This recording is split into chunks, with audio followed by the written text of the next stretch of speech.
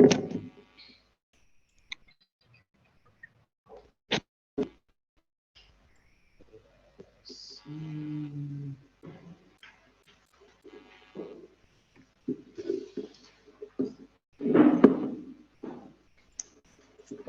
morning. Good morning, colleagues. Some of you are joining virtually, and we have a number of colleagues who are here. Basically, about 50% of the contributors are joining virtually, and um, 50% are here. I see Hlonipa is just arriving, is joining us here. Sibongiseni Mkhize is on his way, as well as Pamandla Zondi. So expecting about 8, 9 people to join us in person. Colleague, good morning. I didn't say good morning to you. I know colleague will be joining us here a little later. Yeah, I was mentioning people's names, so I'm going to mention your name. Shonipa, welcome. Shonipa is here. And welcome to you all, colleagues, contributors to this edited volume. And thank you for joining, and thank you for participating in the project. We've had this for a long time. I thought we'll have the workshop around June, and it didn't happen. We thought it would be July. And so finally, we are here, and we are glad to have you here. And so we thought we should have a workshop just for just presentations, really, of summaries of our papers, and so that we get to see who's working on what, and the parameters of their papers, and so that we'll see where there are overlaps. We are not expecting presentations of final papers at all.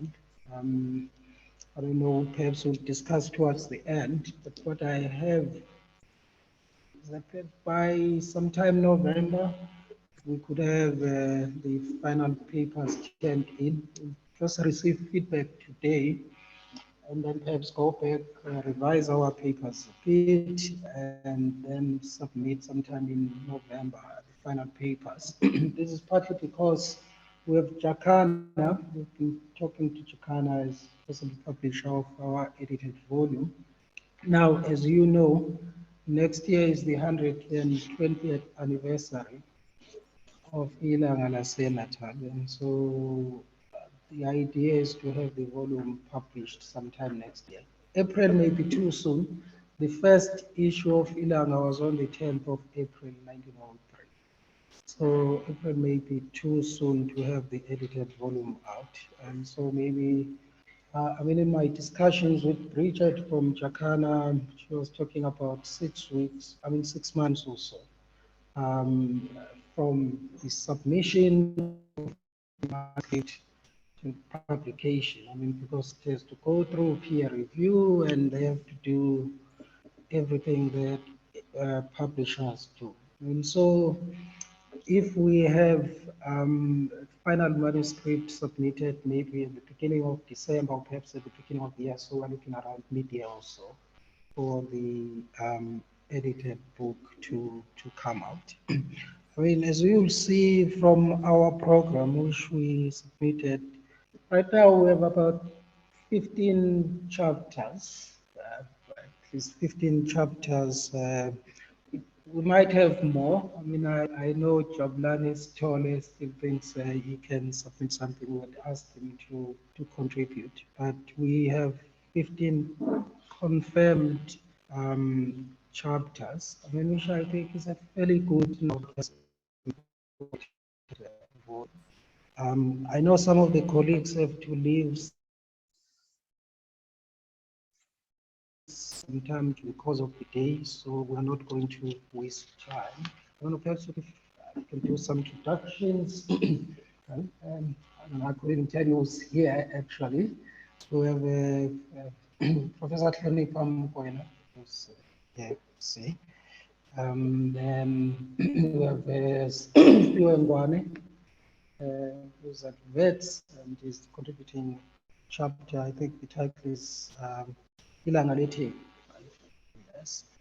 And then here we have Subuile Kulisu, who's a doctoral student here at UJ. Then we have Tapelo Mokwatsi, who's contributing a chapter on Solimsane. He's just completed his PhD at Rhodes University on Solimsane, working on the biography of Solimsane. Then we have Nikki, we have a chair who's a doctoral student actually at Stellenbosch. I mean, she's an environmental historian, but she's doing some work here at GAS. And then we have Professor Olisi Sfiso, who's writing on sports and race. That is a professor of history at UNISA. And then two ladies I'm sure that we have communicated with, Vanessa Miller, who works here at GAS, as well as Michaela. Those are the people we have here. And so joining us online, I think we can see some of the names over there. But it's Chang, who's at Vet University. I don't know if you can show us your face if you are able to. Colleague is co-authoring a chapter with Atambile Masola, who's at UCT in the history department. And then we have Professor Heather Hughes, who is also working on a chapter with Zwandi Legateve, who's joining us also virtually from Pietermaritzburg. Then we have Vukile Kumalo also joining us virtually, he's also in KZN. Peter Lim, who's joining us from Australia.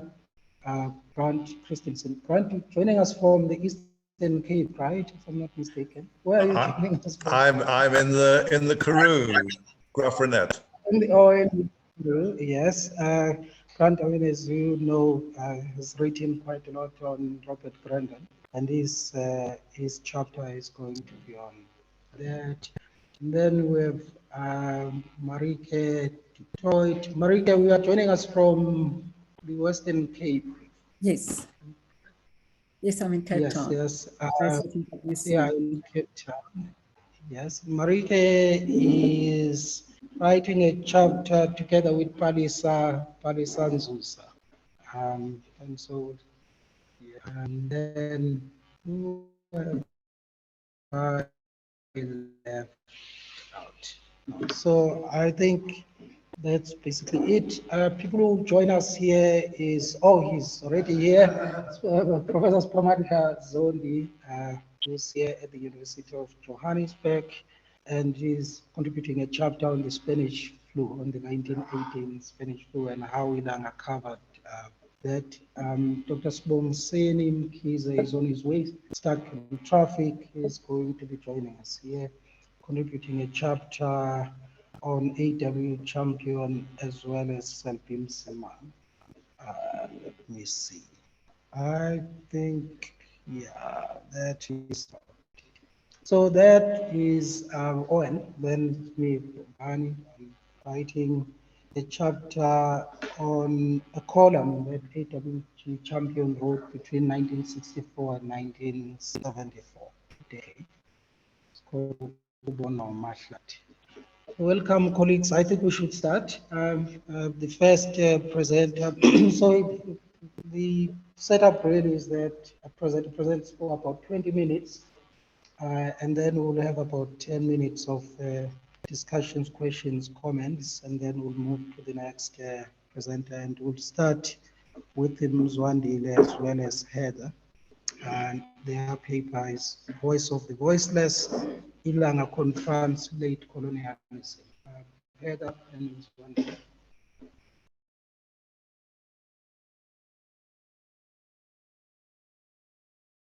Let's talk about presentations. It's really up to you. You can do a presentation if you so wish, or you can just give us a summary of your work. Okay. So, Heather. Thank you.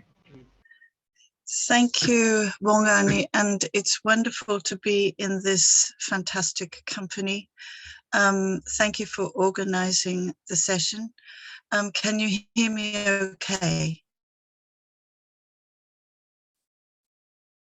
Okay. So Muzi and I, I'm so glad that Muzi is here too, joining from the other side of the world to where I am.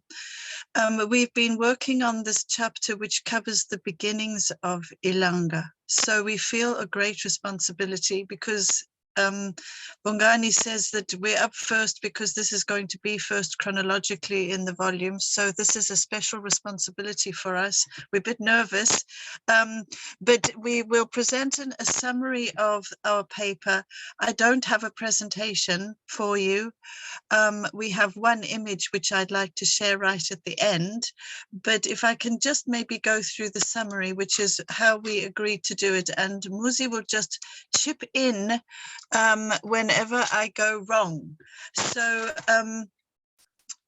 as noted, our contribution is going to cover the earliest years of Ilanga to around, we think, probably 1908, 1909.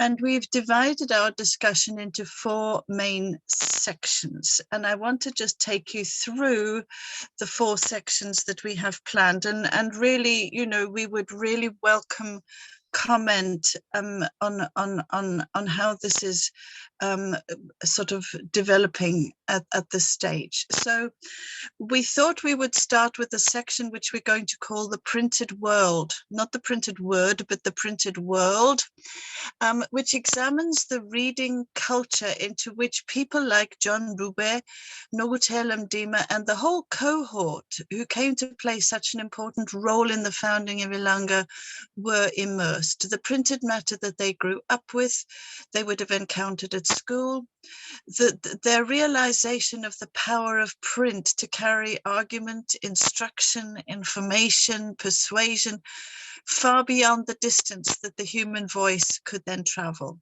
Both John Dube and his wife Nogutel Mdima were also published writers before they had even finished school and college. So not only imbibing a print culture, but creating their own. And I want to say more about the personnel involved in this story of the founding of Ilanga right at the end.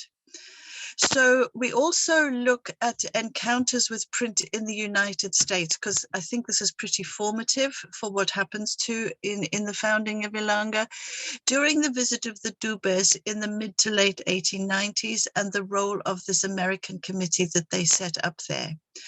And then we give a very brief account, because this is not a story of Ilanga, it's really a story of Ilanga, but we feel that it's important to give some context and a brief account of the formation of Ilanga, which is the physical location, or becomes the physical location of the paper.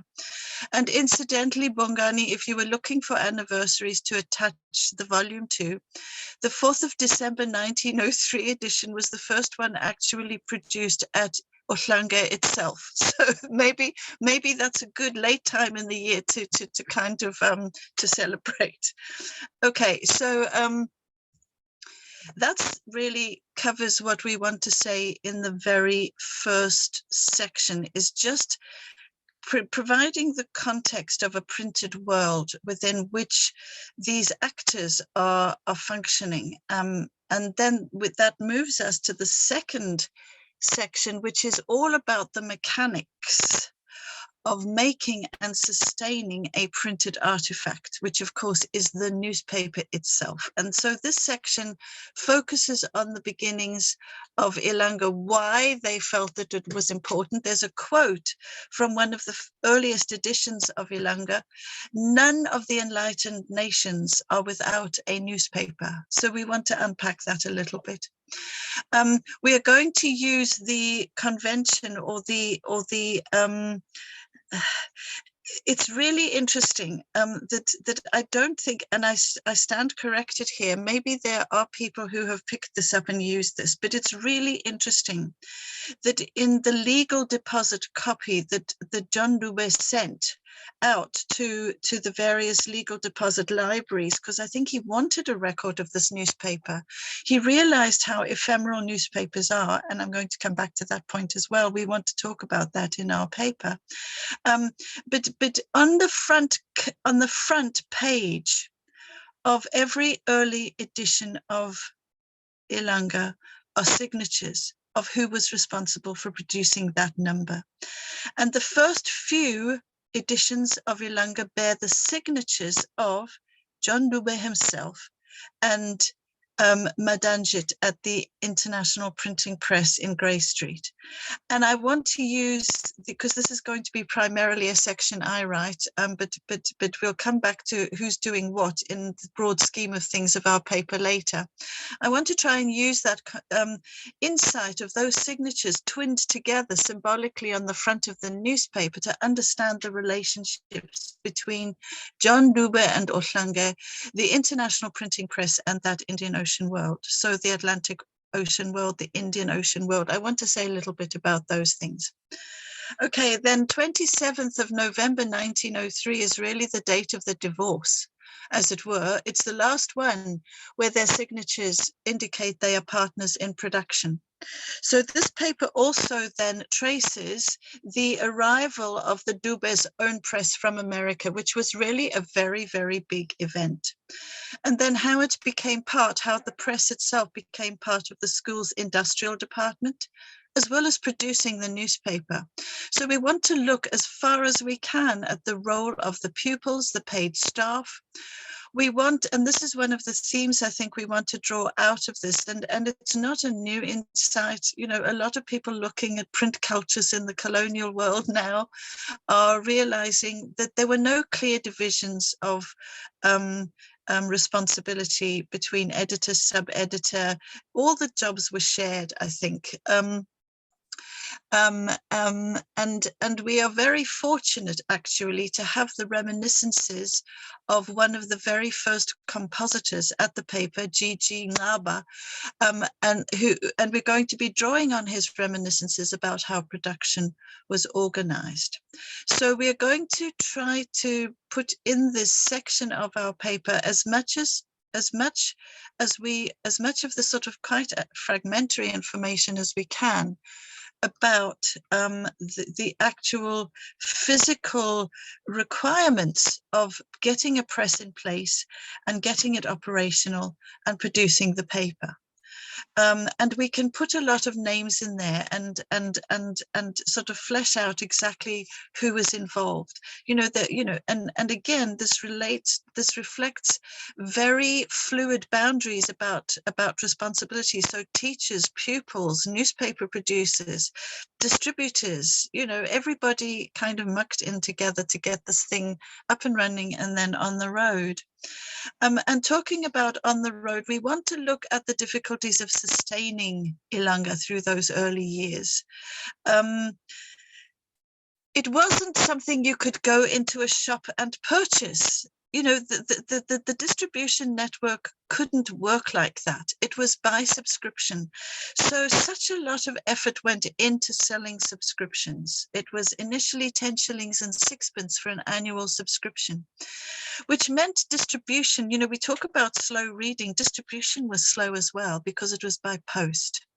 And so there are very different dynamics to the way in which we receive information now, which is almost instantaneous. So we want to reflect on some of these issues. We want to reflect on the extraordinary responsibility for fundraising to keep it going, because support from America was finite in terms of the time, the length of time that the American committee was prepared to commit to Ilanga. And so there was an extraordinary effort underway to fundraise to keep this very precious 4 pages of print going. And then we want to look briefly at Dube's own attempts to share costs and to share the load through among struggling Black newspapermen by forming the Native Press Association, because it was about sustainability of his own paper as much as sustainability of other papers. So those are the sorts of things that we really want to cover in section 2. Section 3 we have called, and there's a very deliberate reason for this, the spoken word on paper. And in this section, we will dive into the pages of Ilanga. So we're moving we're moving right into the paper in this thing, and we're going to look at the layout, the masthead, the number of pages, an overview of contents, all of those things. Its commitment to multilingualism, issues to do with orthography. We will attempt to give some sort of overview, the significance of adverts, the significance of who the regular contributors were, the significance of letters to the editor, the importance of remembering that this was a secular paper. You know, there were lots of missionary papers around at the time that would have been part of their world. But this was a deliberately secular paper, although, of course, it was committed to an improving Christianity. But it's about where social memory is preserved, and that's something we want to explore.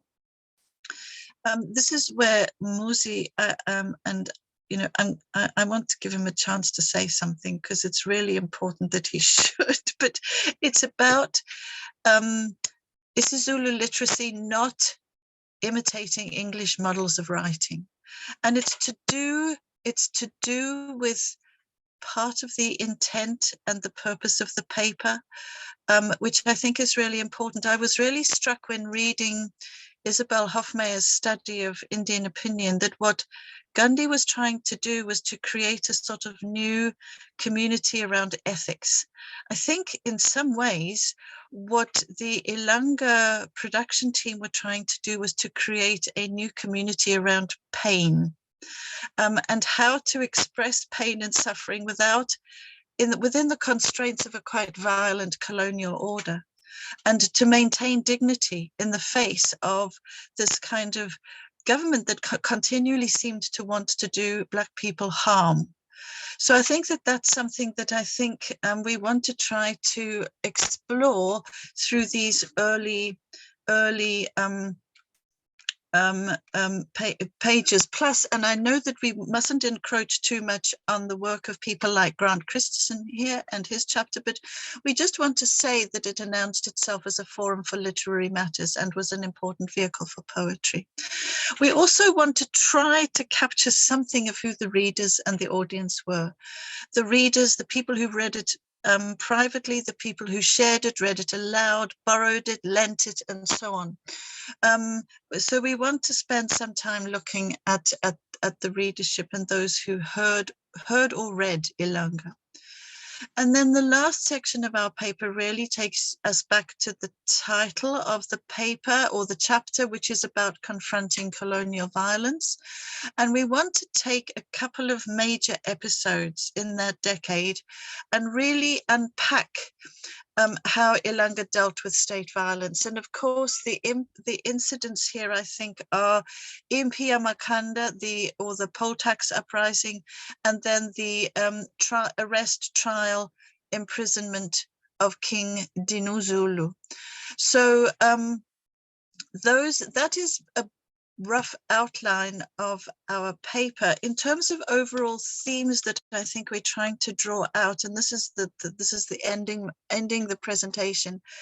Ilanga was, I think we want to stress, was born into and out of an established print culture and printing culture. We're making a distinction between print and printing cultures, and yet represented something very distinctive. It was rooted in local conditions and grappled with those under very severely difficult conditions, while providing a window onto the whole world for its readership. And this is where we have been struggling a bit.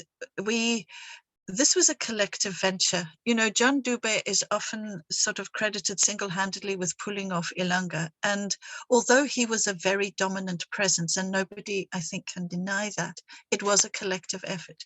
So we have to toggle constantly between John Dube, John and Nogutela, and a community of producers. And that's something that we need to sort of, I think, explore a little bit.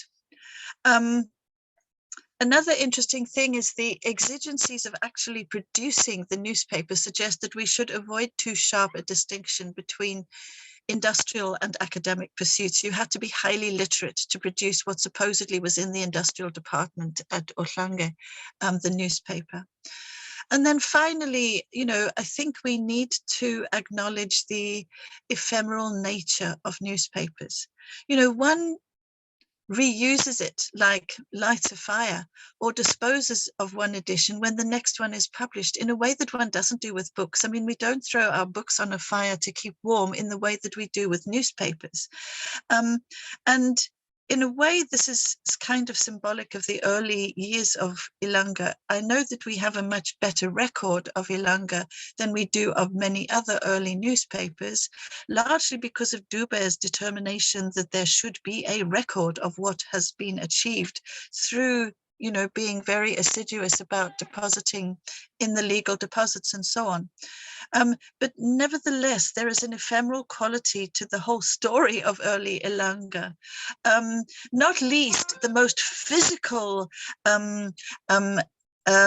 aspect, which is the press itself. This would have been a piece of equipment which was with a metal frame, sort of half a ton of equipment being exported from the US, probably via the UK on a ship to South Africa, taken up to Ilanga. The physicality, the sheer demands of actually getting this press in place are considerable. And we don't really have any sense of the physicality of the machinery. There is one photograph in Ilanga from the 1930s of the then press. But we don't have a real sense of what the first press actually looked like. So an imaginative reconstruction here of quite a lot of the story is what we are trying to achieve, based, of course, on whatever evidence is to hand. And I think I'm going to leave it there, and I'm going to ask Musi if he's got anything he wants to add to that, because I'm not, I hope I represented our paper and all the work we've been doing together accurately. Musi?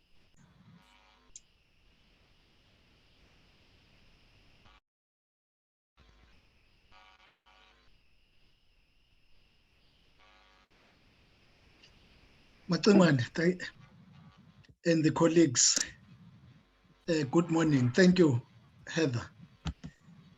I don't have anything to add. You have just articulated everything very well. Of course, at this earlier period, one of the things that you are also trying to look at, you know, the Dube, the infusion of the culture in reporting this thing. You know, there will be other things that when you read closely, you could see that, of course, Dube and the collective, they were aware that the colonialists, the colonial settlers were scrutinizing their writing. So, but they have to keep the fires of resistance burning, and also understanding that in the culture, some of the things for the intended audience will be hidden. So it's one of the things that in our work, we're trying to look at closely. For instance, you know, this thing of putting a lot of poems now and then, others, they don't even have an author. You could see that there was a strategy. So it's kind of, and at that time, you know, the language that is being used now, at that time, sometimes it's very difficult even to understand really. So it's what we're trying to look at, especially the first decade of Ilanga. And of course, even the passing on of King Dinuzulu, the way Dube reported it in 1913, you know, just maybe as a conclusion or highlighting few things about this thing of infusing the culture and the poetry in writing, not only poems as a poem on its own, but even the articulation of words in the articles. Thank you.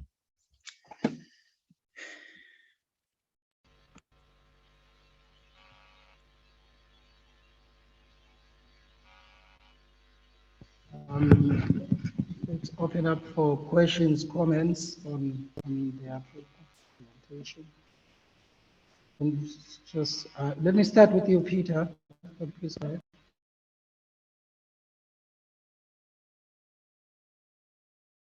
You're muted, Peter. Thanks, Heather and Muzi. That sounds like a really wonderful chapter. Among many other things, I like the attention to pagination, and I've been grappling with the difference between quantitative and qualitative analysis of the content of Ilanga. And Les Switzer, many decades ago, ventured into quantitative analysis, but he didn't look at the vernacular columns. He was using a lot of graduate students. So I was interested, and I also did a count, and you mentioned in these early years, I think the 4 pages, and then it goes up to 8 in the 20s, and then 10 in the 30s. So I then tried to think of sideways in terms of qualitative, and I started looking at themes in the 2 main languages, and was able to plot, increase and decrease in certain themes to do with politics. And then also there's the question that you raise about style, and Muzi talks about poetry and those things. And of course, Grant is also very good in his work on Grendon in looking at textual analysis and style. So I wondered if you had some comments on how we could go forward in analysing the actual contents of the columns. They're often very different in English and in isiZulu. The debates are quite different. The tone is often quite different. And Shula Marx talked about the way in which Dubé probably had a double edge or disguised the English columns so that they would read better. So I'm interested if you have some comment on this conundrum of quality versus quantity. Can I start off, and then Muzi can maybe put. Can you hear me? Okay, so Yes. I think thanks for that, Peter. I mean, I think one of the things we want to do is to put that 4 pages into context for the, through the period that we are looking at the paper, it is mostly 4 pages. Occasionally there are 6, which is a bit strange, but for the most part through the period that our paper covers, it's 4 pages. And it's very instructive that most newspapers in the world at that time were 4 pages. Okay, so I think that there's an important comparative dimension here. If you look at the sort of places in small town America at the time, or small town Europe, or wherever, they are 4 pages. This is a fairly standard thing, and it's because of the constraints of the presses that were used at this level, if you like, at that time. So it's really only the really big city newspapers that are much fatter than that.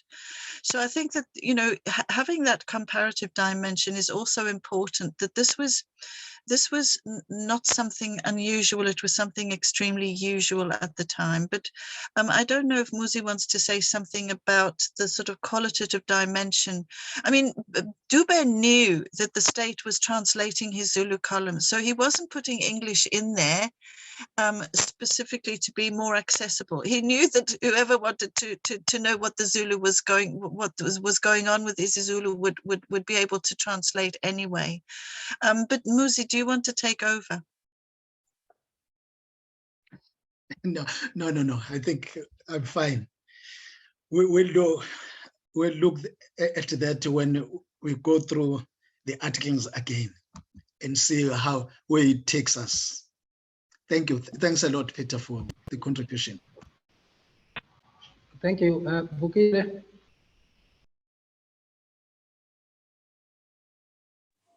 Okay. Good morning.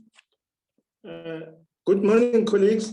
Nice to see you all there, albeit virtually. Thank you, Muzi and Heather, for a very stimulating discussion.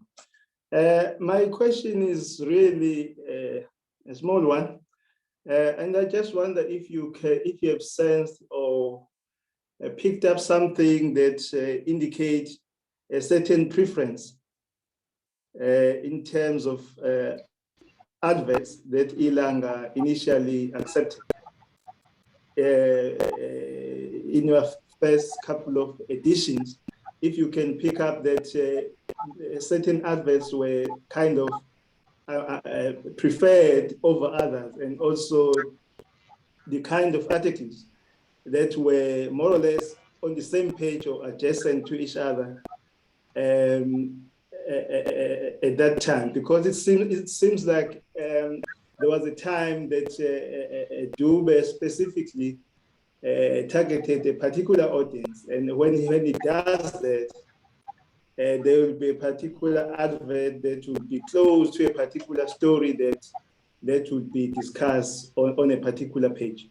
Thank you. Okay, I can try and have a starter. I can start that, which is it's an interesting question. The adverts for Ilanga start off being at the back, near the back of the newspaper, but very quickly within that first year they move to the front. And I am reminded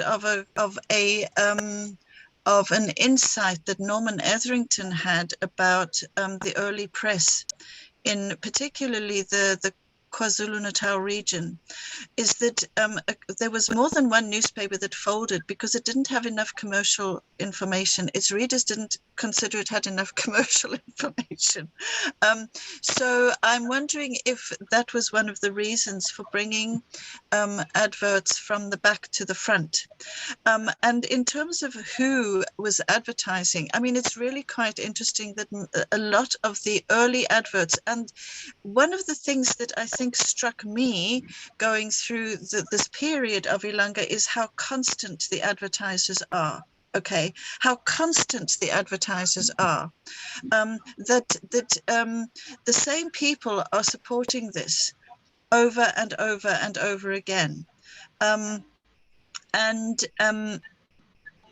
You know, week by week, and they are primarily one of the people who placed an advert in there was George Hodgson, who was a local trader in the Inanda area. He had a number of shops in Inanda itself, up at Amatata and so on, Umsinduzi and so on, and he also sold Dube the land on which Ilanga was built. And Chief Mkawe loaned Dube the money to pay George Hodgson. So already we are looking at a kind of community of support here, which is very fascinating. And I don't know, we do not know whether Hodgson actually paid for his advertising, because he might have felt that Dube owed him a favor. So he may have had adverts in there without, not at the full rate, at some sort of mate's rate. We just don't know these things, but you know, tracing out some of these networks I think is important. And then the others who absolutely supported Dube by way of advertising, or Ilanga and the community producing Ilanga, were Indian traders. And a number of them feature very prominently from the earliest years. And yes, I mean, in the very early days, the proportion does change in terms of quantity, but in the earliest days, advertising was really, really important.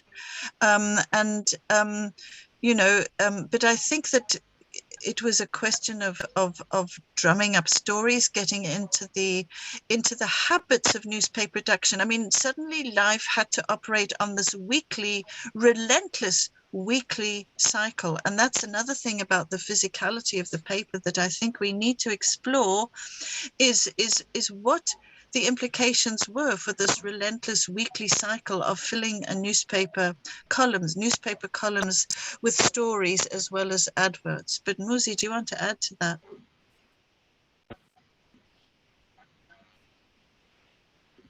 Maybe just one. Yes, you know, like at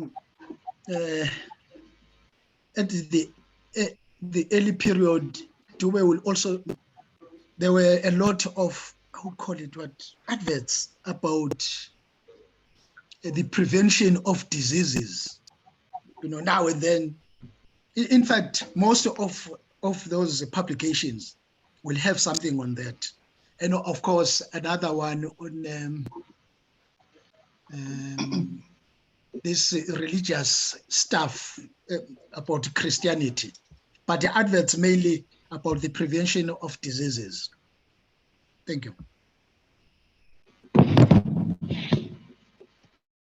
I mean, there is a question there, Muzi and Heather, I think it's from Peter about payment of columnists and contributors. I mean, I think it's quite an interesting question for me because when Ilanga offered Champion money for his column in 1964, I mean, he seemed quite pleasantly surprised about it. I mean, suggesting, I mean, it was only four rands per column, but suggesting that there was something quite unusual, I mean, about making an offer for payment.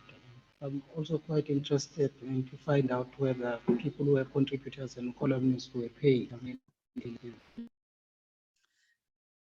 yeah, I mean, it's really hard to get at this information. I think a lot of the people who actually had a hand in working on Ilanga were paid via other means because they were teachers at the school, not because they worked on the paper. And pupils, I don't think, were paid. The one little bit of evidence that we've got is certain kinds of very specialist skills were paid. It's very interesting that in the early days, in the first few months of Ilanga, there were adverts placed in there for compositors for Swaziland newspapers. Somebody was putting in an advert for a desperate need for compositors in Swaziland, £8 for a compositor. And so that leads me to think that the compositors were paid because that was quite skilled work. But I think most of the other people who worked at on the newspaper were paid because they were otherwise employed at the school. People like Reynolds Scott and Alfred Namu and all of those people were paid because they were teachers or demonstration assistants or whatever, not because particularly they were employed by Ilanga. I don't think there was a paid staff for Ilanga other than skills like compositors. oh, wow. Okay. Well, any other comments, questions, colleagues? Maybe. Yes. No, it's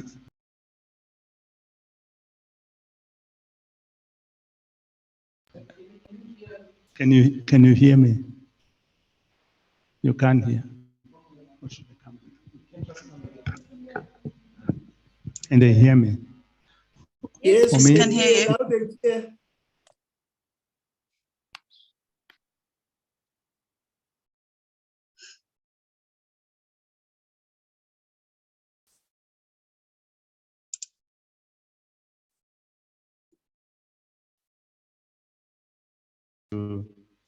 medicine for healing diseases.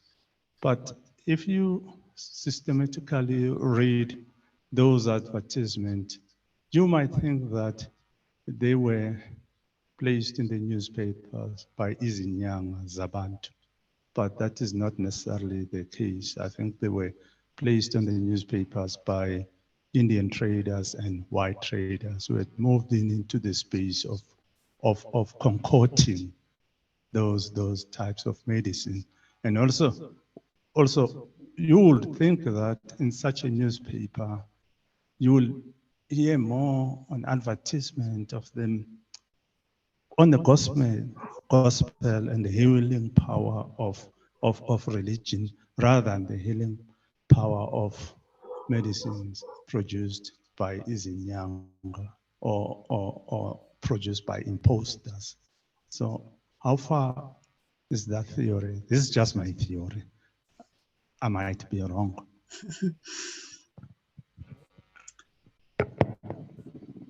Musi, do you want to respond?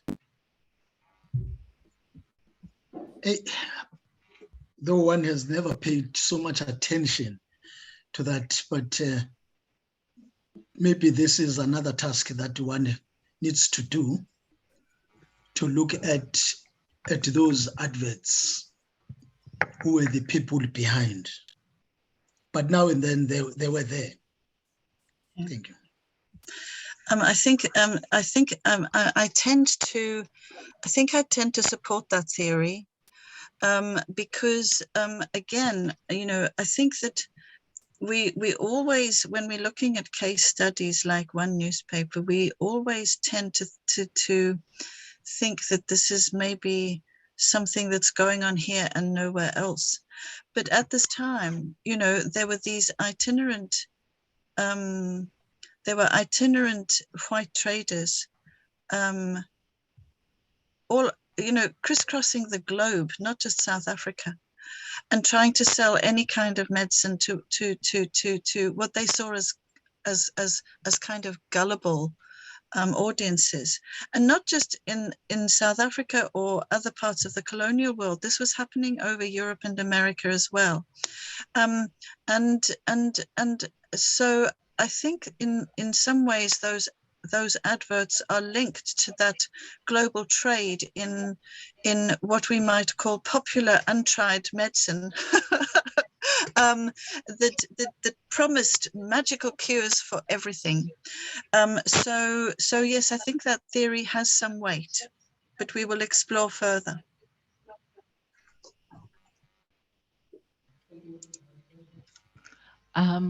Hello, everyone, and thank you so much for being here, and thanks, Mohan, for organizing it. Sorry, I'm a last-minute person at this point in my life. But yeah, I'm very happy to be here. Actually, Heather, one of the things that I wanted to say to you is that when I was sitting in the archives going through the microfiche, the advertising was actually quite distracting for me. And I ended up collecting some of the stuff because I sort of knew that at some point it would be useful, because it was a topic that I couldn't deal with at the time. I was looking for Makia Mafuze. But I mean, one of the first things that made me laugh was an advert which said Apogis Oglala. And I thought, what the hell is Apogis Oglala? Were people sleeping in like cots or whatever at the time? And I couldn't understand this. But when I read the advert, it was for coffins. And so when you read the text of the advert, you suddenly realize it's for coffins.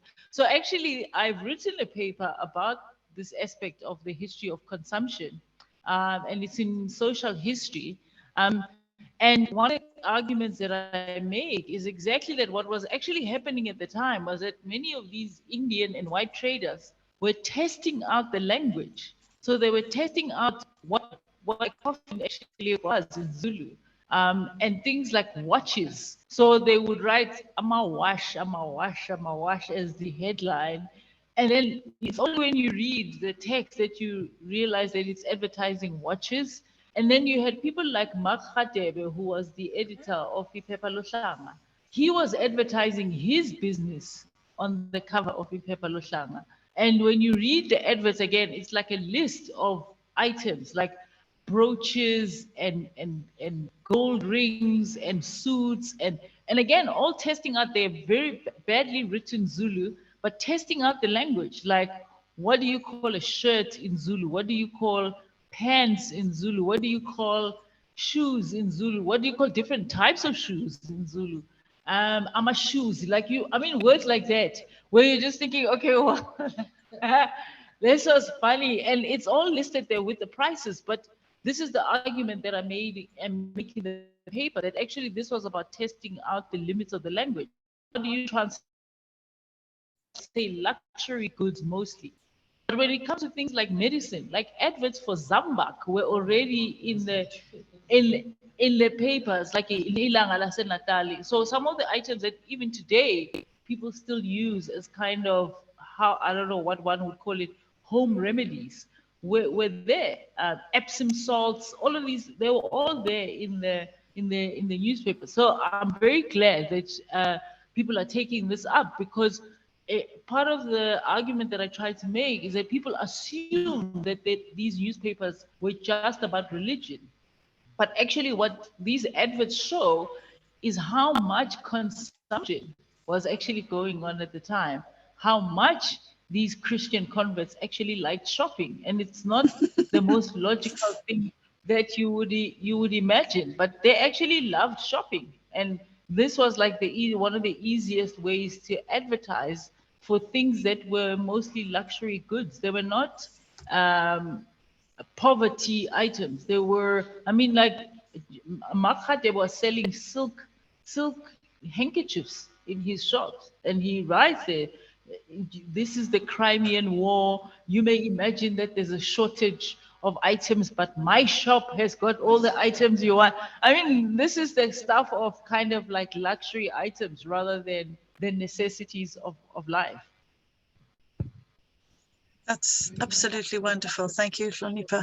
That was just really wonderful. And I mean, I think that that's very inspirational for us to go exploring the adverts more. I mean, you know, they also, I mean, I can understand why you were distracted in the archive, because the adverts are actually very shouty. They're very shouty.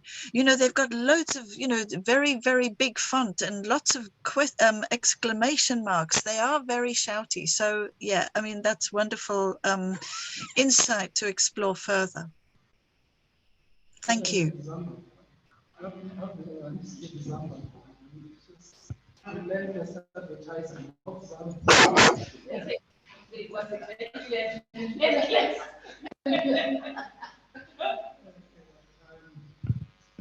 Cool.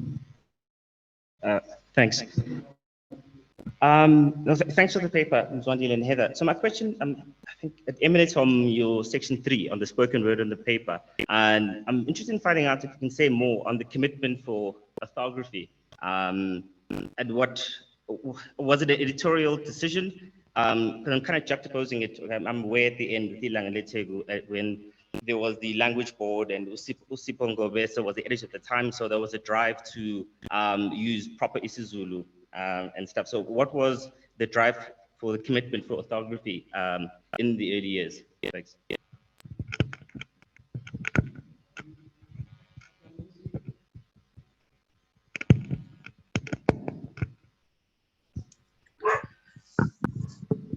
Musi, do you want to respond? Yes, the drive was great. It was there. Even or the editors, they will talk about it now and then. For instance, one of the people that contributed a lot at that time, that was given, was Wilcox, and also A.T. Bryant, all the conference about isiZulu orthography. There was a lot of emphasis that they were aware that the paper came at a time when isiZulu as a written language is at its infancy, is still developing. Sometimes there'll be a debate that no, this word should not be written like this, it has to be like that. And there were articles that covered even the conference on orthography.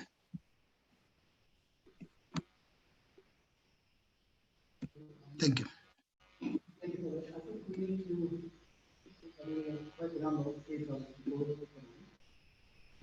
much.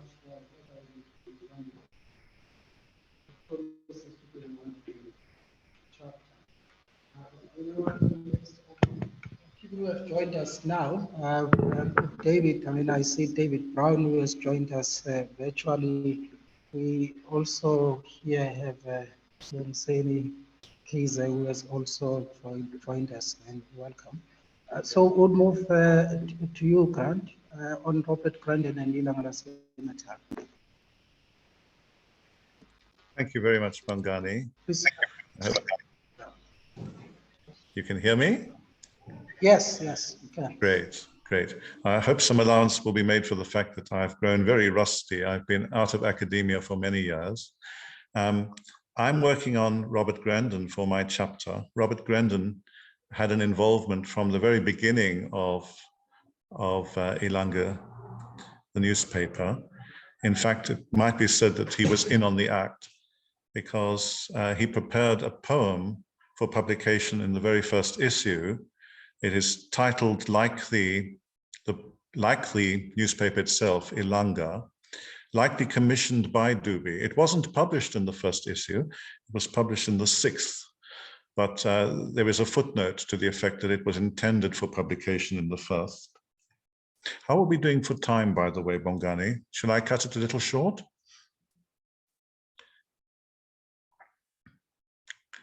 Okay, let's go ahead. Right, so this poem was written under the pseudonym Vespertilio.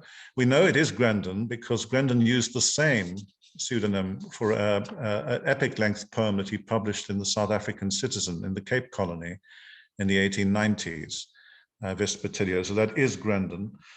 And in this poem, he identifies Ilanga as Ohlange's emissary. It's sent out into the world basically to proclaim the same message that Ohlange and the Zulu Christian Industrial School was proclaiming, to penetrate the mists of ignorance, cast enlightenment upon the general populace. And it also predicts great success for Ohlange. So clearly Grandin was enthusiastic by this project.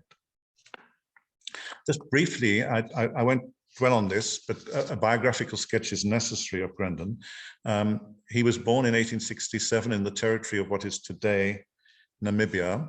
His father was an Irish trader who arrived in central Namibia in about 1860.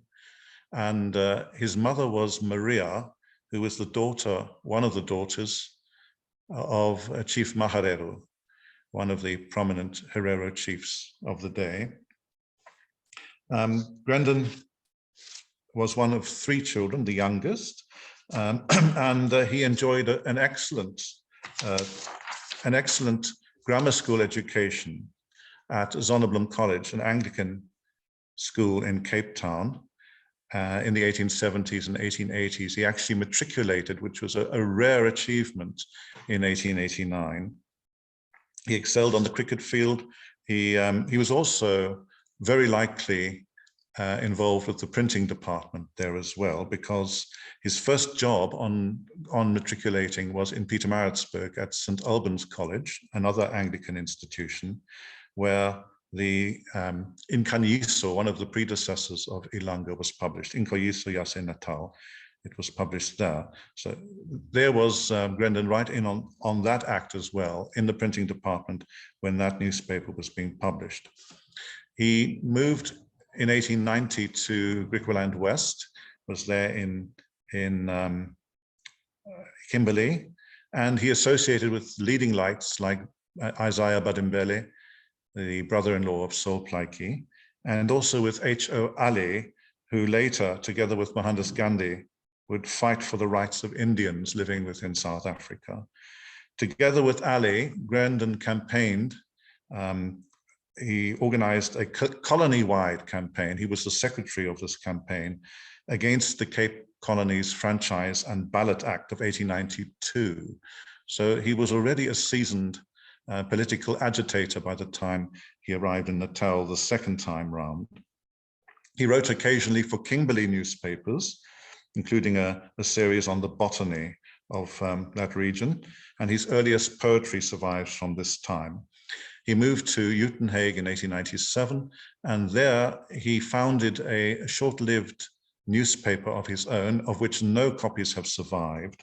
It is the ephemeral Coloured South African newspaper. he edited that together with Jacob Liberty, a Lovedale-educated printer. The South African War broke out later in that year, and he signed up as a transport auxiliary.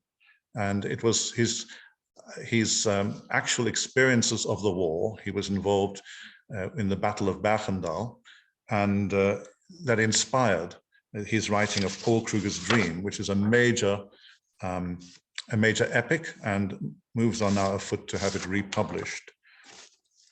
Around 1900, October 1900, he ended up in Edendale, where he headed up the Nuttall Training Institution, which was intended to prepare scholars to sit the native teachers examination. He flourished there under the superintendence of William Cliff, the missionary who basically let him have a free hand. And it was at this time that Grendon pursued his ambition to shine as a poet.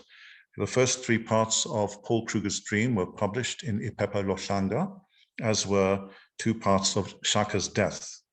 Subsequently, when Ipepa was closed down through pressure from the colonial government and also the editor of the Natal Witness, Grendon self-published the entire volume, and part of my doctoral thesis was turning up a surviving copy of that complete epic poem. Early in 1903, Grendon met with Doobie, and by appointment, it would seem, at Driefontein, which was a daughter settlement of Edendale, a complex of farms and a village community northwest of Ladysmith.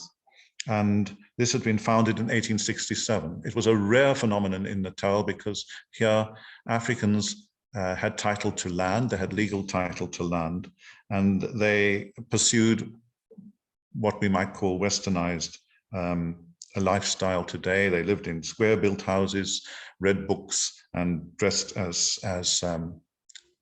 they had become accustomed, some of them for 2 or 3 generations within their families. Also there at that meeting was Solomon Khumalo. What is interesting about this meeting, I think, is that it brought together 3 pioneers of the African periodical press. Solomon Khumalo, who had edited Inkanyiso in 1895, 1896, Grendon, who had edited Colored South African, and now also John Doobie, who was about to release Ilanga. And it's hard not to think that the subject of Ilanga was discussed during that meeting. And this supposition is supported by the fact that Grendon had a poem prepared for the first issue when it appeared. Unfortunately, it missed the deadline, it would seem. Did Doobie perhaps consult with Grendon and Khumalo, who had experience of publishing newspapers? Did he perhaps even try to recruit one or both of them? We probably will never know. Doobie was always in need of funds for his many projects, and he was probably already planning a fundraising trip to the United States for some months prior to February 1904 when he left. And he was away from South Africa. This was, I think, the 4th of his foreign trips. He was away for 15 months in total. He needed someone to take his place. That can't have been an easy decision. I think Heather Hughes mentions that in her biography of Doobie. It was a difficult decision for Doobie to part, but he needed to. He needed the funds, and he could only raise them in North America. So he hired Grendon, and Grendon, according to Ilanga, arrived at the start of November 1903. And I guess it was a period of a few months probation under the tutelage of Doobie before he finally left on his fundraising trip. Grendon was hired as the head of the teaching department, the academic department of the school. It's reported in the paper that after his first day of teaching, the class was utterly exhausted, that they could scarcely speak. They were so overwhelmed by his teaching style. Grendon clearly knew that he was onto something momentous. He was into something momentous happening there. at Ilanga. It was something unlike anything else anywhere in South Africa. It was a school utterly free from white control, and a newspaper likewise entirely African owned. And the fact that someone was doing this, notably John Dube, was tangible evidence of Grandin's own contention, assertion in the poem To You Bantu, which he also published on the 11th of December, where the refrain appears 7 times: when courage actuateth you, what man's accomplished ye can do. So that is an assurance to Ilanga's readers that anything that anyone can do, you can do equally well. Grandin expressed his enthusiasm for the school in a poem, Press On, Ilanga, which was published just a few days after his arrival. Dube's reasons for hiring him were clear enough. He had a significant experience as an educator and also as a newspaper editor. Close textual reading of Ilanga in the early volumes reveals that Grandin began to write for its columns from the moment he arrived as a teacher at Ilanga. This point was touched on by the previous speaker. And also we have documentary archival evidence that Grandin was on Ilanga staff. In response to a police inquiry in 1906, Dube confirmed that Grandin, quote, did at one time write articles in Ilanga which were objectionable to the government, close quote. In fact, during Dube's 15 months absence, it seems that Grandin assumed, whether he was given these privileges or he just usurped them, the role of English language editor of Ilanga. Heather has already mentioned this, but during the early days of Ilanga, the college and the newspaper were inseparable. And one of Dube's objects with the paper, not the only one, was to advertise the work of his school. And this concept of a teaching institute bound up with the periodical it published would have been familiar to Grandin. We've already mentioned that he encountered it at St. Albans College in 1889, where St. Albans College was tied up with the Incanisum paper. Grandin adopts the same persona in his prose as in his poetry. In Notes and Comments, a column which arises during Dube's absence, Grandin adopts the corporate persona, we Ilanga, and he uses the same phrase in his poetic elegy for Elias Shabalala. This marriage of the school and the paper suited Grandin because he saw it as the paper as an extension of his role as a public educator. And he actually says in one of his editorials, the native press stands to its people as a teacher does to his pupils. And that accounts for the didacticism, the strident didacticism of Grandin's prose. He was living and writing in challenging times. This was a tense and fraught interbellum period. The South African War had ended in May 1902. The Zulu Rebellion had yet to begin, 1906, but already the rumblings could be felt. And Grandin captured a general sense of foreboding.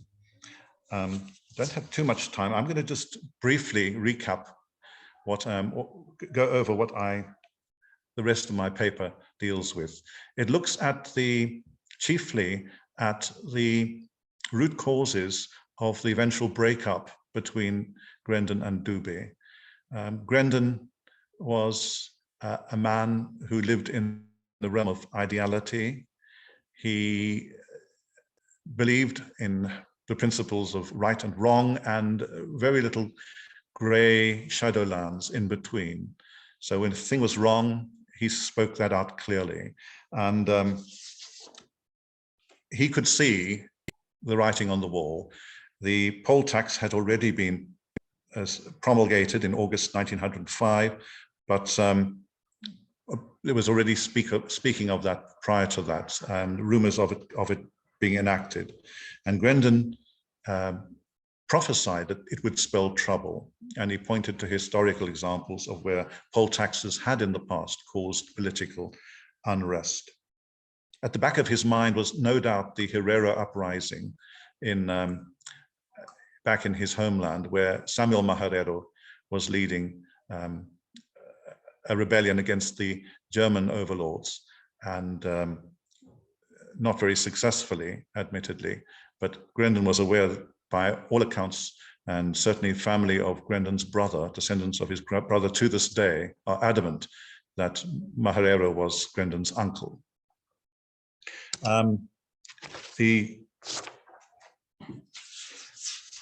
Grendon parted company with Dubie on Dubie's return, and one of the things I'm going to have to page forward. Sorry, I've obviously got too much material here, but he moved forward because Dubie was embarrassed. Mention has already been made of W.C. Wilcox and A.T. Bryant. Grendon slammed the work of these men in the pages of Ilanga. He also introduced a large quantity of poetry, his own writing, in English language, and something else that people protested against. From a literary point of view, we're glad to have it, because it's a rare window on literary endeavor at the time, and some of it is very creditable, but it's hard to believe that Grendon understood it to be Dubie's wishes. When he returned to South Africa, Dubie made an abject apology for what Grendon had written in his absence. And there is a letter of protest, first of all, a letter of protest in the Natal Mercury from Wilcox about Grendon's management of the paper. And subsequently, Wilcox writes a letter to Dubie, which is published in Ilanga, and he protests that Grendon has sought to alienate Dubie from his staunchest supporters and allies. And this leads to Grendon being dismissed from the paper. A lot of the dissension between these two men relates to their different views on education, and Grendon believed that Dubie exaggerated the importance of industrial education. And bearing in mind that he was at an industrial school, this placed him in an invidious position. Their relationship wasn't utterly severed, because Grendon does subsequently come in for praise in subsequent issues of Ilanga La Se Natal. And there are two poems which are almost certainly authored by Grendon, which appear in 1906, inspired by the Zulu rebellion. One is Amahlunge's soliloquy, and the other is the spirit song of Mehlo Kazulu. It's hard to assess the legacy of Grendon, but two of the things that he achieved was, first of all, to introduce strident polemicism .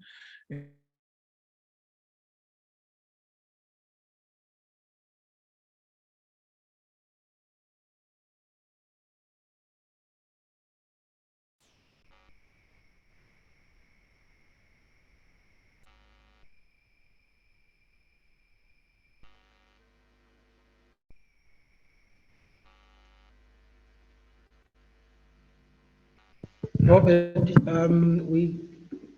the screen is frozen. I think it's a connection issue.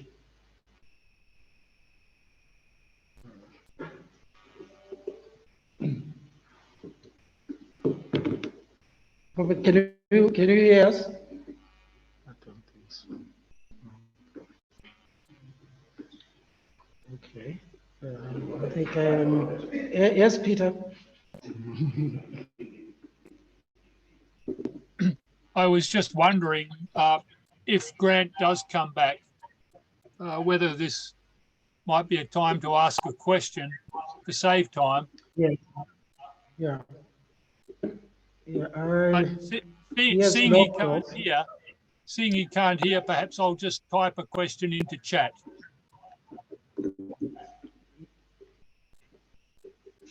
Yes, Tapelo will be next soon. Let's hope he can rejoin.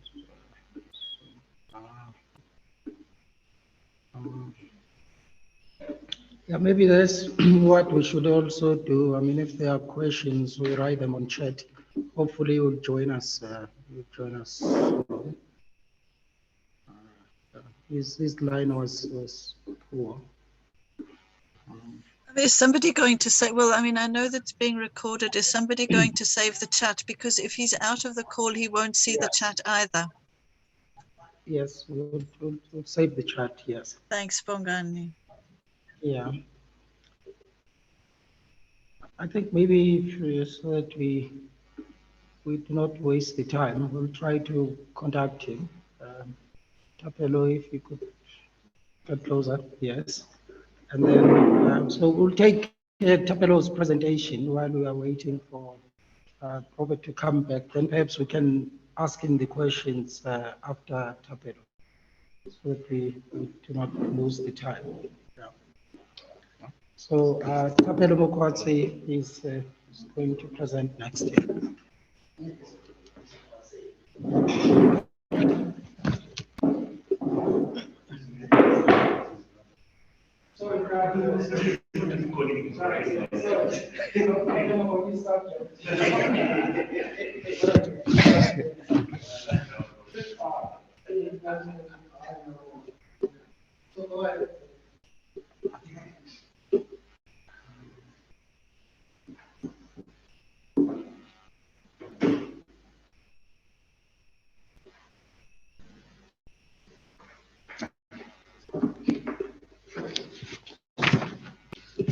Okay, thank you so much, Dr. Molunga, for the opportunity to present my work on Solomsani, Ilanga Natal, and Robert Grandin and John Dube. So I understand that I don't have the whole day to talk about this chapter. So let me get to the heart of it.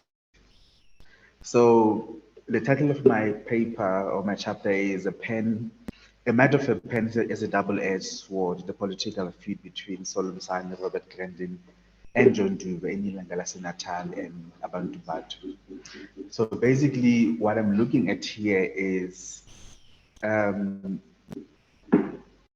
trying to understand how the political feud between these newspaper men came about and what does it mean? What does it mean when power is used as a double-edged sword? What does it mean when a pen, both icons or both prominent leaders of that time, uses pens to attack each other in their respective newspapers? So I basically trace the feud or the relationship between Sani and John Dube in Natal Native Congress in the 1900s. And then I move on to focusing on the relationship between John Dube and Robert Grant in 1903. And this is mostly what Grant Christensen has spoken about. And obviously, my work cannot leave without Grant Christensen, Peter Lim. In fact, almost everyone in this edition, I acknowledge the fact that my work cannot make sense without their voices. So like I've said, the second part is I'm tracing the relationship between Robert Grandin and John Dube. And lastly, attribute Dube's relationship with Msani and Grandin's relationship with Dube to what became the political feud between John Dube and Solomsani and Robert Grandin in Abantu Batu. Remember, Abantu Batu was established in 1912. Natal Native Congress was established in 1900. Ilanga was established in 1903.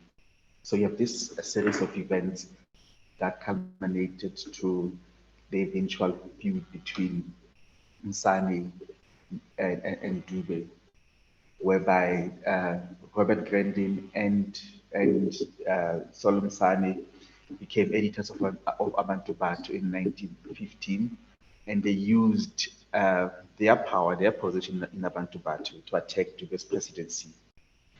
And then in addition, Dube does the same by attacking Msani using Ilanga Natal. So I'm looking at these two clashes in terms of the newspapers, in terms of how the conflict came about, in terms of what we can learn when looking at how Msani and Dube did not get along. And also, I also wish to understand that if Grandin and Dube did not get along, on the one hand, and Dube and Msani did not get along on the other, did that strengthen Msani and Msani and Grandin's relationship?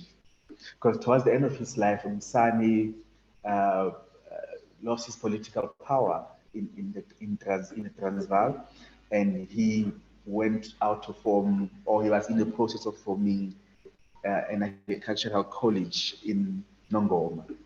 So that suggests that Grandin and Msani's relationship was just more than it was more than collegial. There was something to it that we could learn. But obviously, we're always restricted by the availability of sources. This is me as the author trying to make sense of these complexities or this relationship between the two. So that's basically the crux of my paper or my chapter. And I learned that I need to expand on it a bit. So luckily I came across Ilanga Natal newspapers between 1903 and 1922. And I had to go through that, see how much Msani is covered.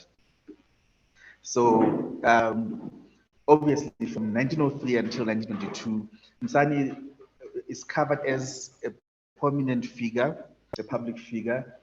Everyone was interested in his private life. When he was in town, everybody would write about it. You see it in the Ilanga column. When he was in Johannesburg, they would write, oh, he's in Johannesburg. When he was not feeling well, they would talk about, oh, Umayama is not feeling well, his wife's not feeling well. They would basically talk about his public and private life in a very cordial and friendly manner, in a way that that looks at Msani as a prominent Indian caller. Until 1914 and 1915, where you start to see how Msani is attacked by not only John Dube's columns, but also by Ilanga readers. The issue of this issue particularly is covered very well in Abantu Batu, where there's a conflict between Msani and Dube, and so the time writes about the two camps in the ANC or in the Congress at the time, the Dube eyes and the Msani eyes. So I'm trying to, my endeavor is to look at those questions and try to make sense of the political conflict between the two and see what kind of conclusions can I draw from that. But the long and short of it is that I also acknowledge the fact that this conflict can also teach us a lot about, I think I've said this before, but it can also teach us a lot about how these elite leaders or how these elitist leaders behaved in terms of their understanding of the power they had, in terms of how they dealt with conflicts. Because remember, when you trace Abantu Batu, when you trace the ANC itself, you realize that it was an elitist organization made up of Amakholwa. And most of Amakholwa, both groups of Amakholwa came from different denominations, came from different geopolitical environments. For example, Msani came from the inland, Dube came from the coastal. Msani was a Methodist and Dube was not. So it'd also be interesting to figure out how the differences at Amakholwa have contributed into their conflicts in the long run. And also how, as Amakholwa, their understanding of land, or how they were not treated the same in terms of the purchase of land, what have you, how that impacted in what later became, when I'm writing about their political conflicts. Or is that political conflict a spur of the moment? It just happens because people don't see eye to eye? Or is the political conflict something that was building up for a number of years? So that's why I look at the expression, power is a double-edged sword. You have power to use it negatively, it affects you. But I'm using pen in this case to say, what happens when I'm attacking you as a newspaperman and you're attacking me? How does that affect the entire relationship between how both newspapers represented the views of the people on the ground? What kind of sense did readers of Ilanga Natali get when they saw Msane being attacked by Ilanga? What kind of sense did Abantu Batu readers get when they saw Dube attacking Msane using Ilanga? So that is basically the crux of my paper.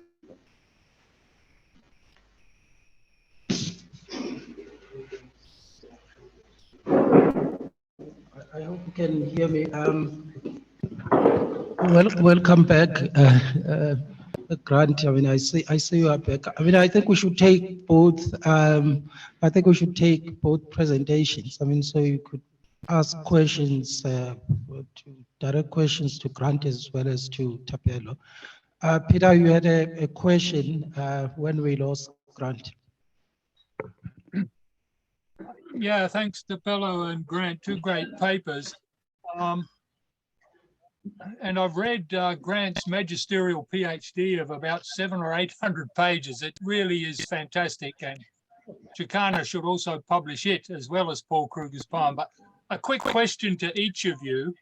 Tapelo, I don't have time in my presentation to talk about it, but Kosi Stephen Mini of Edendale also teams up with Saul Msane in the ousting of Dube at meetings in Bloemfontein and then Bethlehem and Newcastle.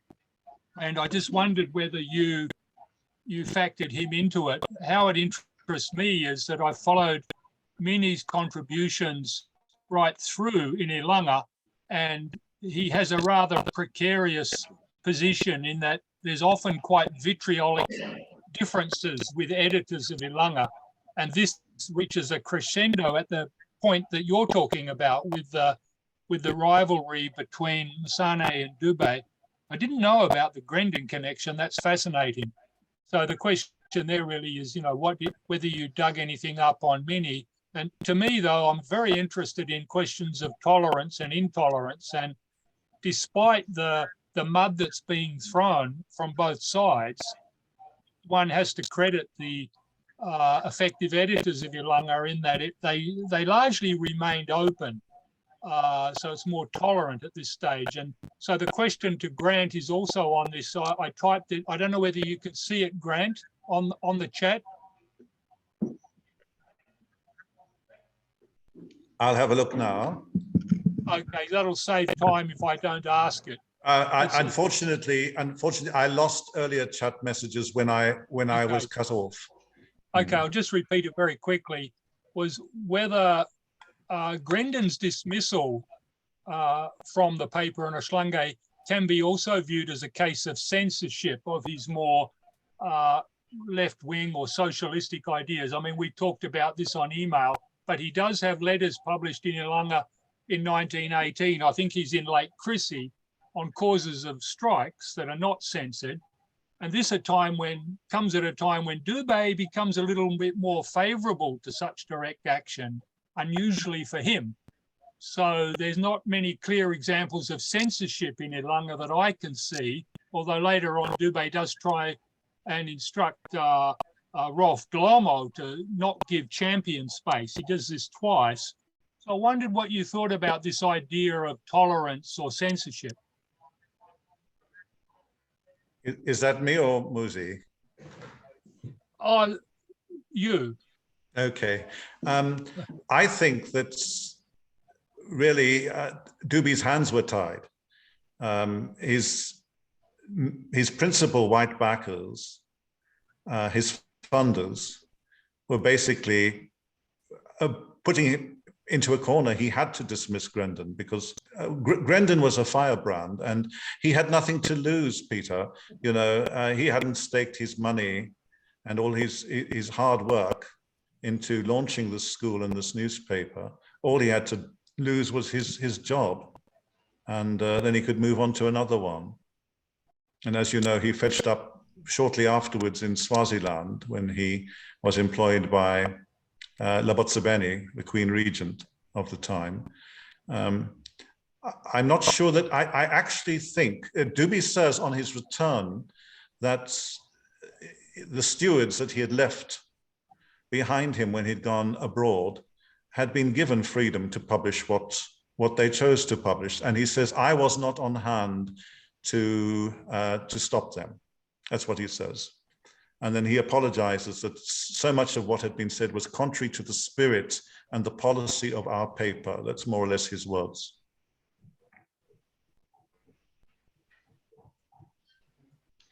Okay, thank you, Prof. Lim. Yes, I do mention, or I do touch on Stephen Mini's conflict with Dube, and found a way to attribute it to his relationship with Msani.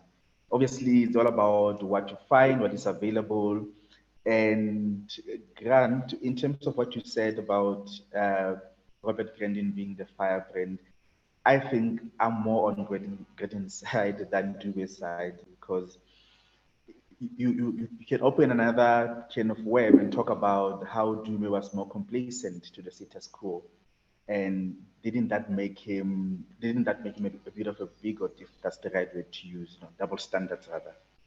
Because on the one hand, as he's grappling with the idea of elitism, on the other, he has to attend to his responsibility as the leader of the people, So how do you then balance the two issues as a leader, or how do you then make sense of these two different worlds that you find yourself always caught between? So yeah. Yeah, it was a tightrope, wasn't it? Bukile.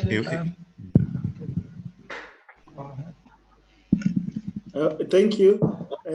Thanks, Grant. Thanks, Tapela, for very stimulating papers.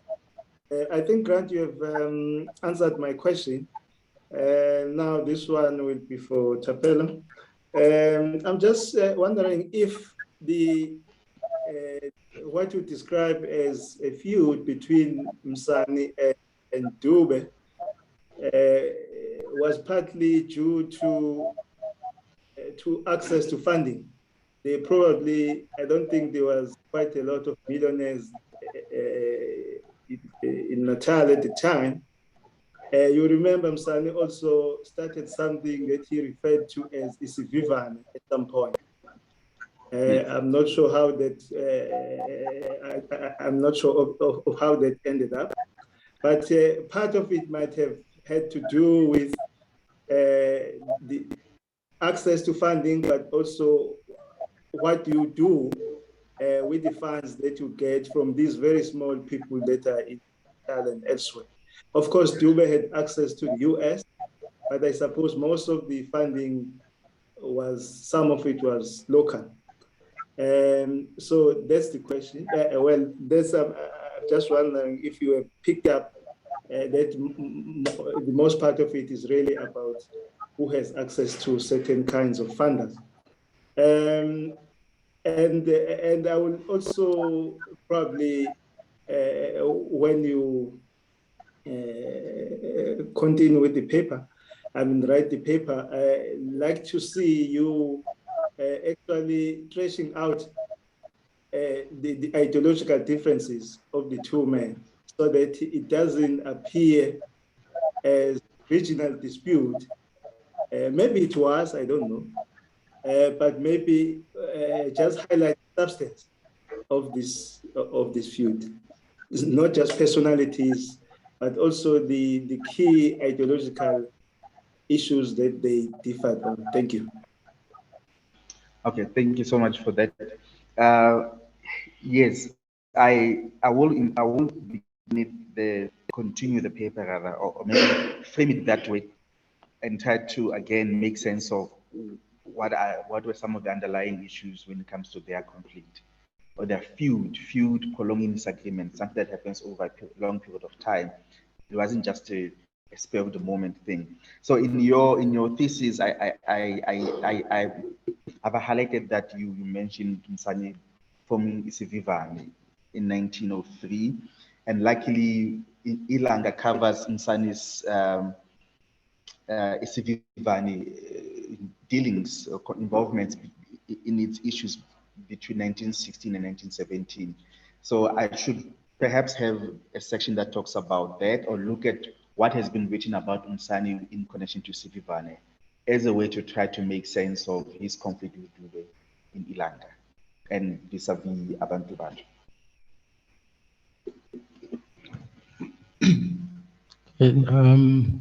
Just a question, Tapedo. There was a sense in which Abantu Bantu was being used to remove Dube from the presidency of the ANC.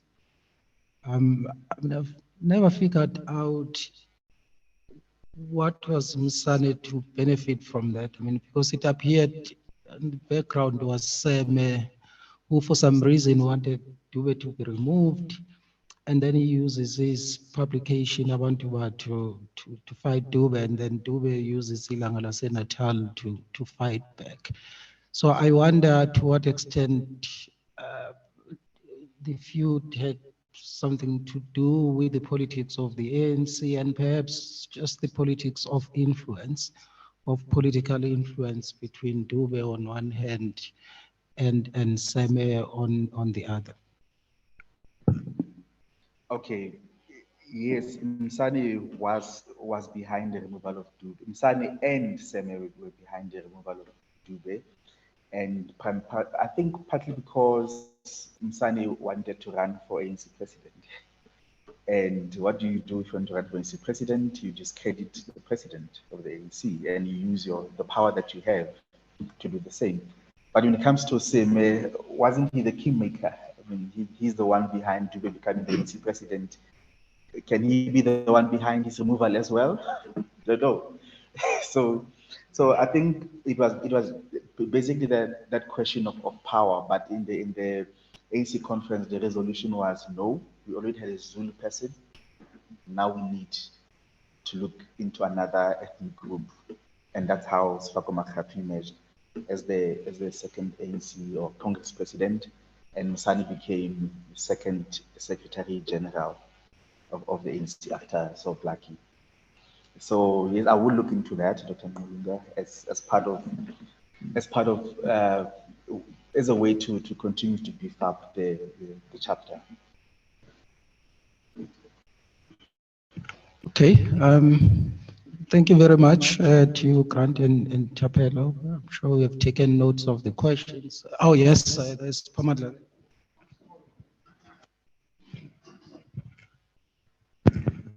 One very small one. When I was in Eswatini, at the museum dedicated to the royalty, the person was explaining the lineage of queens and queens. When it came to Queen Dabotsibeni, along the things he said that she was the friend of the particular elite, including Solomon San. Do you know what that link is? Thanks. Them and Queen Dabotsibeni. I think it's because Solomon San's mother was the granddaughter of King Gwani, the founder of Eswatini. So that is basically the connection between Queen Labotsibeni and Msane, and to a large extent the entire Bantu Batu. Seme, Daniel Ilanga, Thomas Babasa got the funding from the Queen herself. Yes, so that is a connection. And then his sister Shiana Msane, who was part of the Zulu choir with Solomon Msane and his wife Rosaline Dlamini, was married to Daya Macebo. Daya Macebo was a Swati, one of the prominent Swati not commissioner, translator or interpreter. So that's more or less the connection between the two. Grant? Yes, Asiana Msani, I think she was she the sister? I think she was the sister of Yes. Saul Msani. She actually managed a laundry in Mbabane in the early days, and her obituary appears in one of the last issues of Times of Swaziland before it was it went under before it re-emerged. That was in the first avatar of Times of Swaziland.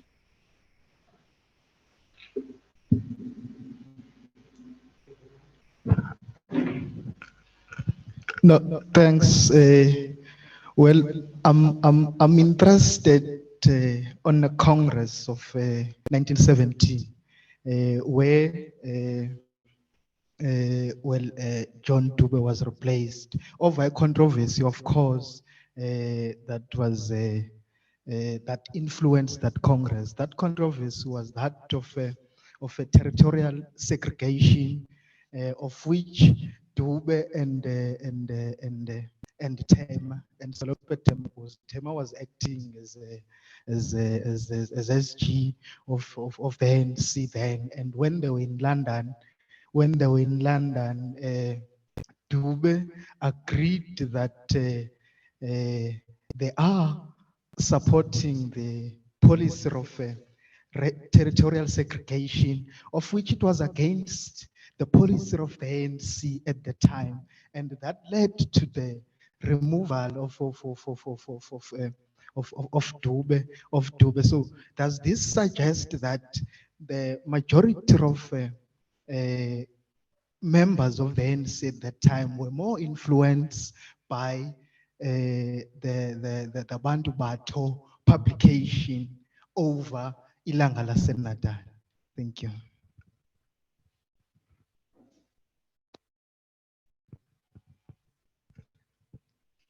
Okay, thank you, Grant. I will search for the Times of Swaziland and look up Ashiana's Nsani's obituary. Well, Kulisi, I think Abantu Batu was the Congress newspaper. I think that goes without saying. That was the main. That's what they would advocate for. Whatever was published, whatever was written through the newspaper, became their collective voice. But what I argued about in my dissertation was how the entire Congress leadership was grappling the issue of elitism, and they were also trying to make sense of it itself. What does it mean to be an elite, and how do you maintain your status as an elite, and how do you at the same time connect with the people on the ground who are not as elitist as you are? So I think the political conflict in Ilanga Lasenatal and Abantu Batu also reveals those contestations of elitism and how the ANC leadership or the Congress leadership was trying to make sense of what it means to be an elite. Even how Msani was called Isita Sabantu, it still doesn't really suggest that he was, considering the situation of the time. And considering they themselves had the certain issues that could have easily led them to being labeled Isita Sabantu. So I think that's the whole point of this chapter, to look at the conflict between the two giants and two camps, if you like, and trying to understand what can we learn from all of these contestations and complicities that came with ANC or Congress elitism. Okay, thank you very much, Tepelo, as well as Grant. Our next presenter is Pamandla. If you can come up.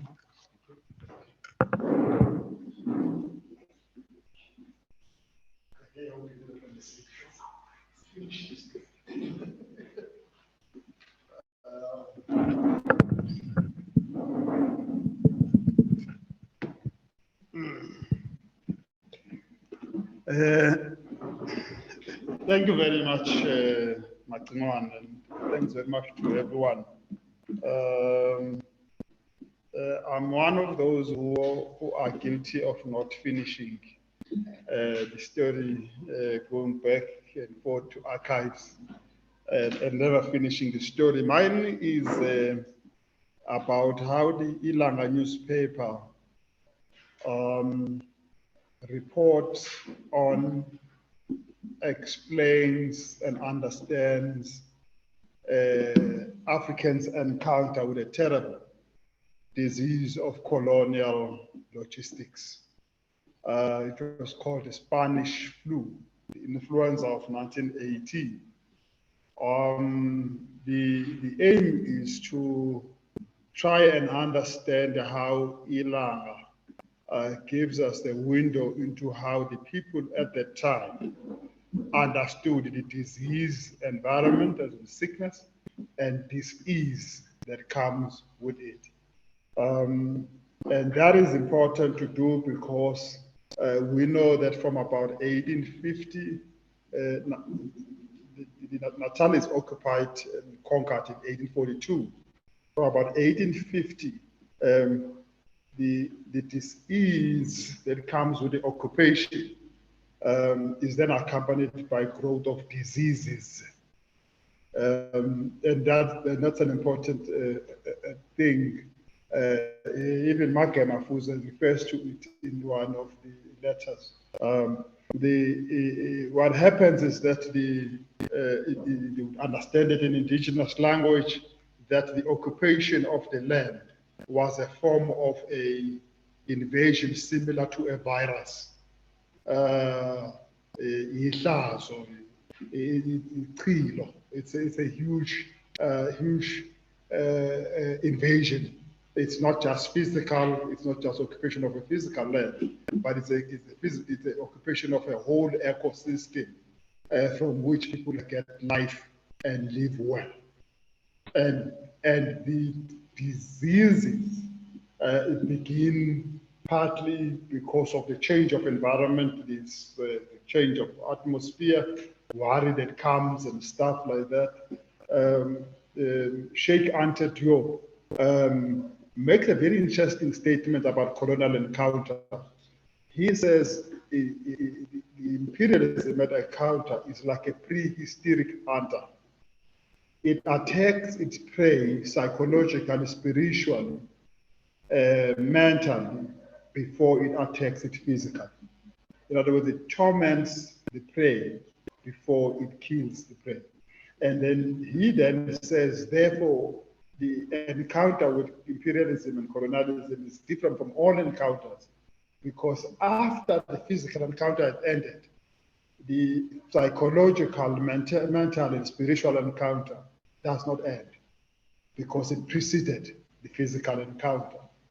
And that even in this case, 1842 is the actual physical encounter, but the presence of these visitors who are not very respectful, who are not convivial, who are not working with others, has already been worrying people of the city.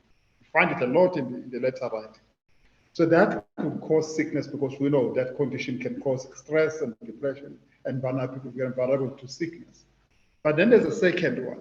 Is the introduction of new diseases that the people of this area, southeast of Africa, KwaZulu mainly, where I'm focused before it became Natal, are not familiar with certain diseases that are seen emerging in this area, such as dysentery, such as cholera, which the people of this area in the mission reports and in the testimonials to the native commissions, another they call Uhu, which is an unusual one.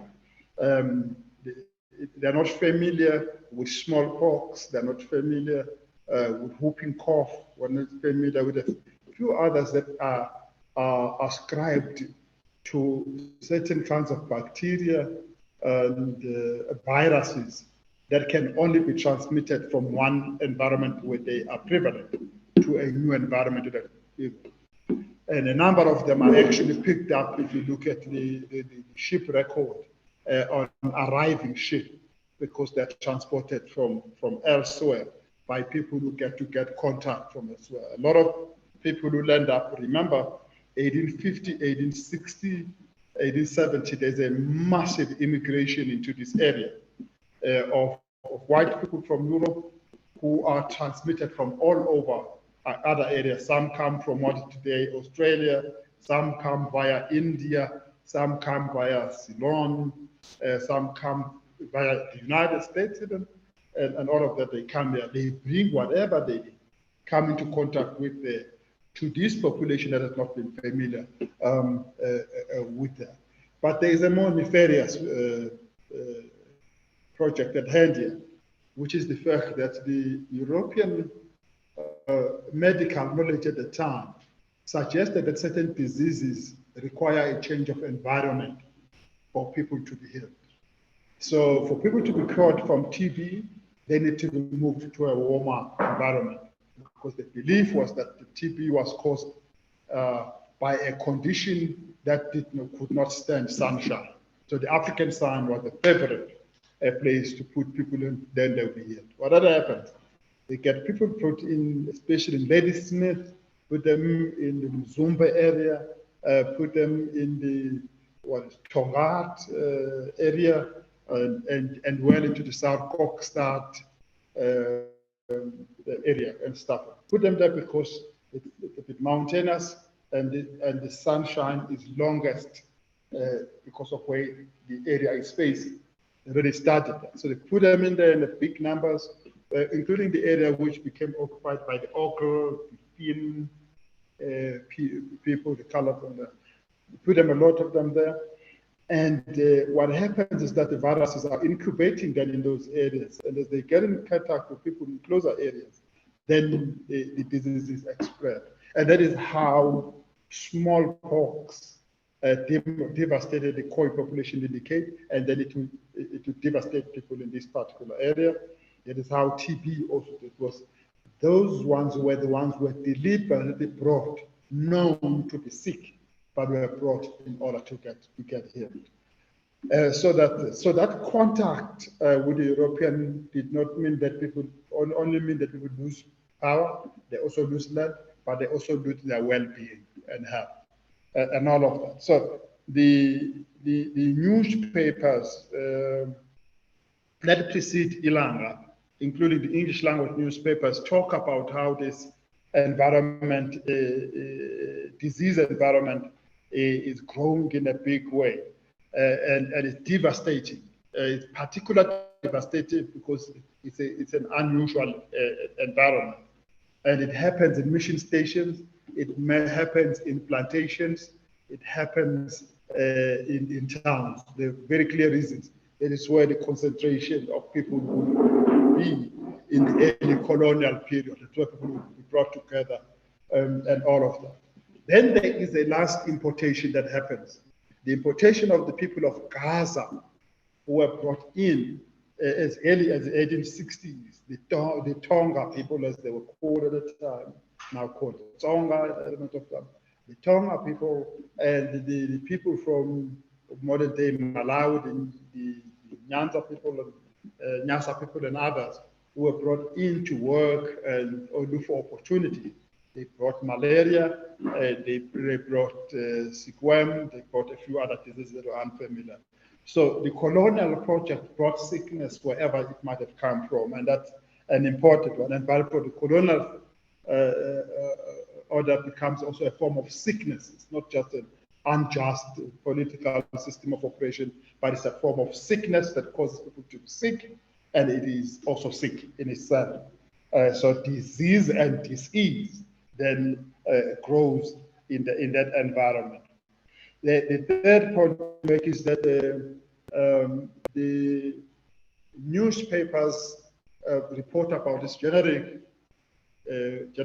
sickness. Ilanga picks it up from about 1902, keep picking up that there's this, and the way to do it, it would be very storytelling packed on some individuals If you do Shulamarks, the early African elite and their ambiguities of existence, they are noticeable, they are visible, then they will be like this son of Ushope, who is, of course, is a well-known preacher we know, or a well-known teacher, has now fallen in of an unusual disease.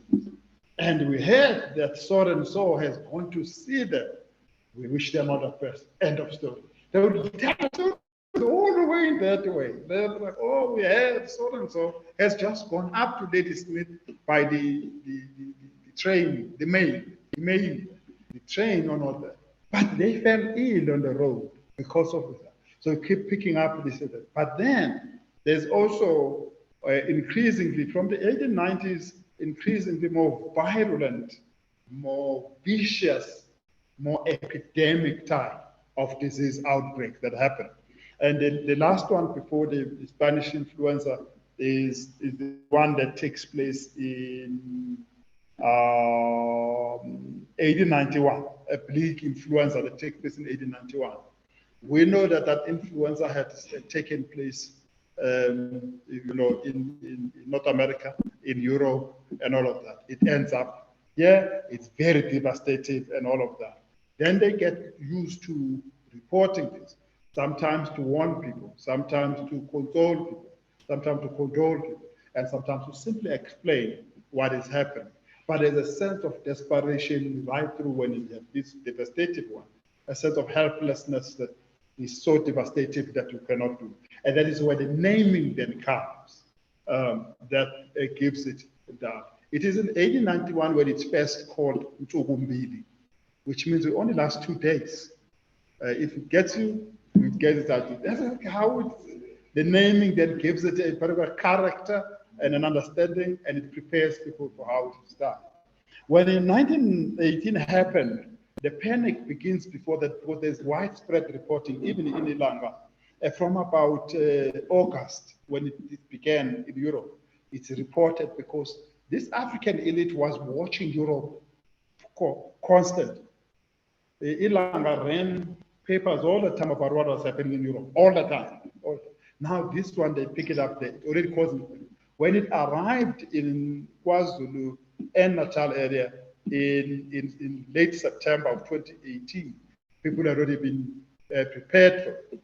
And the name, the first name has already been given to it, Mampenga, which just illustrates its quickness and so on. So that name has already been given to it before it hits this area.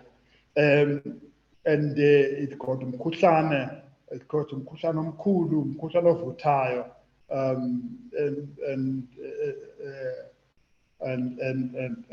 and so on.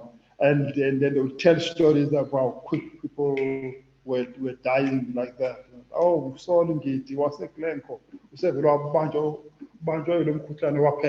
So they will tell a lot of that. And then the second name also emerges in that period, Mampenga, and then the second name enters in that period, Upeman, which gives a picture of the heat of a scorching sun. That happens. We get that if you look at Benedict Vilakazi's poem, a poem without a title. Ethi kanizwa yini wonke uZulu uyanyamfuza kwezimpethu, ubika indlala ezweni lonke, uphundlana naye imkhuhlane, ubika ubhememe okwelanga. So it's it comes like a heat, it comes like a scorching sun. It is tough and it's tense. And then Mampenga, it is very fast and it moves all of that. So we're using all of this to try and understand how discussing about this disease is then illustrates that people are aware of the long history of this, but they are also aware of its origin. They are aware of conditions under which it thrives, and so on. I know I don't want to take too much time of that, but using it to also illustrate how the African elite using the newspaper use the newspaper to create narratives to make sense of this reality, especially a terrible and tragic reality at the time when they are deserted by the colonial government and deserted now by missionaries, increasingly as mission hospitals are also closing and they feel they're pretty much on their own. In that condition, this disease seems like something that they are helpless against. Mampenga, Nobema. Thank you. Thank you very much. I don't know whether, yes, Tonipa, then I'll come to you. Oh, thank you so much for that paper. I mean, the thing about epidemiology is that for a long time in South African historiography, we largely focused on diseases that affect human beings. But actually, a lot of research is now showing that, in fact, the first victims of disease when it comes to colonialism are actually the animals, not the humans. Precisely because a lot of diseases actually get transported by rats, and rats can live everywhere. So when a ship docks, the rats are actually the first to jump off the ship, even before the human beings jump off the ship. Because the rats are hungry, they've been feeding on the same human beings and the same clothes and whatever. And so, in fact, a lot of animal diseases got transported into Southern Africa via rats. And so the first victims actually were basically the ecology rather than, and then not only that, but plants like plant seeds were transported around the world by people. So, I mean, in Durban, if you want to talk about the diseases, one of the biggest diseases in Durban is minor birds, and minor birds are from India. They came here, somebody, and you only have to bring two, almost like Noah's Ark. You only have to bring a male and a female. And before you know it, you have a whole um, uh, uh, uh, invasion. Prickly pears are not South African. They came here and again, people carry this in their stomach. When you poop in a new place and the seeds drop, they grow. So prickly pears in South Africa all over the place, but they're not South African. They came here from other parts of the world. And so it's not just the fact that it's not just human beings, it's animals, it's the transference of seeds, the creation of botanical gardens. Botanical gardens all over the world were created with foreign species. People like Cecil John Rhodes were involved in bringing botanical gardens. All botanical gardens in the world are essentially about the preservation of foreign species, things like orchids. So orchids spread around the world just through colonialism. Tulips spread around the world. And they are all species that require greenhousing. They cannot just grow, like orchids can't just grow by themselves. They require a greenhouse. So all botanical gardens in the world were created partly as a colonial enterprise to preserve all these foreign species. Jacarandas, like all over Johannesburg now, you see them blooming. They are the most invasive species ever imported into South Africa, but we love them. We love the purple, we love the color, and they are all over South Africa. Jacarandas, what do they call those trees again? Blue gum trees. Yes, blue gum trees, same thing. So exactly. So there's a lot of this history that people are now right. Horses are another example. Horses are not African. When they came, they are an invasive species as well. And if you want to go far enough into African history, cattle are an invasive species actually. Cattle were not domesticated in Africa. Cattle were domesticated in Asia, and they came to Africa via the east. And so the spread of cattle is also the spread of an invasive species. And then the other part of it, when it comes to human bodies, is that clothing is actually an incubator for disease. And one of the reasons why clothing is an incubator for diseases is laundering. Many of the clothes that the dubes or whatever were wearing were actually very difficult to launder. Wool, they were wearing wool, and wool is, you cannot just put it in the washing machine. Most of the time you have to dry clean it. And people used to wear the same shirt, the same suit several times before washing it. And everything from bed sheets mattresses, to all of those things are actually incubators of disease. So bed bugs live in, and bed bugs are exactly the kinds of animals that they bite one person, they bite another, and they spread disease. They live in mattresses. So it's not just the presence of in fact, one could say that the presence of the human beings who bring disease is actually the last step. Every other step before that has happened without the human beings being there. And as I say, there's so many invasive species when it comes to plants. I mean, as I say, one of the biggest trade during colonialism, besides slavery, was the movement of plant species across the world. I mean, there's even in China, the Chinese were crazy about giraffes from like the 13th century. So in China, there's a long history of people bringing giraffes from Africa. People coming all the way to Africa just to bring a giraffe. So if you just look up the story of giraffes that have traveled across the world, so there are giraffes in the world that have traveled further than most human beings have ever traveled, because they were transported from Africa to the Middle East. So the Middle East was crazy about giraffes. China was crazy about giraffes. Several Chinese emperors had giraffes as pets or as gifts that were brought from Africa.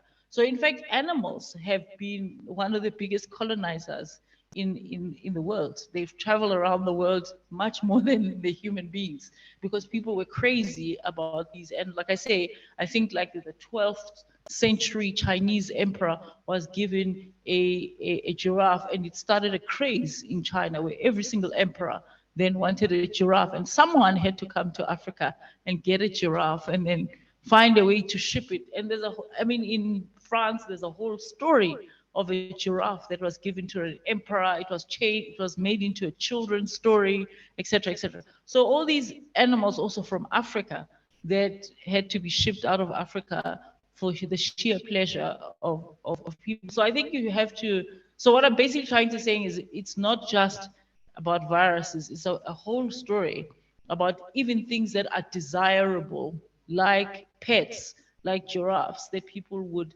transport across the world just for the sheer entertainment of people in another part of the world.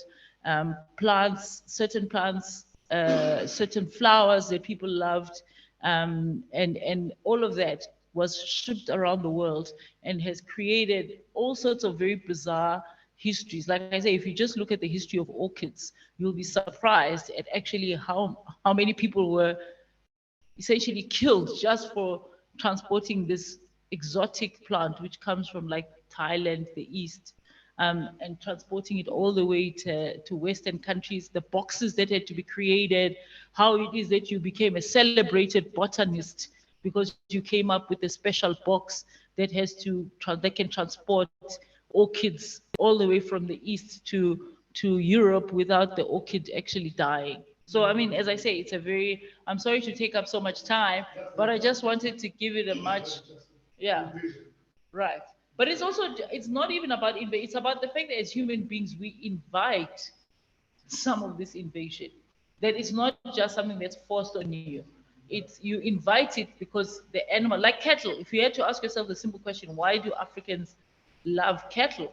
They are such beautiful beasts, the horns, everything. I mean, if you look at the history of cattle in East Africa, people would decorate the horns of the animal, except, and also because we couldn't domesticate. So there's a whole joke in zoology about how it is that most of the wild animals in Africa couldn't be domesticated. Zebras can't be domesticated. They bite after a while. And so horses were the perfect animal because the hard work of domesticating them had been done. There's no way you can domesticate a zebra. So there's a whole, like if you just look at the history of attempts to domesticate zebras, it's a funny history precisely because it was like, oh, this is why Africans never rode zebras. It's because they're actually impossible to domesticate. But horses were domesticated, so you just bring them already tame. And again, if you look at the history of horses, I think what's her name, Ilana Swart, and Stellenbosch has written a whole book about Sandra Swart, right? About a whole book about horses in South Africa and how Africans, our ancestors, actually loved horses, even though they were a foreign species. So how do people make that selection between the things that they love to be invaded by and the things that they don't like to be invaded by? I'll come to you, Vukile. I think there are about 3 questions. In your study about John Nembula, how does he engage such challenges? You know, because he's probably one of the first, if not the first African doctor in South Africa. So he probably had to deal with all these issues as he was practicing. 2, in terms of your archives, I can see newspapers has played a role. There's a book written in the 1890s by both Bishop Colenso and William Ngeti, yeah, on public health. It's written in isiZulu. And for me, it's not necessarily a question of the fact that they are aiming at the elites. Everybody is passing away, is dying. Does that book, probably written in order to deal with it, was that book written in order to deal with what was happening on the ground? As you said, in the 1890s, there was a big flu. So I'm not sure whether you have used that book, because it's intentionally written in an African language, and it is about public health. So I think these are the only 2 contributions. I do have some, but we'll talk about the issues privately. 2 more questions. Vukile, then I'll come to you, Nikiwe. Okay. Thank you. Hey, thanks, Pamandla. Long time now. Okay. Very interesting paper. I look forward to it. I have one question and a comment. The one question is really in the southern part of KZN, there is a herb that is referred to as unsugumbili. I'm just wondering if that herb is linked to the viruses that we've been talking about. Maybe it was discovered right at the time, and then it made sure that people, it saved some life. It's referred to as unsugumbili. You take it, after 2 days you are healed, and you jump around and enjoy your life. Okay, the second one. I would like you also to take a bite at the historiography. I'm sure people have written about it in some other ways, but it's interesting that for a very long time in the historiography, there used to be something that was referred to as a natural disaster. It would be referred to as natural disasters. And in that box, there will be all sorts of things, diseases, this and that, floods, and then there will be also random pests for cattle. And it sort of conveniently covered all the issues that we have really highlighted in your presentation. And I just wonder why for quite a long time, we got into this idea of a natural disaster. Thank you.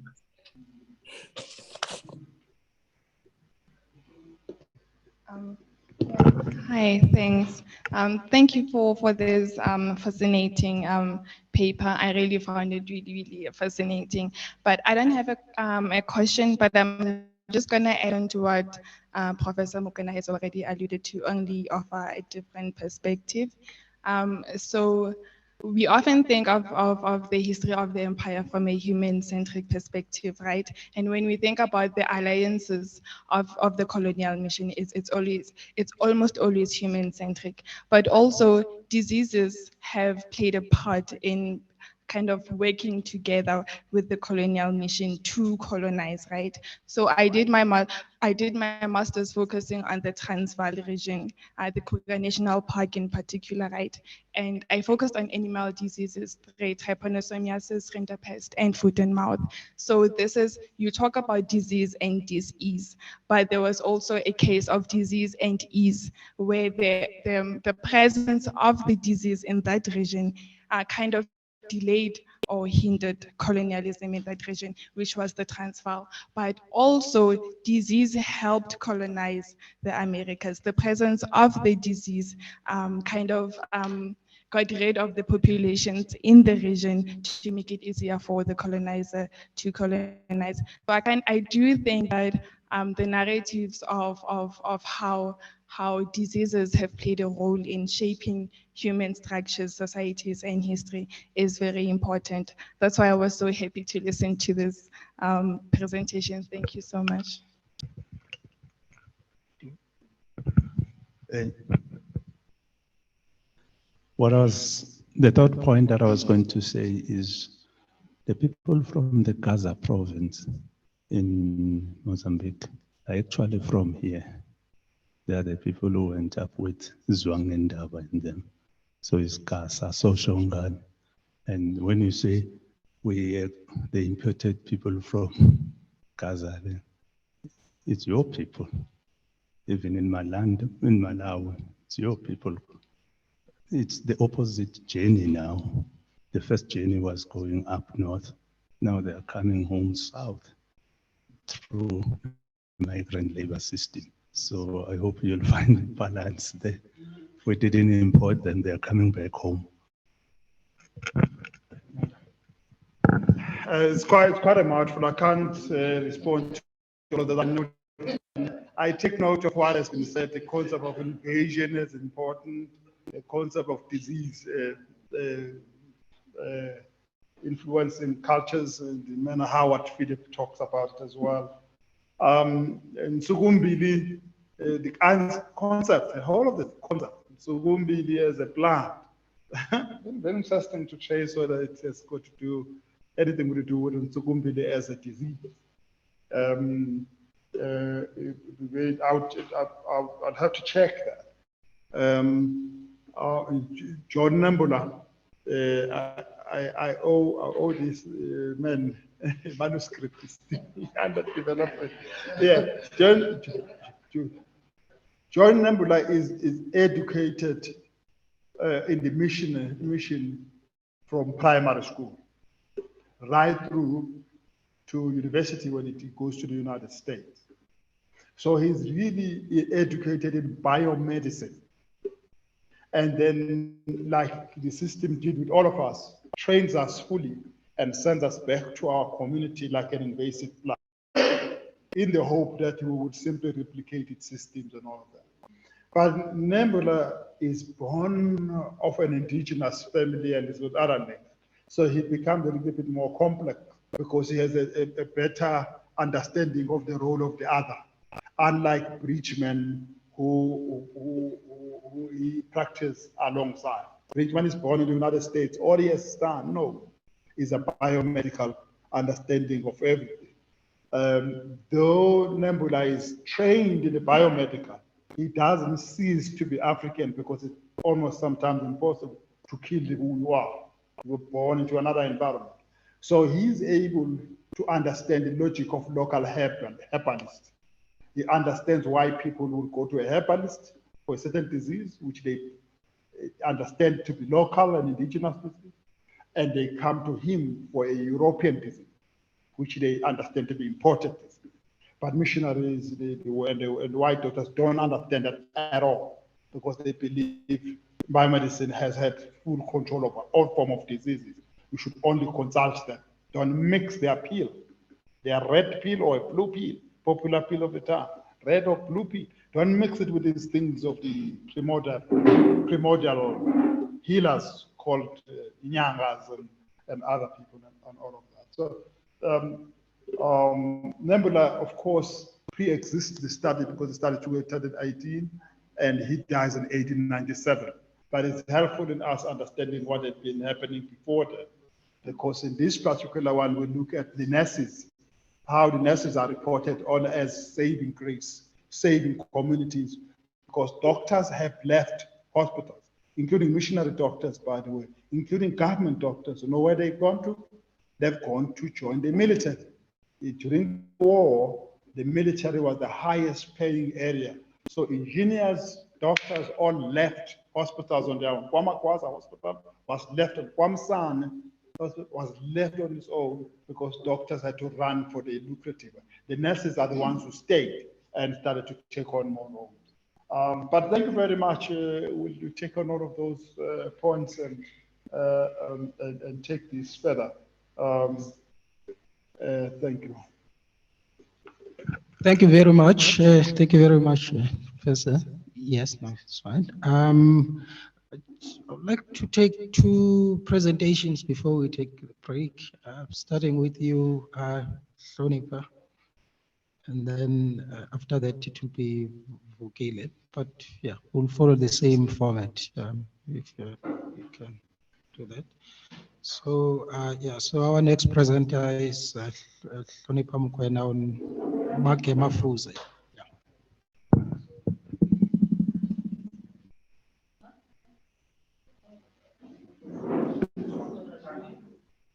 So I just recommend if colleagues want to go to the bathroom or they want to get a cup of coffee or tea, they do that. You want a break? Yeah, just maybe 5 minutes break, colleagues, because we're working, yes. Yeah, just.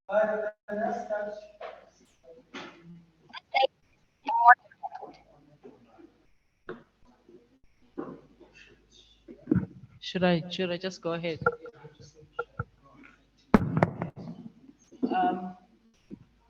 Should I be holding the mic to my face, or okay, just put it? Okay. Yeah. Are you? Yeah. It's not on mute. Because really the mic, you are fine. We only need the mic. That's fine. That's perfect. That's perfect.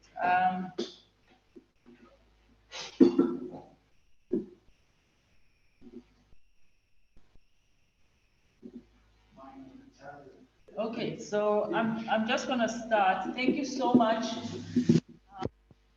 to Bongani Moluka for organizing us. I like both the formal and the informal conversations that we have. So I mean, I personally, I think it's almost like a great decade for African intellectuals. Hopefully, I mean, it's everyone is sort of being reread, you know, from B.W. Bilagazi to H.I.E. Zaumo, and then to Makema Fuze. And for those of you who don't know, this year is the centenary of the publication of Abantu Abamnyama Lapha Babo Lapha Khona. So even my mom is excited. The premier of KZN mentioned Makema Fuze, and my mom went berserk. She WhatsApped me like 500 times. So you were mentioned by the premier. And then she asked me why I wasn't invited. So it's a great year for Makema Fuze from that perspective. And I mean, in that spirit of 100 years, when I was thinking about what to contribute, I thought about a conversation that I had with my supervisor right at the end of my dissertation, where I said, you know, the most interesting thing about Makema Fuze is what he writes about death and dying. And right at the end of his life, Makema Fuze seems to be actually moving away from his Christian beliefs and sort of talking about Izangoma and divination and divinatory power. And my supervisor looked at me and said, leave it. don't deal with it now. You cannot include that in your dissertation now. It has to be, you have to save it for another time. So the most interesting thing that I did was I actually did not read the articles, because now I was like, you know what, let me just not get confused by reading these articles on divination. Let me leave for later. And so that exercise came, I decided that, you know, as part of the celebration, I should go over my Make Mafuze archive and see what I can find that was new, that I could say about him. Because I mean, in a way of also expressing gratitude to Make Mafuze, I feel as if he's kind of like the gift that keeps on giving.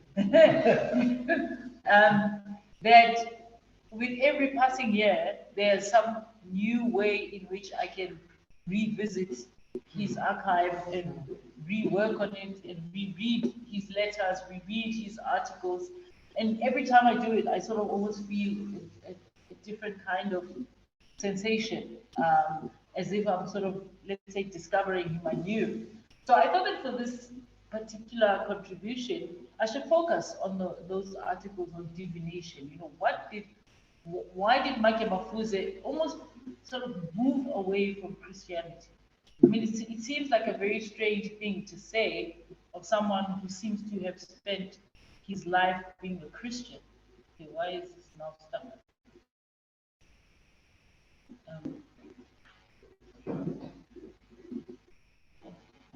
I don't know why it's not. It's also just an ancient. Yeah. Okay. Maybe that's already given it too many. There you go.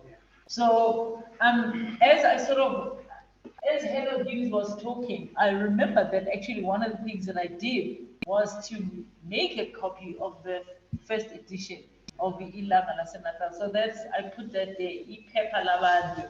And that was the first edition, as you can see, says #1. And the abstract or the basic summary of the paper is that, you know, even though there were a lot of writers in Ilanga Lasenata, it's very interesting that many of them were actually what one would call idiosyncratic writers. Many of them are people who will never write books about because maybe they wrote one column or one article or one letter, but that would sort of be like so left of center that, as I was saying earlier, many of these were actually distracting for me because then I would sit there and read, like somebody would write a whole column on native sociology, and then now you're interested. What is native sociology? You want to sit there, and then I had to remind myself that I wasn't there at the time. So this was not my newspaper. That I was there for research purposes, and I was not supposed to read from cover to cover. So Make Mafuze for me then represents this kind of like these moments of a minoritarian writer, represents the moments when Make Mafuze just seemed to be dropping a bomb on the readers, like totally going left of center, as many of the people I think in these newspapers did. And so I borrow the concept from Deleuze and Guattari, who use it to understand Kafka, but I sort of think, okay, well, one can understand how these early intellectuals, 19th century, early 20th century, were writing in some ways a minority literature.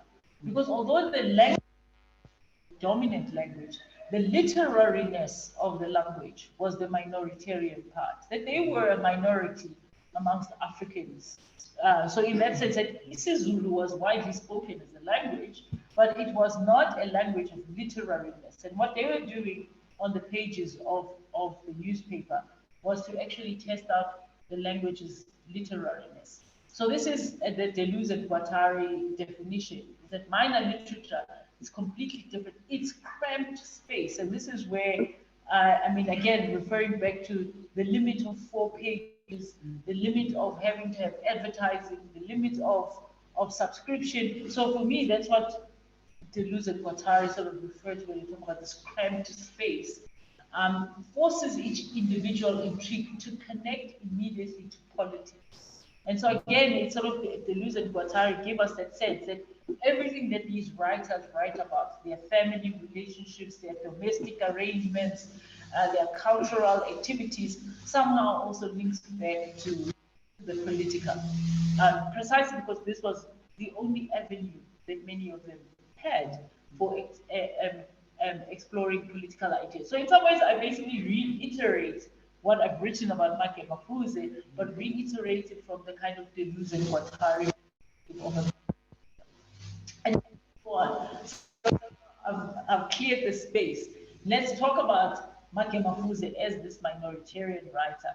So I'm just going to briefly introduce for just refreshing people's memories. So Make Mafuze didn't take any photographs, or at least the ones that he took, we never passed on to us. This is the only photograph that survives, and he took it 2 years before his death. So he was already an elderly man and a gentleman, as you can see from where he's dressed.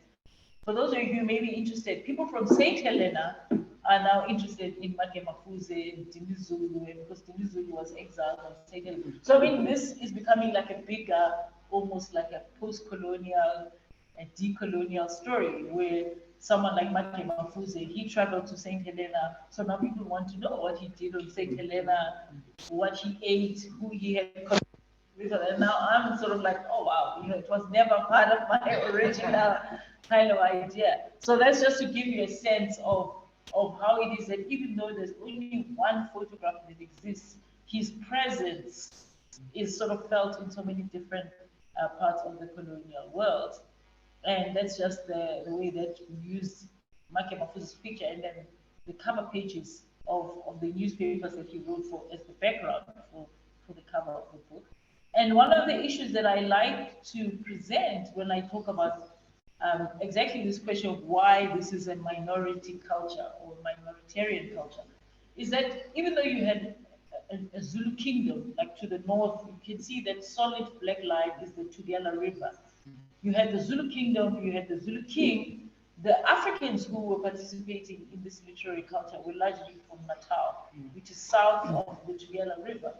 But exactly because of their minoritarian position, they were often crossing that river several times in their lives to go and interview someone, to fetch cattle, to do all sorts of activities. So there was a constant traffic between the Zulu kingdom and these Natal Africans. And again, quite a lot of the times, the colonial encounter makes us believe that these borders were rigid in one way or another, that, oh, they were so removed from, quote unquote, the cultural sphere of Zuluness that they knew nothing about it. But actually, that's not true. Make Mafuze crossed that river several times as a child traveling with Colenso to visit the Zulu King Bande in the 1880s to investigate whether Cejwayo was killing converts, etc., etc. So he did it several times in his life, and it's very important to contextualize that so that one can understand why it is that, again, I use this concept of those of you who are in version, but this is when the discussion then begins. So Make Mafuze started writing in the 1850s. His first published work, actually, is a versified conversation called Amazwi Abantu, which Colenso sends to Sir George Grey in 1859. And again, earlier on, when we were talking about diseases, that versified sort of account actually has more animal diseases than human diseases. And literally, like maybe every sort of second verse or whatever has got some name of an animal disease, more than human beings. I mean, what I remember, one of the funniest aspects of the human aspect when it comes to diseases is someone being described as ukotwe isqabu, which even today I remember as a funny expression. So if you translate it literally, it's like you were licked by a spider, but it actually means you were bitten by a spider. Yeah. And so, I mean, things like that are sort of just put in there in a random fashion. There's no sense in which it was supposed to create a narrative. And Colenso, in some ways, was using it as an experiment, teaching Make Mafuze how to be a compositor, how to be a printer. And so it's kind of like an exercise, but exactly because it was done by a 14-year-old, it's actually astounding, because it's almost like he went overboard. He did what was required. He produced, I mean, something like 20 pages of conversation, all printed in this orthography that Colenso was experimenting with, because at that time there was no standard. 1859, there wasn't as yet a standard orthography.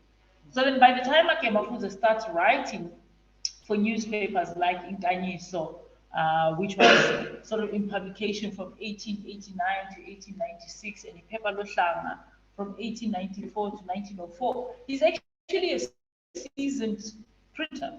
You know, he started as a 14-year-old boy, training as a printer.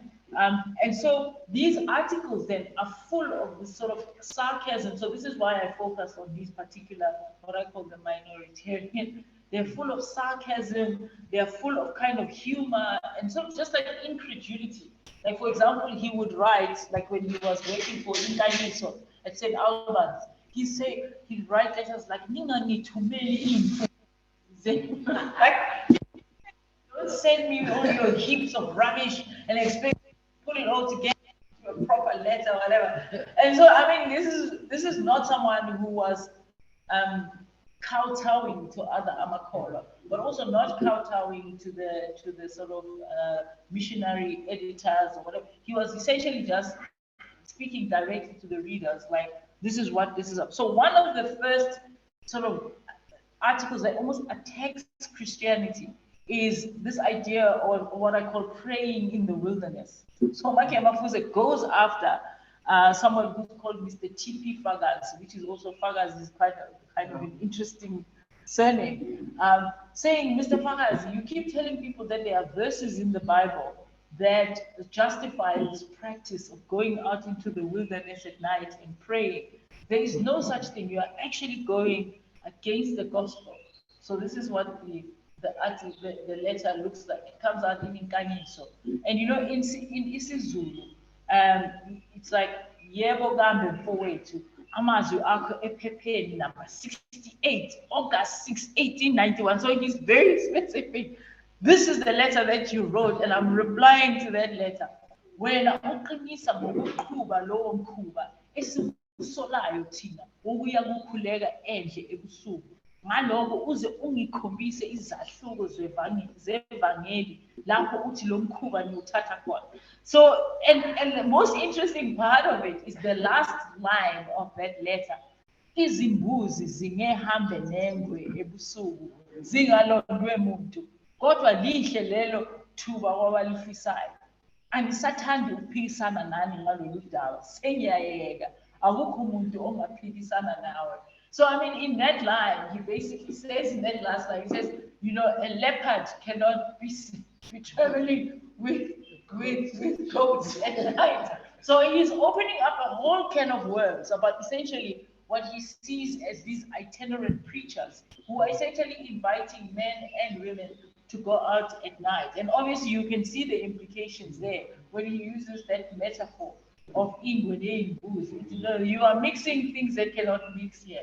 And you are busy taking out all these vulnerable people essentially into the wilderness for your own sake. But I mean, you can see that he's challenging exactly this kind of what we would now call the kind of independent churches. So I mean, this is the kind of subtext that I read into these letters. So I translated these into English for those of you who are interested to read while I continue talking. So for me, this is the letter that I call Make Mafuze the apostate. So you can almost see that he's following in some ways in the footsteps of Colenso, because a similar kind of thing happened to Colenso, where Colenso started little by little challenging little aspects of the Christian gospel until he basically blew up as a major controversy in the Western world. That this Bishop of Natal no longer believed in God, etc., etc.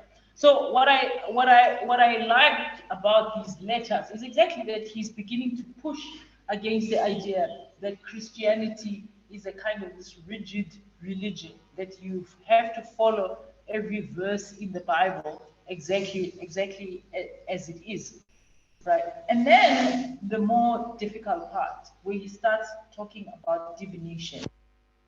This is one of the areas talking about things that the Amakolo were touchy about.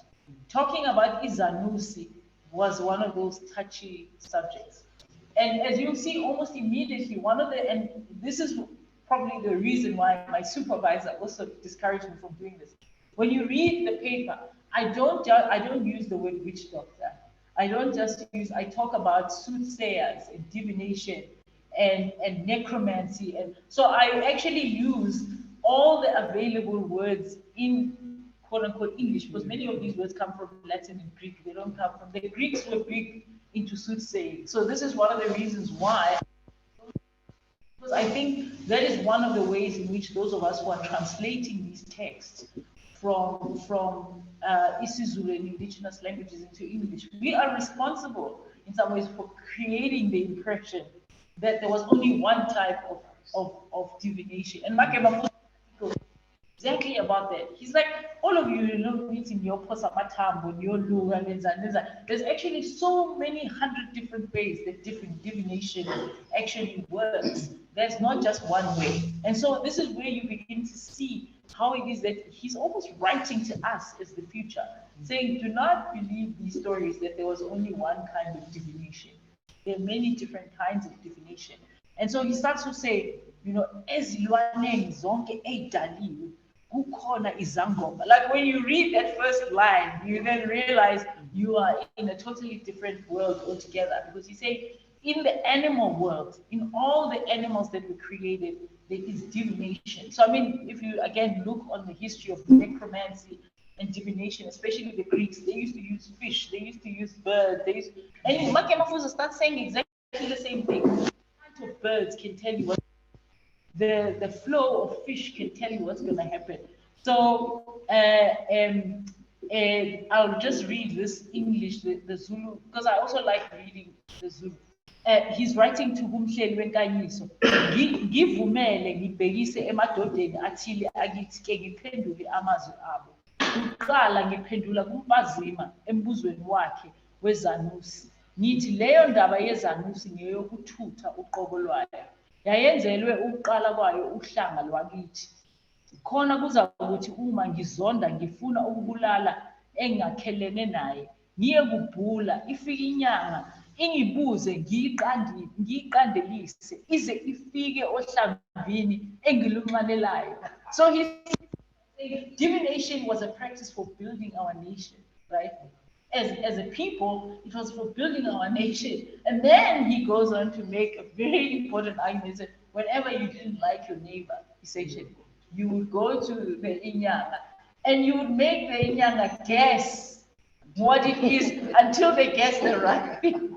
Until they guess the right thing. And then you say, okay, now I like that word that you've given me. That's the one that I'm going to take. Right? And so, I mean, this is again a very different way of thinking about divination. Not thinking about healing and death and disease and all of these things, but thinking about neighborliness and nationality and how you build a nation or destroy a nation using divinas. So in English, I just translated it as, let me begin by replying to Bazima on his question about divinas. I say that matter of the divinas is about foolishness in the true sense. It was done at the origins of our nations or our clans, so that when I hate and want to kill my neighbor, I would go and divine. It is there that the healer will inquire, and I will make them guess until they arrive on the syllables that I'm wishing for. Before I then say, you are there. Now, what's it to say? So I mean, he's like literally taking exactly the words that people normally use when they are listening to Abangom. It's yeah, you were there, Divina. You know what happened. So I mean, this, when you think about the texture of language, the beauty of language, he's using almost like a conversational thing to say, I know what happens in those divination sessions that you guys have with Divinas, even though I'm a Christian. So again, the subtext there is, I'm not just telling you something I've heard about. I know what you say,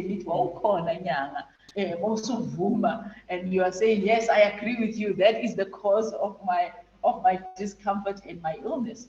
So again, I frame this in terms of this fear that Amakola had of being accused by missionaries of going backwards. I mean, this is a fear that was across the colonial world, right? That once Africans had converted to Christianity, in the dark of the night, they creep off to their divinas and they throw the bones and all of that. And then I move on to a section that I call augury. And again, as I say, you'll see in the article that the main choice that I made was to use as many words for divination as possible. And not just to keep saying which doctors, because I think it just continues the colonial narrative of thinking about this kind of, almost like as a kind of mind manipulation. You know, they are witch doctors are doing this. There are witch doctors are doing that. So I move away from it. And instance that I use is this animal question, where Mafuze then says, in all animals that were created, clairvoyant. So I use the word clairvoyant there. A person who has the gift of soothsaying is born with the gift, and it doesn't begin when they are older. They grow up with it from their childhood. That type of person emerges on their birthday, on their day of birth, from a sac in their mother's belly, the same sac that you see with a calf or a hatchling. And he says that type of person will grow and grow, and when they reach the age of about 5 or 6, they will begin to talk about things or perhaps matters that are still to happen. So I'll read the isiZulu. It says, ezilwaneni zonke kukhona izangoma. Umuntu owahlukaniselwe ubungoma uzalwa nabo, akuqali esemdala, usuka nabo phansi ebunganeni bakhe. Onjalo phela uthi mhla ezalwayo aphume esikhwameni esiswini sikanina, isikhwamana enisibona enkonyaneni kumbe exhwaneni, okuzalwa kuphakathi nolwembu, kuphuma qede ingane iqaqwe ngeminwe seyingaphandle kwesisu. Bamambulele qede omame bafumane umntwana omuhle ohlambileyo. I mean, just that as a description of both how a divina is born, because this is how he's basically saying that, again, sort of subverting the idea of people who are growing up as adults and saying, I've got the gift, I've got the gift, I've got the gift. He says you are born with the gift. If you were not born in this way, if you were not born in this amniotic sac, as it's called in the text, if you were not born like that, then you don't have the gift. So let's just leave it at that. So I mean, again, he's not trying to tell people that you don't have the gift, but he's saying this is how it should be. This is how it should look. And then what I find interesting in these articles is that he focuses specifically on what is called the Batelier eagle. Now, what is interesting is that the Batelier eagle is the eagle that people think was the symbol of Great Zimbabwe. And so I had to do a lot of research on how it is that the Batelier eagle, just to be able to understand Mafuze, the Batelier eagle was thought about all through Southern Africa. So he said, this eagle in Lanzanyoni is exactly one of those animals. It's bad news. So if it circles around your hut, you know that there's a war coming. And so I try to contextualize all of that. And then obviously also offer what is this, what one would call the scientific or the archaeological understanding of the Batelier eagle and why it is that it's such a beautiful eagle. It's also one of the few eagles that has got the color red underneath its wings. So when it flies, you see the red. So if you Google it, you see the flight of the Batelier. It looks very beautiful because it's got red feathers in its underwing. So in that section, I then connect Mafuze to the history of dictionaries, because again, I was interested in how Colenso then would have written about these divinatory aspects. And what is interesting is that in Colenso's 1861 dictionary, there's no reference at all to the Batelier eagle being associated with divination. But then in the 1901 edition, that was edited by Harriet Colenso, there's now a reference to the idea that it's considered to be the king of the eagles, and it's also considered to have this divinatory power. So now you can see again that Mafuze in some ways was growing, quote unquote, with the, as they also changed their minds about the meaning of African beliefs. So by the time he arrives to talking about the Batelier eagle and the role of Indazanyoni as a Isangoma, as an animal that signals the future, even the dictionaries are beginning to agree with him. So you can see again what I mean by this minoritarian literature, that as a young man, Colenso would have just been happy to ignore the divinatory power and just put in, you know, it's an eagle with red wings, whatever. But by the time Harriet Colenso edits the dictionary, she puts in the Latin name of the Batelier eagle. She then puts in this aspect of the divinatory. So you can see that Mafuze's influence probably is also there. That Mafuze is now saying, actually, to be honest with you, when we were young, we didn't tell you this aspect because we knew that you would object. But now we can tell you this is actually a divinatory animal. So I'm going to stop there because I think I've just given you a sense of the kind of phases of the argument that I create. You know, Make Mafuze as a color writer, and then Mafuze is a person who's beginning to challenge on the one side this kind of doctrinaire version of Christianity, and then also challenging how African practices are written about by the Amakola. And I mean, I was sort of, as just a side issue, I was looking at John Henderson's saga book on the Abambo. I mean, he writes this book.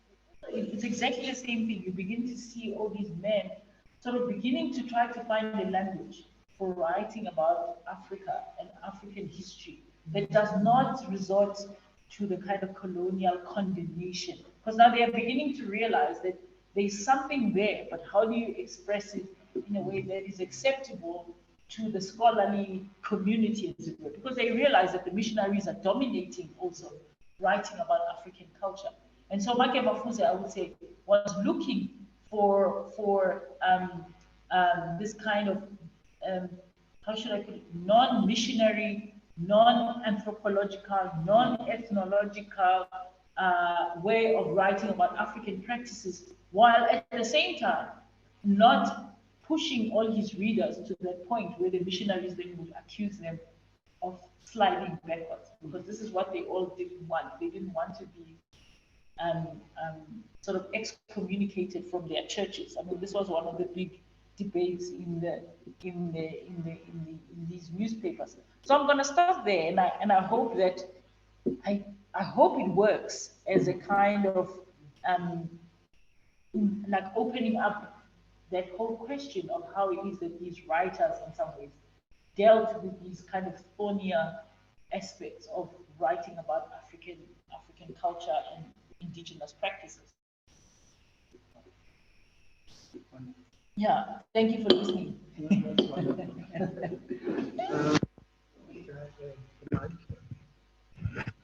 Next questions, comments. I don't know. Are there any hands raised there? Any hands raised? Oh, Vanessa. Oh. They'll let us know. Okay. I mean, perhaps while we are waiting, I mean, it's quite interesting. I mean, this move later on in his life towards questioning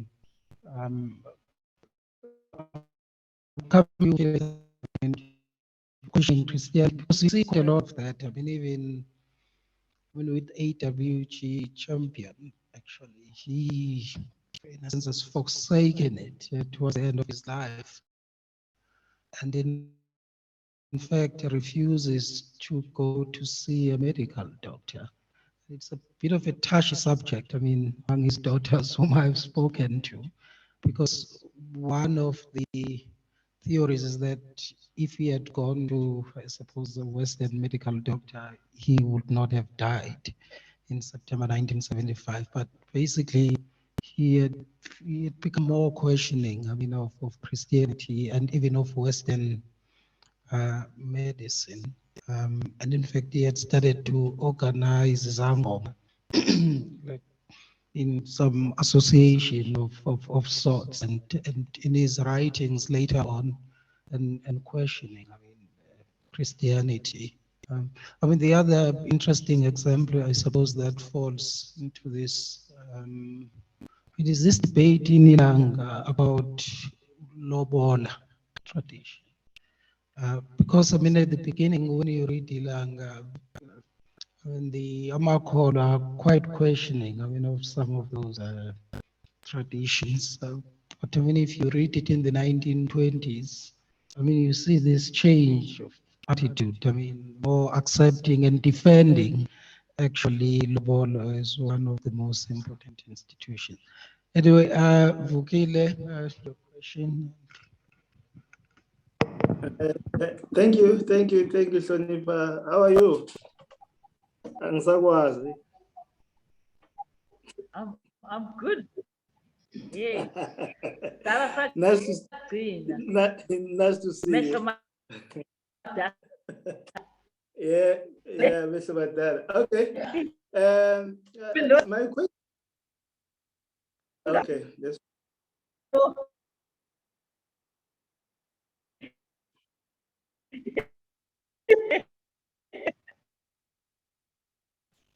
okay. Thank you. Thank you. My question is really about Fuze's writing. You're Hello? cutting the video. Just move a bit. Oh, okay. Let me see if I can improve. Okay, that's fine. Oh, that's fine. How am I now? Can you hear me now? Video. Yes, let's just immediately improve the quality. Yeah. Okay, thank you. My question is I would like you to say something about Fuze's own insecurity, if you like, in his old age. For instance, I mean, you talked about how he was uncomfortable by seeing people going into the wilderness or maybe to the mountains and elsewhere, and thought that was probably unbecoming of someone who is following a particular religion. I'm just checking if that could be a kind of insecurity, looking at the fact that from the turn of the 20th century, a certain big religious movement emerged in Natal. Chembe was one of them. The other one was started by Bafazini Shibe. And those individuals had a particular take on religion and religiosity. And I'm just wondering if Fuze is uncomfortable with this new movement or these practices within these movements or comments on these practices, I just wonder perhaps if it was Fuze's real insecurity of seeing these men without any education. At least Fuze was exposed to some education at Egukanyeni. But all of a sudden, you see people who, without education or without anything, getting some kind of movement and innovating and doing all sorts of interesting things to get Africans somehow not together necessarily, but seeing, looking at belief in a particular way. So, well, I just thought about that as you were presenting your paper, which I enjoyed very much. Thank you. Let's take Heather's question, then we can answer both of them. Heather? Thank you so much, Hlonifa. It's just wonderful to hear what you're doing with the story of Fuze, and I so enjoyed that presentation. Thank you. It's so stimulating. I'm aware that the previous speaker is probably one of the leading authorities on the question I'm about to answer, but in a way it's the intersection, if you like, between different kinds of ink from a pen and ink in the papers from a press. And it's about letter writing, actually, because some of the examples that you gave us just there were about Fuze's letters to the press. So, he and it's just a broader question, really, because it's something that we're puzzling with for our contribution as well, is the significance of letters to the editor and the letters that are published, because in my head I always imagine that there must have been many more letters than actually managed to get into print. And the power of those who make decisions about how the public participate in the process of making a newspaper's content. So it's really more a comment than a question, really, and your insights into the role of letter writers in the press.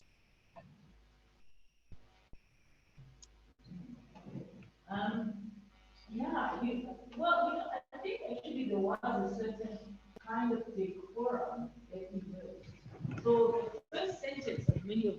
editors is a kind of salutation to the editor. Ake ungivumele, ake unginike ithuba, ake, and it's all these salutations that are about, dear editor, please give me space, dear editor. And then at the end, I mean, in Zulu, even now, that's still a kind of joke. Like when a person talks for 10 hours and then they say, and it's kind of like, I apologize for being lengthy, you know. And meanwhile, they've literally taken up half the page. And so I think part of what Make Mafuze was doing at the time was creating this decorum and how it is that you address the letter as if you are actually addressing like a face-to-face audience. I mean, for me, that's one of the things that came out of my research, was that there was this kind of like a transference of the idea of an assembly from kind of indigenous local practices to the newspaper, in which you address people as if you are addressing a live audience, as it were. So you assume that the readers are a live audience, and I think that use of the active voice, that use of direct address as well, where people address each other directly, you know, like Mr. TP Fagas was a crowd wheel. So, I mean, there are not that many crowd wheels. So, you know exactly where Mr. TP Fagas is from. And also, I mean, Make Mafuze was also very good at outing people who were using pseudonyms or whatever, and outing them, saying, this person who wrote last week under this name is so-and-so from such and such. Or he'll say, I'm guessing it's so-and-so, but you know that he wouldn't publish it without knowing the exact person. So I think it was about regulating this decorum, in which even if you're about to say something controversial, you have to sort of pay your respects to the editor, because obviously you have to request the space, etc., etc., etc. So I would answer that question, I think, by referring to that aspect, which I think is the history of the kind of assembly, sort of ibandla, as if you are addressing an actual ibandla. And then Vugile, I mean, that letter to address to Mr. Pagazi came in 1891. I think the whole history of Ethiopianism in South Africa it requires a little bit more in-depth analysis. So I'll tell you why. Again, it's something that I went back to, something that has been in my archives, but there was a newspaper that was published in the United States called the Colored American. And in that newspaper, there was at least one article that was published by, a letter that was sent by South Africans. And they sent a photograph. And again, I'm gonna make assumptions, because if you read the article that I've written about it, they were quote unquote of mixed race. But in the article, they say we are of pure African descent. I am so and so, I am of pure African descent. And then they start to mention all the activities that they are involved in, and you suddenly realize that they are Ethiopians. So again, they do not directly mention the word Ethiopian, but they say we have our own independent church, we have our own school, we have our own, these are our achievements, and they list businesses that are in the kind of the community that they live in, and you suddenly realize it's an Ethiopian community. So now to ask yourself the question, how did mixed race South Africans also imbibe Ethiopianism? So it wasn't just on the pages. So what I'm trying to say, it wasn't just on the pages of Ilanga and Inkanyiso and Iphepha, but actually in or many of the other newspapers that were short-lived or that we will never even get to find out about, because this man who was a baker sent the photograph and the letter to an American newspaper, which was run by African Americans. It was published in the United States, but it was about Ethiopianism, in which he talks about how we have raised our own money, we've built our own church, we've done, and I'm thinking, okay, this is like a sort of underhanded way of saying we are an independent Black community, essentially. But the fact that he uses that term, I am of pure African descent. And I thought, wow, this is so interesting. I mean, was he just targeting the African American audience, or was he also referring to the local context? That, yeah, if you look at my picture, you may think that I'm quote unquote mixed race, which, I mean, when you look at the picture, that is exactly what you would conclude. But he's like, I'm of pure African descent. So I think that those issues are much bigger. And the other issue that I think I've spoken to you about in the past, Vukile, is how Ilanga covered the invasion of Ethiopia, and how that in itself brings out all these strands of independent churches, Ethiopianism, but through the sort of language of the Amakhola. And I mean, one needs to do an entire book on that, on how the invasion of Ethiopia was covered by African newspapers in South Africa. I think those are the moments at which many of the Amakhola turned, and they realized, no, you know, this Western civilization thing is just a veneer, and we have adopted a very shallow culture, and left behind our own kind of much more vital culture. So it becomes a question of vitality, if I can put it that way. So Vukile, I don't know if I've answered your question, but I think that it's a much larger topic than sort of just competition between the educated Africans and then the threat of Ethiopianism. I think it is about, I mean, even police reports. This is very interesting. Like the white newspapers used to cover Ethiopianism as a danger to white society in South Africa. And many of the articles refer to specific instances. So I think we would have to do a much larger piece of work on on this idea of Ethiopianism. And I like using that term because I think because it has the word Ethiopia, it connects to the later moment when Ethiopia is actually invaded and the Kolwa have to respond. I hope I have answered a little bit of your question. I'm really interested, I mean, in this shift, though. Yeah, I mean, there's something unresolved in my mind, whether the newspaper itself doesn't create a much broader audience, I mean, that they are talking to. I mean, so if that is the case, I mean, how does that affect the notion of a minoritarian writer, in a sense? I mean, of course, they are a minority, but I mean, it appears to me that there's something a lot bigger going on there. And I think in the case of, let's call them intellectuals, I mean, Natal intellectuals, in the 1930s, I mean, so we have establishment of the Zulu Society and for the promotion of Zulu culture and language. I mean, something that I think would have been inconceivable in the 1890s. I mean, that the intellectuals will establish a society for the promotion of a culture that in many instances was considered backward and all of that, but suddenly they embrace it. I mean, and yeah. So I do not know how to explain that shift, whether actually the newspapers themselves enable the shift itself, I mean, because there's more and more people that they are engaging with. Yeah. I mean, I think you're right that the growth in readership and the growth in literacy, one would also say. But I mean, when Make Mafuze was young in the 1850s, there were very few literate Africans. But as education becomes more common, you have this other readership. But I think for me, I would be a little bit skeptical of thinking of it as just a question of numbers.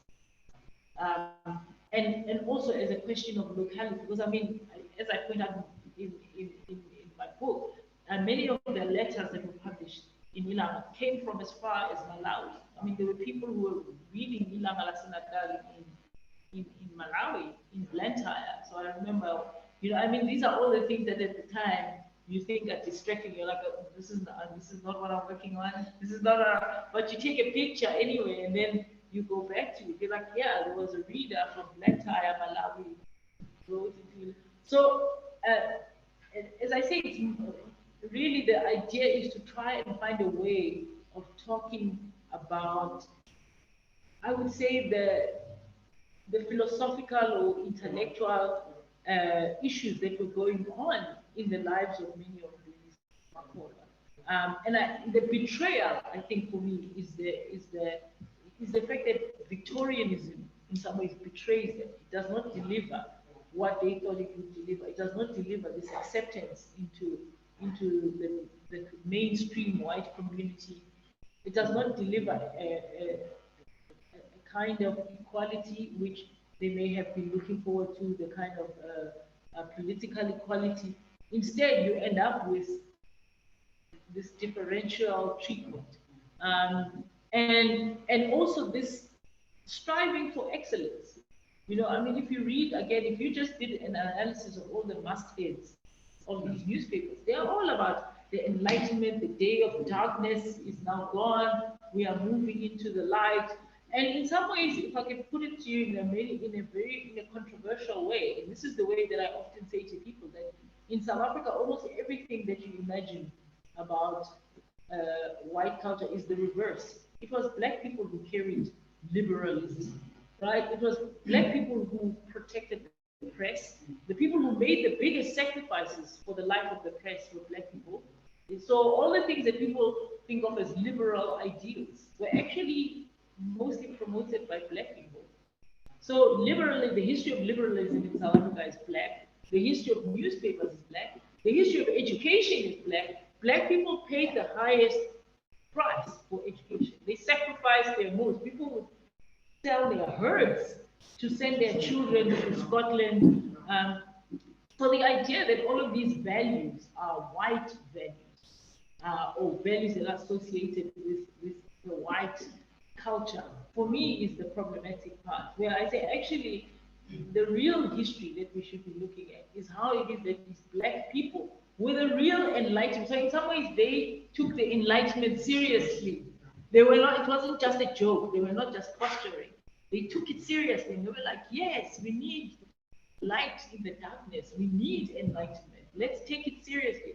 And for me, that is what is the philosophical question, is how can the person who is in some ways the marginalized person actually take the idea so seriously that in fact they carry it even when the originators of the idea abandon the idea. They're like, oh, we don't want liberalism, we want, you know, white racism, let's have racism. And the Black people keep liberalism. I mean, people like A.W.G. Champion, they were still liberals in the early 20th century. Even when white people were like, oh, we're all joining the Communist Party, we're doing this, the Black people kept to the liberalism. So I think it's that sincerity, if I could put it that way, is how do you explain that? How do you explain that philosophical sincerity, that real commitment to a particular idea, where you commit to it even when it costs you more to commit to that idea? And I think for me, that is the more profound question. Thank you. That's fascinating. Thank you very much. Thank you. Yes. So the next presenter is you, Vukile. Yes. Vukile Kumalo. Okay. So the floor is yours. Thank you so much. Thank you for organizing us, and also the papers that we are giving today. I might have to switch off the video so that it doesn't interfere with my voice, if you don't mind. One of the benefits really, and I also like to greet colleagues officially. I've been greeting them ever since this morning. Thank you to the fellow panelists for making this possible. For some of us who are now somewhere else, normally referred to as people in the bloated civil service, this is really a very nice space and secure space to be. The benefits of presenting, of being the sixth person in a panel is really that you don't have to reinstate certain ideas that are already on the table. So I've been deleting most of the stuff that I had originally included in my presentation, partly because various panelists have referred to it.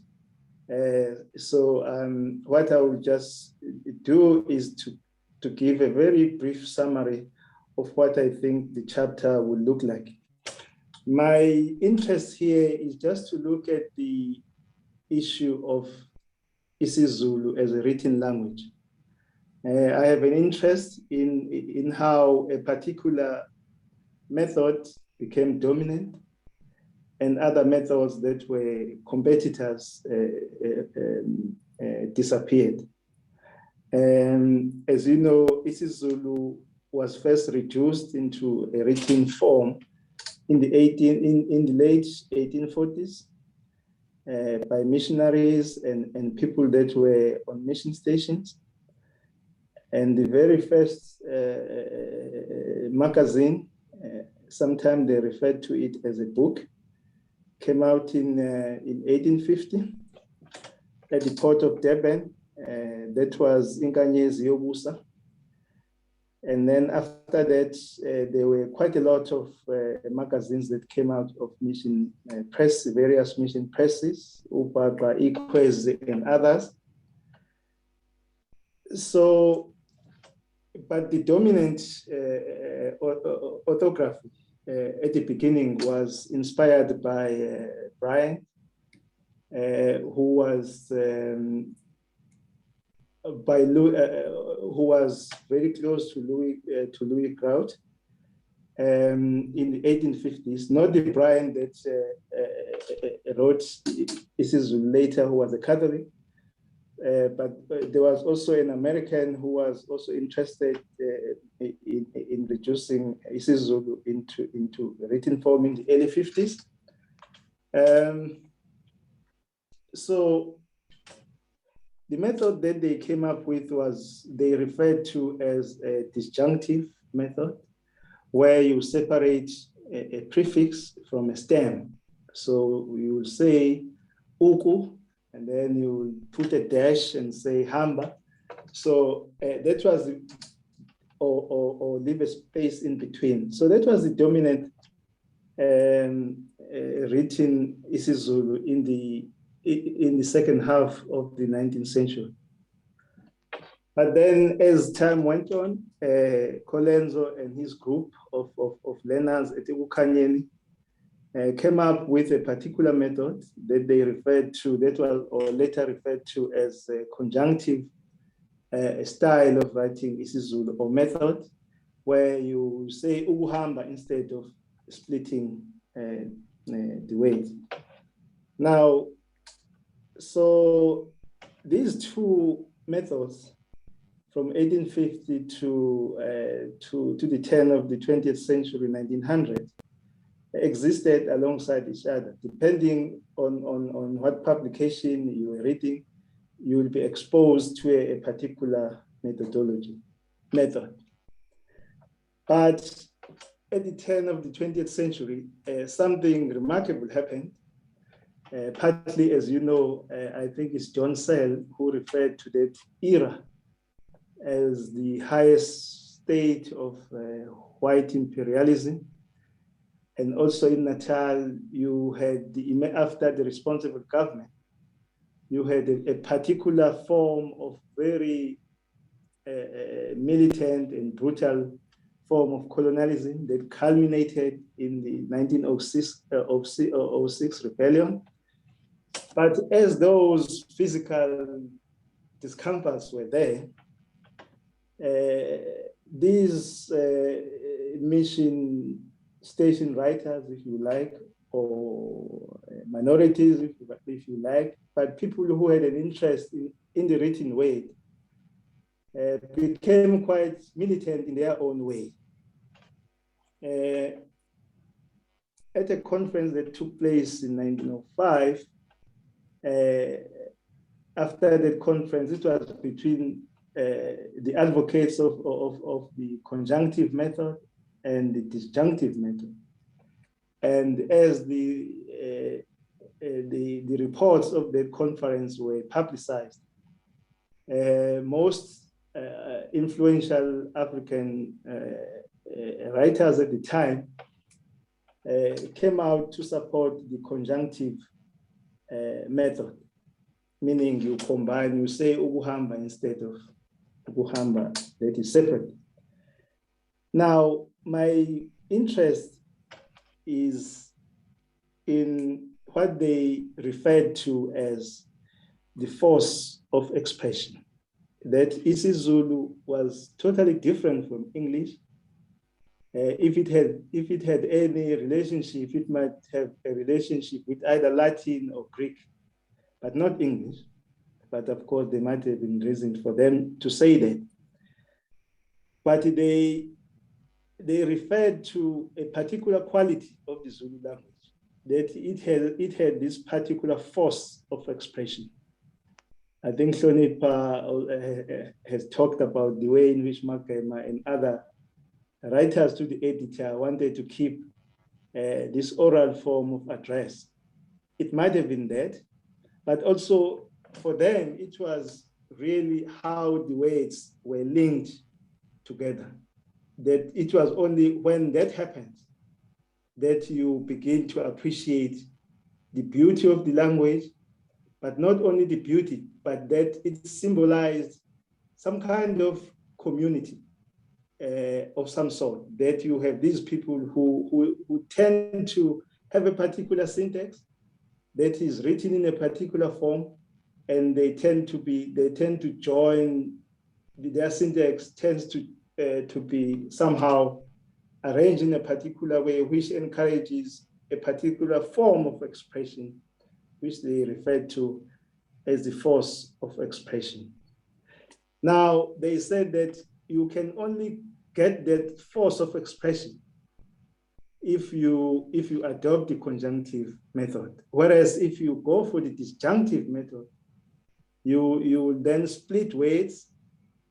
And if you split weights, it was more or less tantamount to depriving the readers of the enjoyment and pleasure of reading.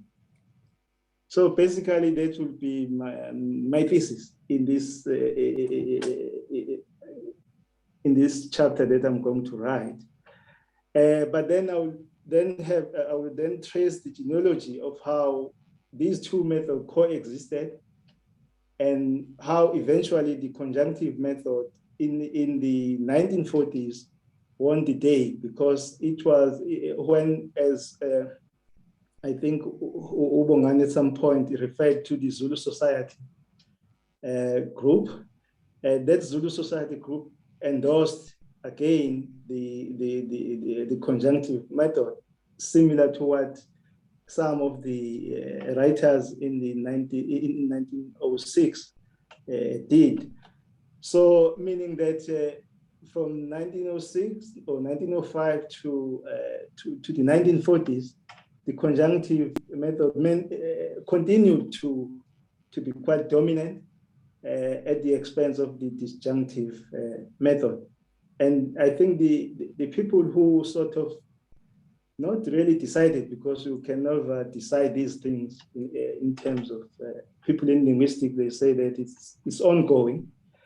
But people who finally said that what they thought the conjunctive method was better were the two scholars at Wits, Doak and Vilagazi. They at a conference they just said that it would be much better that we keep the conjunctive method of writing Zulu. So that's basically the summary of my paper, which is really will be looking at a particular state in the life of this Ilanga newspaper, that somehow had these two methods alongside each other. Some writers in 1903 were a bit uncomfortable with Dube, because while he promoted the work of Colenso, the books that were published at the mission station and other mission stations, he tended to encourage young men, especially, to learn English. And other folks felt that that would be natural anyway. People should be more conscious about isiZulu and spend more time developing isiZulu into a language that would be equal to any. Now, my interest really is just on just the meaning of this force of expression, and if perhaps is what made some isiZulu newspapers to be still alive today, because ultimately, really, a newspaper can only exist if, of course, there's funding, there's good promotion and this and that, but also there must be some pleasure in reading the newspaper, but also it must mean something to you. So my interest is also at what point were people looking at the Ilanga and said, oh yes, that's what we are looking for. This is the way that isiZulu should be written, and what contributed to that realization. Because if you look at the first editions, it's a mixed bag. It's not clear as to which method Dube wanted his paper to have. But of course, as Grant and Mose and Hita and Sonipa and Spamanza mentioned, I think also we should be mindful that Dube had a lot of interest, running a school, political life, and also other things as well. I think maybe the issue of syntax and orthography might not have been at the top list of his interest at that particular time.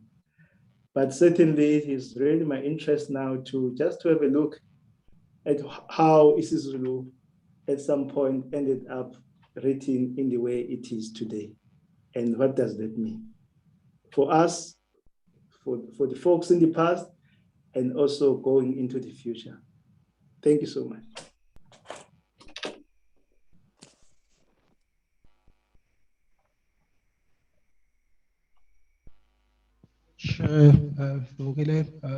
Heather, I see you have your hand up. Thank you. This is just a little footnote for Vugile. In sort of preparing in writing my sections for our contribution, Vugile, I came across a really interesting article on the history of the printing activities of the American Zulu, AZM, American Zulu Mission. And actually these orthographical matters, even though, I mean, we're so far from this now, I suppose, today with instant electronic media, but these issues were quite emotive at the time among all of those involved in trying to commit isiZulu to written form. And I think there's a very, very interesting, it's not so much on the specific issue that you're looking at, which is how to present the components of a word or words on a page. But there's another matter as well where you can see a very direct connection between choices in orthography and the exigencies of print. And it was an interesting thing that happened in the late 1840s with Lewis Grout, you know, who left his name in the famous place Groutville. He tried to in the press that he had, he tried to use a new form of orthography which was called Lepsius's standard alphabet, I think, and it had been originally used to try to understand and translate Egyptian hieroglyphics, and it was thought to be suitable, whatever that means, for African languages. And he tried to implement it. The trouble was it had lots of diacritic marks, you know, sort of little dots above letters and vowel sounds and so on. And it was actually a resigning matter. it was actually a resigning matter because the rest of the AZM community objected totally to his attempts to introduce this into typeface, and he was recalled. And the whole Lepsius thing was then dropped. So I think that that there was some really interesting orthographical discussions and debates. And then of course there was the big 1906 conference, which somebody's just put in the chat. So, I think that that this was quite an emotive issue is just a comment really. Thank you. Thank you, Heather. Any other question, colleagues? We're going to just maybe a question. I don't know, when I read the early or the copies of the early Ilanga Natal, I don't know, I mean, the language appears to be much closer to what we understand to be Xhosa today. I do not know whether it was explicit of his Xhosa language, perhaps, which was more developed as a written language. I just do not know how to explain that. Then, I mean, in the late 1920s, early 1930s, I mean, there's that huge debate in the pages of Ilanga Natal about changing Zulu orthography. And I think people like Dube's younger brother, Charles, are quite opposed to it. I don't know whether there is a link between that debate and what then becomes Zulu Society 1935, 1936. If you can. Okay. Thank you. Yes. Thank you. If Yeah, I may then maybe let us take Grant's question, then you can, and then answer. Yeah. Grant, one of the reasons for Grendon's dismissal was that he attacked Wilcox, who proposed, who was heading up the revised orthography commission, and his contention was, this is Grendon's, is that you have to be a native speaker of the language to make any attempt to do that. When he got back to South Africa, Dube roundly rejected that and flatly contradicted it in an editorial. So that was one of the reasons that Grendon was dismissed, was taking on Bryant for his dictionary and taking on Wilcox for his attempt to revise the orthography.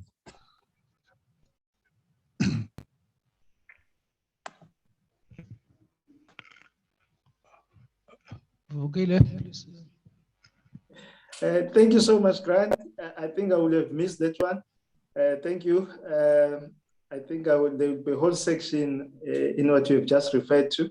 Thank you. If I were to start with Heather's question and comments, I absolutely agree. I mean, I've read reports of a commission on why Africa failed. I think Africa in the 80s was concerned that their numbers were falling, and they commissioned senior academics at University of Natal to look into the reasons as to why their circulation was not that great. So part of that report is quite interesting because it refers to the limitations that are imposed by, of course, budget, but also technology. That there is the limitation, the choices that the editors and the people who are in the graphic design department do are very much constrained by the technology that is available to them.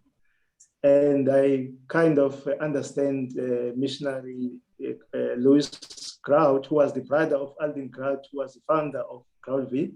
Not brother, but they shared the same. The other one was more academically inclined, whereas the founder of Groutville, who was Alvin Grout, was a farmer, and they always laughed at him. But he ended up leaving Groutville as we know it today. So I absolutely take your point, which will lead me to go back to the mission press at Egukanyen and see if there had been any developments from the late 1840s to the 1860s that enabled Colenso, Ngidi, and Make Mafuze, Mobino Ndinisa, and many others to come up with something different. That's very interesting. I think I would really have to look at that at the debate, because the debate, this conference sort of set up this, but then it disappears. I suppose because we are depending on the newspapers. There were so many things happening, the Union of South Africa, the Land Act, but then it comes back in the late 1920s and 30s, and the Zulu Society, people picks it up, and then a formalized gathering of senior university academics then decide to say that this particular method should then be followed. So, but then for me, the debates are much more interesting. And of course, the claims that each of these proponents are putting forward. I'm also very much interested also in the thinking that John Dube had, why he would think that isiZulu, anyone who had an interest, had an equal right or of somehow contributing to the future of a particular language. That's interesting. I think that idea in itself needs to be unpacked, and I intend to also just to take it a bit further. As to why isiZulu at the before 1910 sounded similar to isiXhosa, or vice versa. I suppose isiZulu in itself, it's a complex melting pot of languages. I suppose if we were in a language conference, we will talk about regional variations, dialects, and Amalala, this and then Tlangwini. And I suppose probably instead of it being linked to Xhosa, it would be more of Tlangwini. In Tlangwini, it's more Ikopo and those areas, and which were somehow closer to Adam's mission, where the first folks who tried to reduce isiZulu into a written language. But of course, any language borrows from other languages. And I suppose it's an area that one should also just pay a particular attention. But what is also interesting is that one of the reasons that the conjunctive method seemed to have been regarded as better than the other one, it is still my claim at this stage. I'm not sure if that is true. But the interaction between Colenso and the Zulu Royal House, especially the Umpande, I think in the three native accounts, there is a section really where Umpande is having a conversation with Ngidi. And the way that conversation is structured, they want the readers to literally imagine Umpande speaking to Ngidi, and the ways that Umpande said, they wanted the readers to feel like those are the real words of the king, without any mediation in between. And I suppose as in the 19th century, as people read Ekukanyeni books, but also the political pedigree of that mission station, because it collapsed, partly because it couldn't quite agree with certain extreme forms of colonialism. It might have made it more amenable to progressive intellectuals to say, actually, this might be a better method for isiZulu. Thank you. Okay. Thank you very much. Thank you, Vukile. Colleagues, we have come to the end of the first session. So we have lunch from now at 1 o'clock until 2. Can we reconvene at 2 o'clock? Yeah, we reconvene at 2 o'clock. Thank you very much. Any lunch for us? Any lunch for us, please? Yeah. Switch it off. Because I've noticed if the video is on, it tends to affect the quality.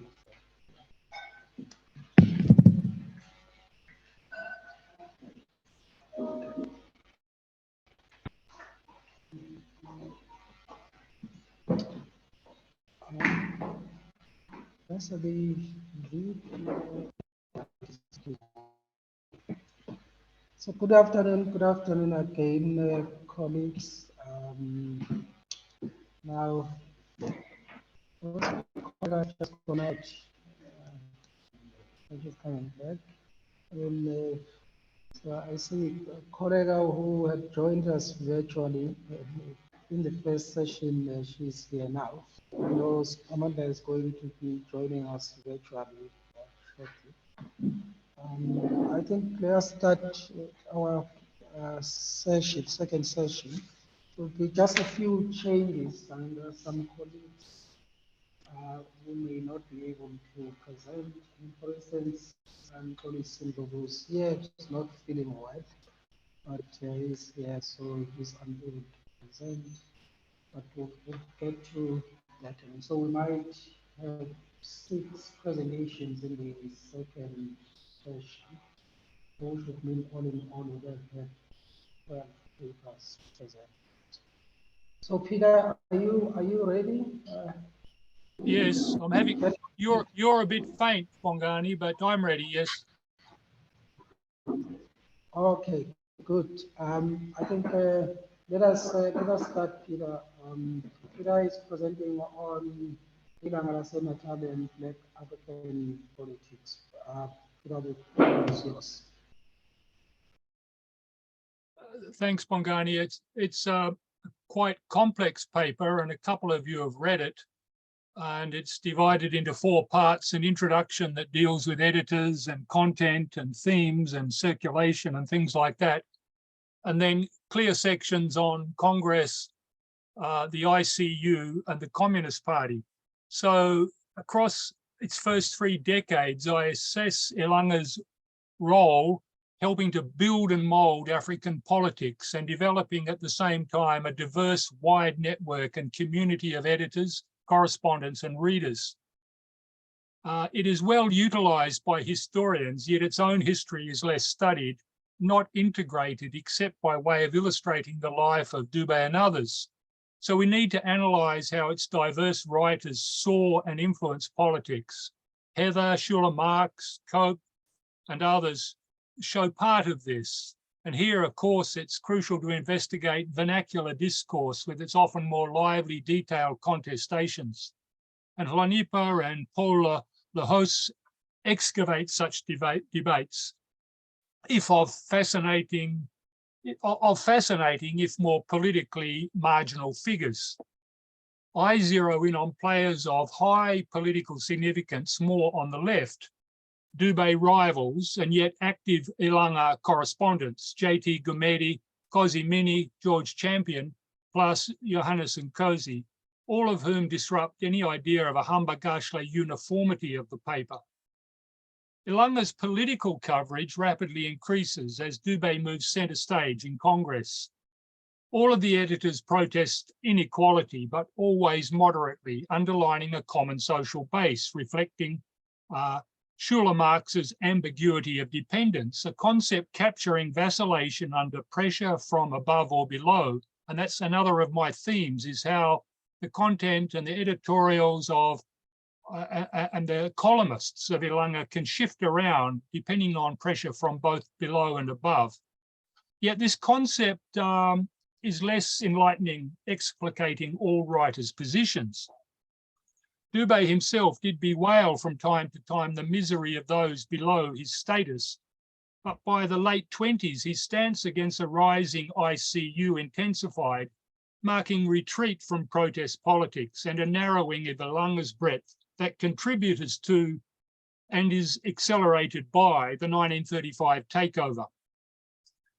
Yet, as Heather has indicated earlier, this was a collective show, and it wasn't simply his paper, even if he was founder, funder, and editor-in-chief. It's interesting to see how he signed his name in different decades. And even in the mid-30s, he's still calling himself simply editor.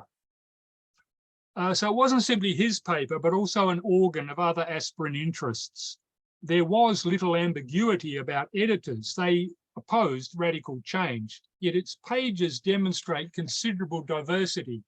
I focus not just on reporting of new political formations, but also Ilanga's contribution to their communication, expansion, unity, and later disunity. Ilanga's coverage was not without contradiction, and I show its limitation in terms of representations of class, gender, and in its circulation. Despite a diversity fertilized especially by letters, women and workers are largely absent, rarely interviewed by journalists who also lack access to corridors of power, and very few of them had actually had professional journalism training. And it was only in 1957 that the paper got access to the parliamentary press gallery. Hence, it tended to practice only an occasional investigative journalism. I mean, Ben Carton refers to the Bambata events as one example, and that's true. There are different times when the Glomar brothers become effectively investigative journalists, but often the ideas of, for instance, ordinary women or peasants or workers are somewhat of an enigma to editors, it seems. And this, curiously, with literacy at this time only from about 10 to 12% amongst Africans, Dubé in his 1935 book asserted that Ilanga was supported by those not highly educated, and oddly he blamed Kolwa for trying to sabotage it. So when you look deeply into the paper, there's a lot of these contradictions, even of Dubé. Variation then between open or closed, tolerant or intolerant, plus editorial control and state or business interference further complicates simplistic views of its open forum that both Lanipa and Paul have commented well upon. Now, politics was central to Dubé's editing, but he wasn't alone, and that's already been mentioned by Heather and Grant. Brother Charles, brother-in-law John Dima, and Grendon contributed during absences.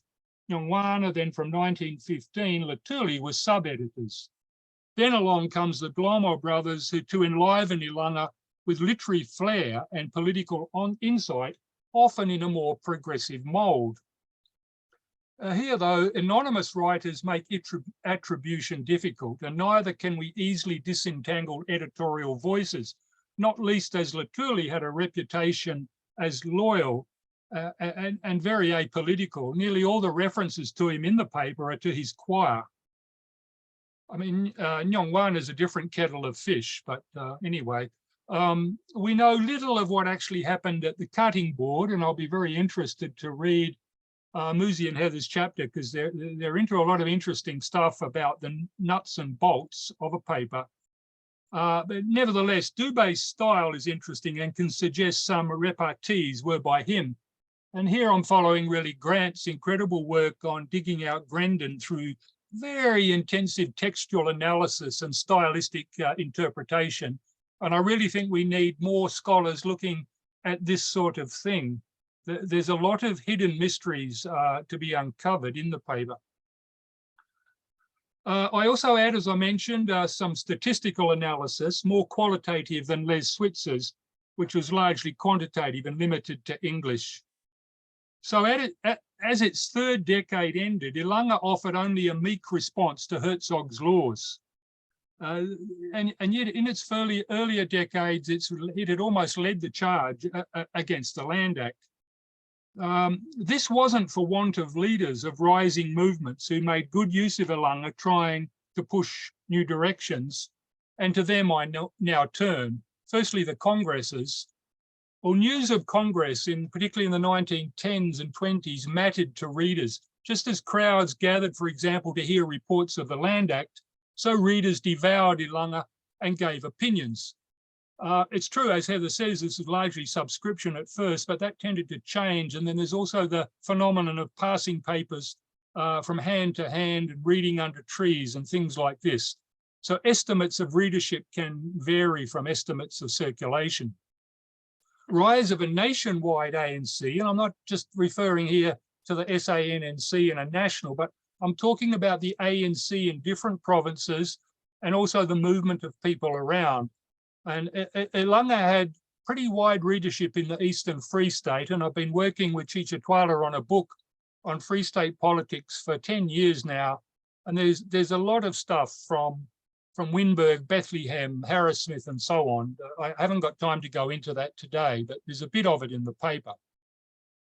After Dubé's defeat in 1917, it reverted increasingly to provincialism, and the rise of alternative power bases made juggling of views harder, and also in terms of satisfying the state, harder to square. In all of this, Dubé's role is well known, but how did it reflect rivals?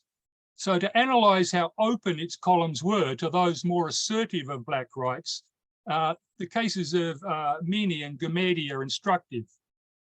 Maritzburg never returned to its own black press glory days, so those two had to go to Ilanga, just as growing class and political divisions may have reduced its appeal, as seen in plummeting circulation by the end of the 20s. And all of this tended to magnify Gumede and Mini's contributions. Given the time constraints, I must leave aside Mini and also the Free State coverage. Gumede's Ilanga engagement is deep, yet his biographer didn't bother to plumb its pages. Often seen as radical, Bongani sees Gumede's radicalism as temporary. And yes, he wasn't radical enough to be barred from Ilanga, although I don't know if anyone was ever effectively barred in these early years, permanently at least. But Gumede did have a long record of campaigning for black rights, going way back to the 1900s with his support for the Tlokwa. So charting his presence in the paper raises questions. Were the columns less accessible to him after his radical turn? Did they reopen after his defeat?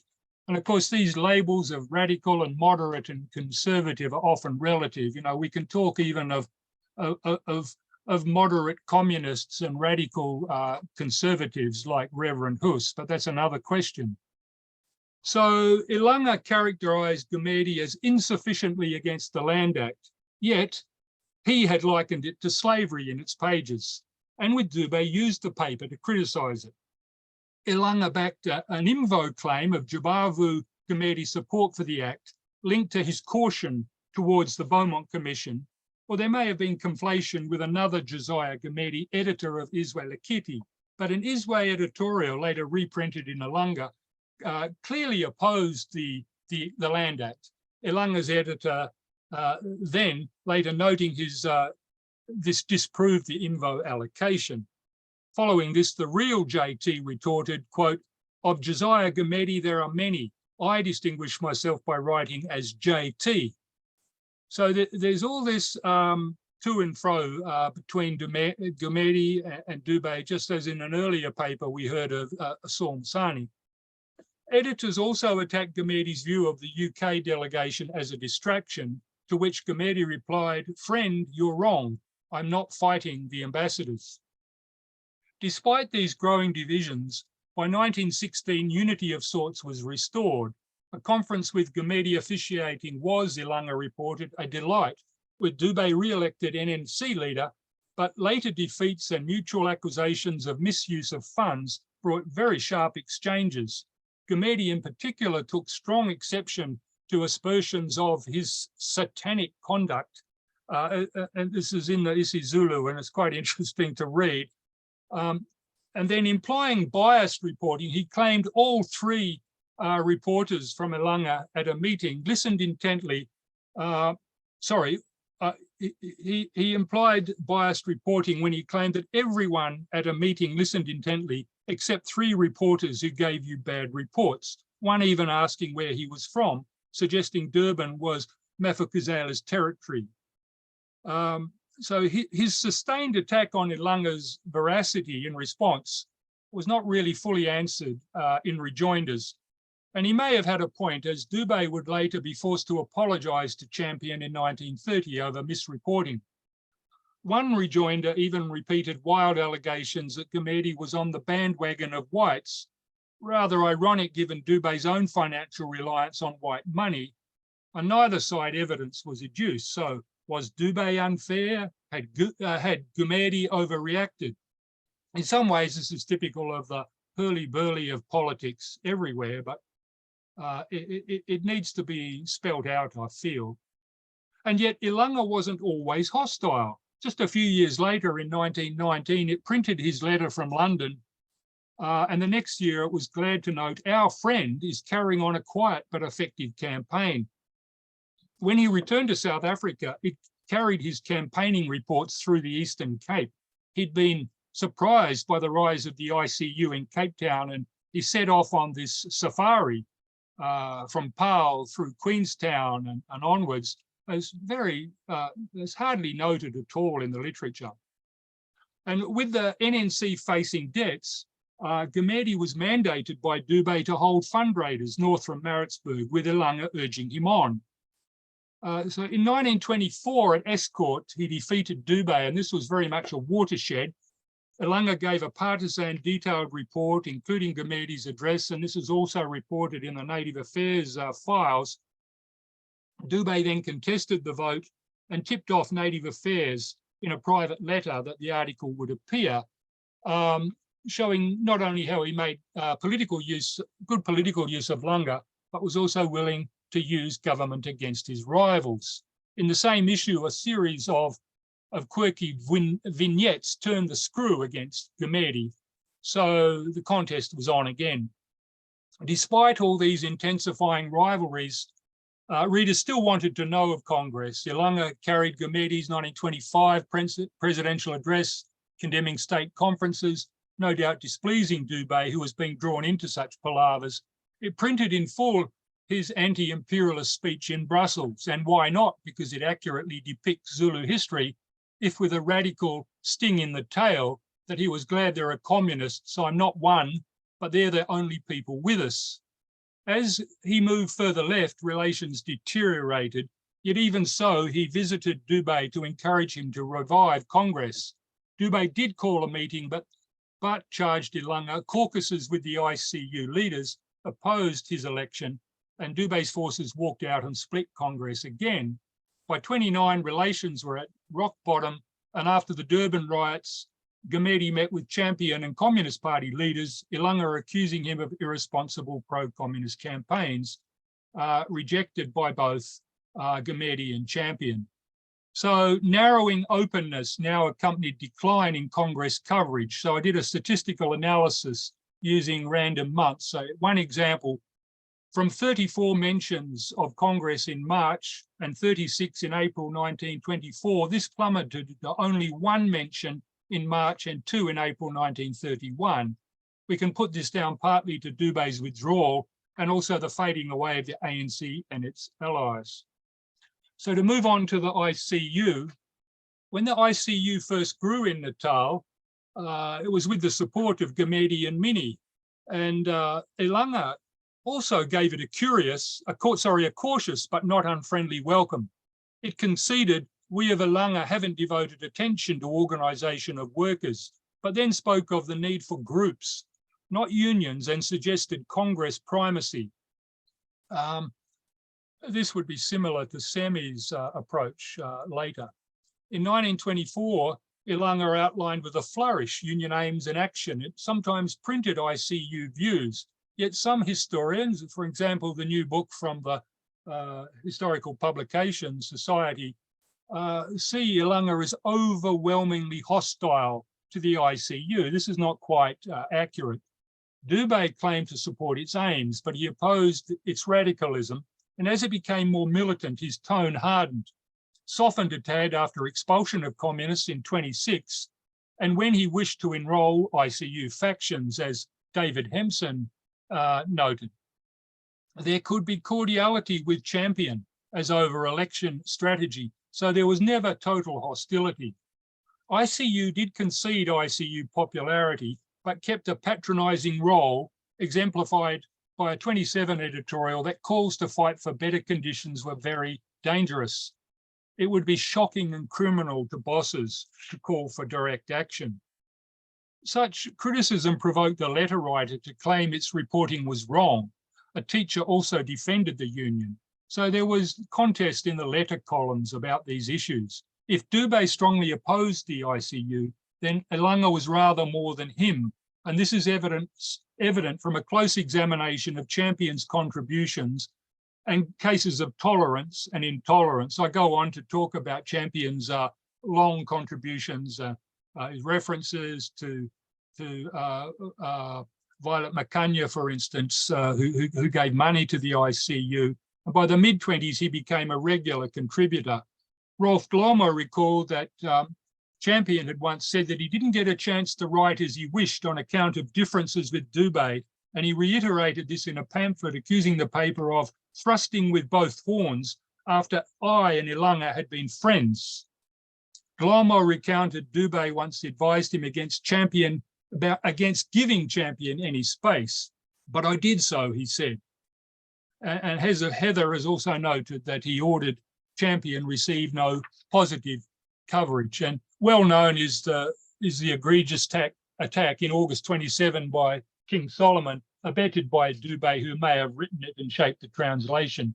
But the following week, there were reports of upcountry ICU meetings and unnecessarily harsh treatment of members. And this may have been by Herbert Glomo, who interviewed some rural workers. After the Durban riot, when vigilantes attacked the union, Ilanga rooted for law and order, condemning processions, yet still acknowledging Champion's broad struggles. Dube, in a private letter, admitted fallibility. This is in 1930. Quote, his reporter didn't remember meeting resolutions, was carried away by debate. Corrections would be published, but he trusted Champion wouldn't feel offended if he returned his letter to avoid plunging Ilanga into controversy. And when Champion was exiled, his farewell message was still printed. There was somewhat of a reconciliation later in the 30s. So when pressure from below arose, my point here is that Ilanga could be more supportive, or some of Ilanga writers could be more supportive of the ICU. In 1918, when Dube signed as chair of the native workers a petition about their dire straits, rickshaw pullers consulted him, Ilanga proudly noting not a single rickshaw was available. Yet in 1930, when the pullers instead approached Champion, it merely referred to empty streets with no editorial solidarity. It was left to Herbert Glomo to bewail strikers' plight, but to decline to speak on pros and cons, as the white press had done this more or less satisfactorily. Ilanga continued to lead Dube's anti-ICU crusade, even as writers' tolerance reflected reader sympathy. Lyman Marling gave unqualified support. I'd like it to be successful, but it ought to remember people live among chiefs. The worker Selby Mbambo defended the ICU in a letter astride columns by the Glomo brothers, Herbert much pleased, quote, with Champion, hoping he would speak, quote, in the hearts of our educated men missing in action. So again, like I mentioned earlier with Dube, there's this critique of Kolwa by the writers. He admired the ICU leaders, all young men who wanted righteousness and truth, contrasting it with an old Natal Congress. Rolf also eloquently critiqued farmer hostility to the ICU. So if the columns by the Glomos encouraged what they called intelligent ICU leaders, they coexisted with growing editorial intolerance tempered by criticism of hostility by farmers and their MP, Marwick, Dube's old bête noire, Ilanga thundering that Africans have no greater enemy than Marwick. More extraordinary then was Dube's volte-face the next year when he proposed a secret united fronts against ICU communism, a disingenuous term given the ICU expulsion of communists a year before and champions own anti-communism. Hence, Ilanga's coverage compared with white papers on these sorts of issues, but they and Izindaba, under white control and church censorship, were more hostile. The Reverend Hus and Marian Hell teacher W.J. Gumedi published quite a lot in Ilanga. Hus saw all black political and industrial actions as essentially degenerate, his words. He was quite a white supremacist, and he blindly followed the current Pope, who had forged a pact with Mussolini and refused sacrament to Catholic ICU members. Izindaba railed at Kadali as a communist even after he expelled communists. Hus derided W.E.B. Du Bois for criticising Booker Washington, Dubé's patron saint, and for claiming full equality, disregarding white superiority, his quote.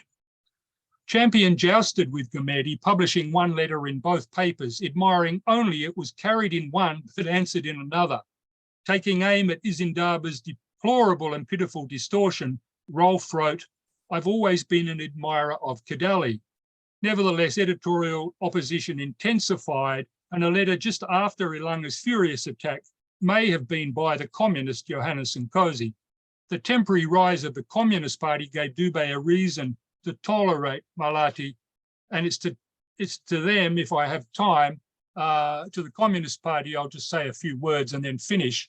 Safiso, if he's still here, I hope he is, accurately sees Ilanga as generally anti-communist, though it didn't partake in the crusading viciousness of Umteteli, which was white-owned and controlled and censored. And that's accurate. I mean, Ilanga's approach to the Communist Party seems at first straightforward, given Dubé's hostility to the left. He took swipes at it, yet until it appeared a serious threat, Ama Komunizi were, in fact, barely mentioned. With the Russian Revolution, they received a little more attention. Ilanga often reprinted anti-communist Natal Advertiser and Mercury articles. It certainly disliked Bolshevism, if conceding its formidable power, admitting, quote, "We aren't sufficiently informed as to its objects." And understanding it was the, quote, "old cry of labor versus capital," quote, but fretting Africans weren't, quote, "sufficiently instructed to," quote, "grasp these new foreign ideas," urging them to rely on, quote, "authorities proven true friends," unquote, those very friends that Dubé had railed against over the Land Act. So here Dubé's stance accorded with his class interests and distaste for direct action. Yet even he remained under surveillance. In 1918, the Mercury tarred him as in league with armour socialists. Early sub-editors Grendon, who we've heard about today, and Attersol did inject moderate socialist ideas. Attersol's almost Tolstoyan. If Dubé's censure of Grendon reveals some intolerance. Still, editors said they were indebted to the International for a letter by Bunting condemning the Land Act, later noting that Bunting sympathetically took up cases of African women despite facing death threats for doing so. Also printed were anti-capitalist letters by Grendon, no longer censored. And the Natal communists Jones and Green received fleeting mention in 1919 when jailed for an isiZulu letter, and then another letter from Green was printed. Such examples seem unusual given that Dubé in 03-05 had condemned worker insolence to employers. Yet, as I argued earlier, when pressure from below arose, Ilanga could shout.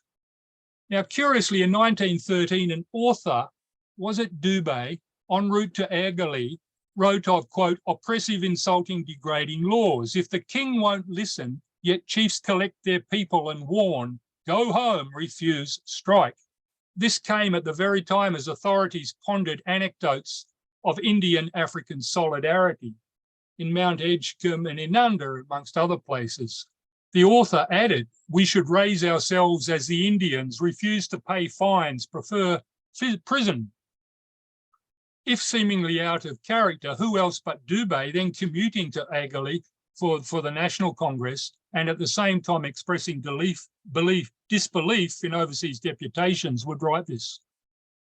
In 1919 and 20, amid strikes, Ilanga alerted authorities conditions under which our people labour. but that was about as far as it was prepared to go. It drew a line against directed action. By 1929, Ilanga rounded on a resurgent Durban Communist Party led by Johannes Nkosi, who may have had a letter in the paper back in 1990. If he was only 14 at the time, he was already involved in anti-pass protests on the Rand. That's possible. Editors disapproved of unruly protests and dithered about condemning police repression. This is when Piro had used tear gas for the first time in South Africa and left 7 dead. Ilanga editors mused that if rumours of an uprising at the time were correct, and this was rumours by the white press, we're inclined to think government was justified, but noting no weapons were found, it asks, are these facts correct? Then mid-editorial, it revealed, since writing, we've seen Piro's statement. It sheds no new light other than Congress was implicated with the Third International. A tirade against Gumede ensued, disassociating ourselves entirely from his leadership. And as Sifiso has pointed out, as Dube moved closer at this time to Zulu royalty, Nkosi presented King Dingane as a communist. So finally, as the Communist Party built the pass-burning campaign for the 16th of December 30, editorials rejected direct action and returned to an old canard, whites using Nkosi as a cat's paw. Protests were large but savagely repressed. Nkosi and 3 others died. A week later, Ilanga dispassionately reported the deaths without criticising police action. Up steps another J. Nkosi, working at the railroads, it was a common name, and he was critical of Ilanga's failure to call for prosecutions. He called for an end to its narrative, as these dead people are our brothers. Doesn't Ilanga see whites running away from crimes? Editors had to concede the issue must be addressed. There was now no turning back on a path getting more strident. A final editorial on the matter warned against resistance. There was now, however, sensitivity as, quote, victims of that genocide are still grieving, but wounds in our heart, it added, were due to being misled by communists. Reporting the unveiling of Nkosi's tombstone, Ilanga blanched that radicals had dared to write on the stone, without permission, killed by a eThekwini Corporation police. Now, in all of this, Ilanga reflected Dube's distance from worker lives. He was in a bit of a marginal minoritarian position out at Inanda, far from industrialising South Africa. And when Nkosi died, the paper maintained his rigid constitutionalism. If once it appreciated causes behind labour protest, it now failed to criticise police killings. Attempt to keep alive the spirit of Nkosi underground, and there was an underground at this time, as admitted by the paper and the government, was slammed by Ilanga, which claimed that efforts to fight for a native republic were doomed as Africans cannot sustain a siege for a single day. One here for Sifiso, the Ama Komunizi Ilanga claimed had turned the people into a political football. So protests from below therefore pushed Ilanga to come to terms with communism as well as the ANC left. It never again reached the level of labour sympathy it earlier displayed. And finally, a concluding comment, precisely how and how much Ilanga influenced politics is hard to quantify, but in reporting and criticism of meetings, policies and politicians, some of whom I've mentioned, we can infer from the frequency, depth and dialectics of its record that it made a strong mark. It preached moderation but supported black rights. It developed the political art of the columnist and lively epistolary debate, and it survived when most other papers failed.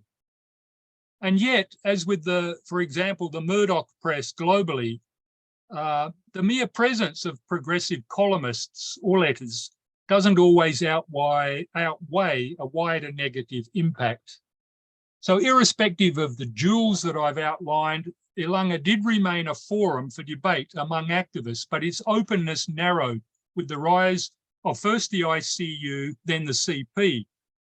Yet proving decline of its open forum is complicated by rise in cultural and gender coverage, as we see with the Glomos and Marika's paper about women in the late 30s. But Dube's plodding approach continued. Yet despite Dubé's role, this wasn't just his paper, for across its pages danced and weave opinions of others, from youthful columnists to ICU supporters, all part of the mix that made Ilanga a lively medium of communication. Thanks.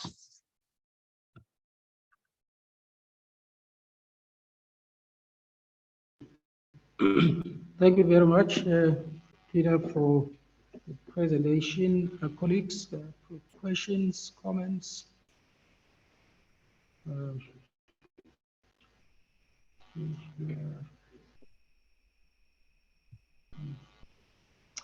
But maybe I should start. Just, I mean, there's something that happens in the early 1930s. I mean, in a sense, which is, I don't know whether I should. You have a lot of people who work for Ilanga who then move to work for Bantu World. I mean, especially the Lomo brothers, and then after that, it is the Lomo brothers who were the most prominent. And Bantu World, they go back to Ilanga and Senatal in the 1940s. I do not know what influence that had on Ilanga Natal itself, and two, whether that was a reflection of the paper being bought, I think, by Bantu PTY and TD. I do not know whether I comment on that. Can I just Yes, ask, sorry, can I just ask who's speaking from the room? I can't always identify the voice. Okay.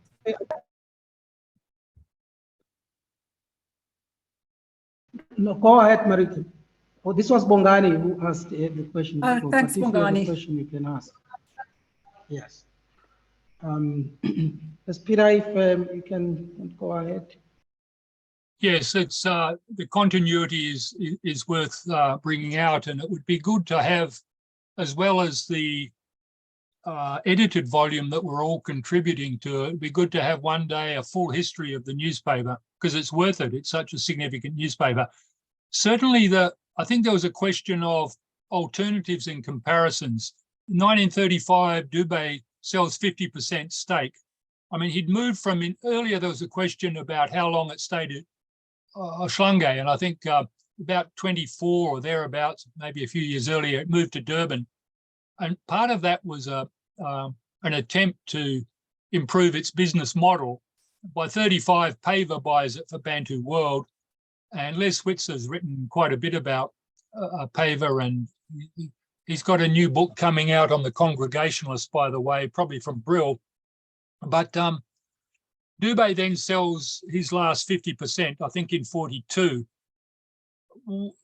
I've been looking at very intensely for the last 10 years at Umtateli and Bantu World, and trying to work out more about their correspondence and their editors. And I had hoped to join you in person and go across to the Tabor archive, but that didn't work out. So I think it's for someone else to write more about the 1940s. Tim Cousins has already very well analysed HIE Dlomo.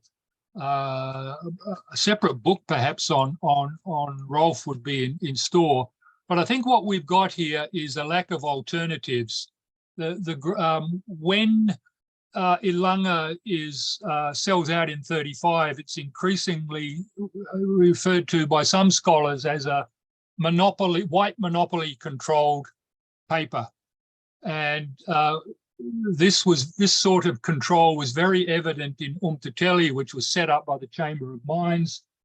And they played a similar game to Ilanga in the sense that Umtateli would alternatively have the carrot and the stick for people like Kadali, for Thabo, Kibu, Mote in the Free State, and I think probably some others, so that they would criticize them trenchantly, and if they came around, they would give them a retainer and employ them as a correspondent. And if they refused to do that, they would open fire with both barrels. So I think that the Dlomo brothers had to make a living. And increasingly in this capitalist world, newspaper businesses around the world, and not just South Africa, became commercialized. So the papers that challenge this, the Bantu Batu, even Semi's African leader, which may have been set up by Semi as a result of his dissatisfaction with Ilanga, faded away. Sol Plaatje's newspapers had already faded away. So what really, I think, helped Ilanga to gain a readership, and this was mentioned, I think, by Bukili, where he's talking about style and flourish, and others talking about poetry. Ilanga and people like the Dlomo brothers, Grendon and as well, even Dubé's. Dubé was quite an articulate writer. He could use wit and sarcasm in his rejoinders, but he could also turn a phrase. So there were quite a lot of talented writers. Fuse, of course, as Lanipa has said. So it was attracting the cream of writers. And of course, that attracted readers. What we see with estimated circulation by the late 20s, the circulation actually goes down in this period of intense hostility to the ICU. And it's curious that the most talented writers, the Dlomo brothers and a few others, start defending the ICU. So I think if I haven't done enough work in the last 20 years to talk more about the 40s, I had to cut out 100,000 words out of my PhD, and that was on the 40s and 50s, and I haven't got back to it since. So someone else might want to comment on what drew those talented editors back. But certainly Rolf was already an assistant editor, I think, in the early 30s, after being freelance in the 20s. And I think being freelance was attractive because it gave them a certain freedom. It was very interesting, Heather's point earlier about the probability that they weren't paid. We don't know a lot about this, and you know, there was the fire at Dubé's house, and I was hoping Muzi might get into the Ilanga offices in Durban and see if there were any locked cupboards, but it would be very nice to see some balance sheets and some more correspondence, because there's not an awful lot. If we put aside Champion's letters, where we do see letters to Dubé and others, and he talks about Ilanga, it would be really good to see more correspondence about the paper that could tell us more about this. This is Bogada again. I just want to follow up a bit, Peter. I mean, I see other people are writing their comments on the chat. I mean, what is remarkable about 1935, I mean, when Dube sells a stake, I didn't know whether the owners, which I think was Bantu Pty Ltd, treated both the Bantu World as well as Ilanga and Natal, in a sense, as two newspapers that belong to the same stable, which perhaps then could explain this movement, I mean, between the two newspapers. So we have Jordan Gubane, who works a bit, yes. Then he moves to the Bantu World, and then he goes back to Ilanga Senator. The same thing could be said of the Dlomo brothers. And so I suppose what I'm really trying to get at is whether the owners of the newspaper treated the two newspapers, in a sense, more or less, as two babies of the same mother or parents. Yeah. Well, it's certainly interesting to compare Selope Tema. I was looking at the attitude to Reuters cables. I did a bit of a study of how Dubé and his editors and Tema treated Reuters cables. And I think it was Jordan Ngubane who made a comment, it might have been Rolf Dlomo, that Richard Selope Tema was very fond of just sticking in the Reuters cables to fill up space, whereas Dubé was more inclined to seek out African news or independent news, which is an interesting comment. And when I studied the actual inclusion of Reuters, it was mainly in Ilanga, it was mainly the early decade. and then that seems to stop. And of course, these were expensive. Reuters had a South African-born director, a genuine British imperialist, if you like. But this was a lot of money, and Heather mentioned the nuts and bolts earlier. So I think there was a lot of questions pushing Ilanga towards selling out by 35, and probably they did see these papers as two babies. I noticed a comment from David about Smuts and Stalin and Hitler. It's opportune because I've just been asked to write an essay by Bloomsbury on Churchill and South Africa.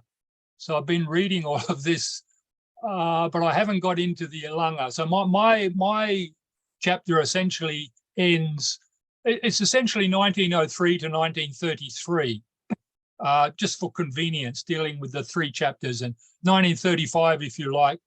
And then we have Marika, for instance, picks up the story, particularly with gender issues in the late 30s and so on. So I'm already well over the size of a chapter. I really have 2 chapters here. I might have to cut them into 2 and see if Jacana is amenable to that, or else I'll have to leave out one of these organizations, but that's the way it goes.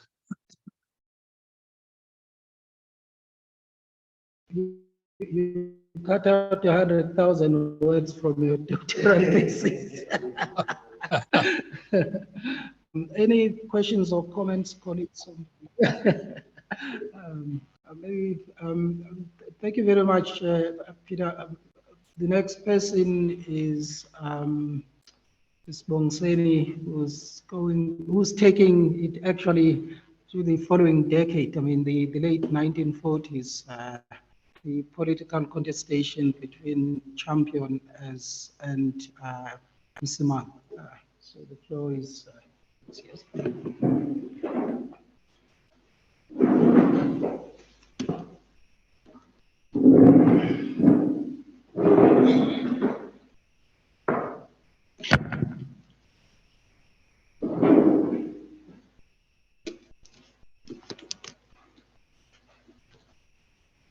Thank you very much, Dr. Ngolong.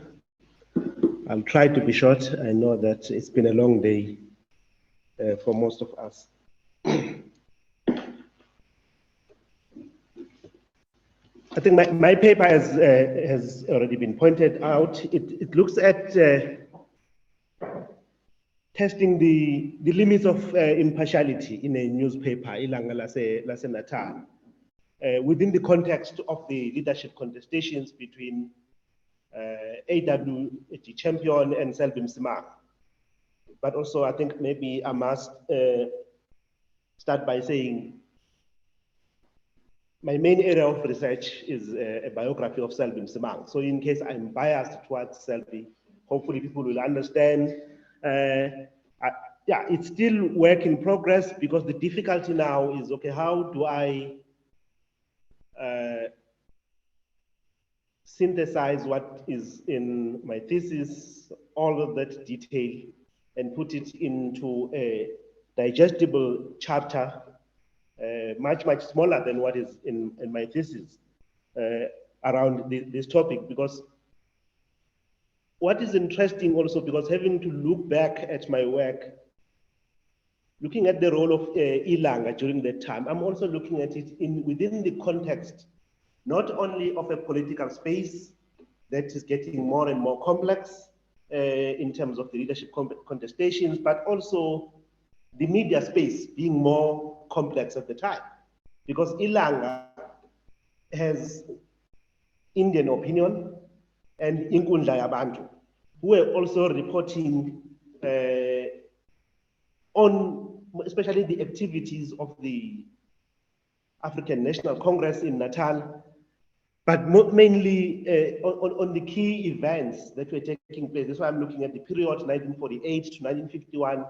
I just felt that given the amount of work that is out there, there's just too much, especially because you're talking about people, especially when one looks at Msimang and Champion. I think they spent their lives just writing letters. Those two individuals enjoyed writing.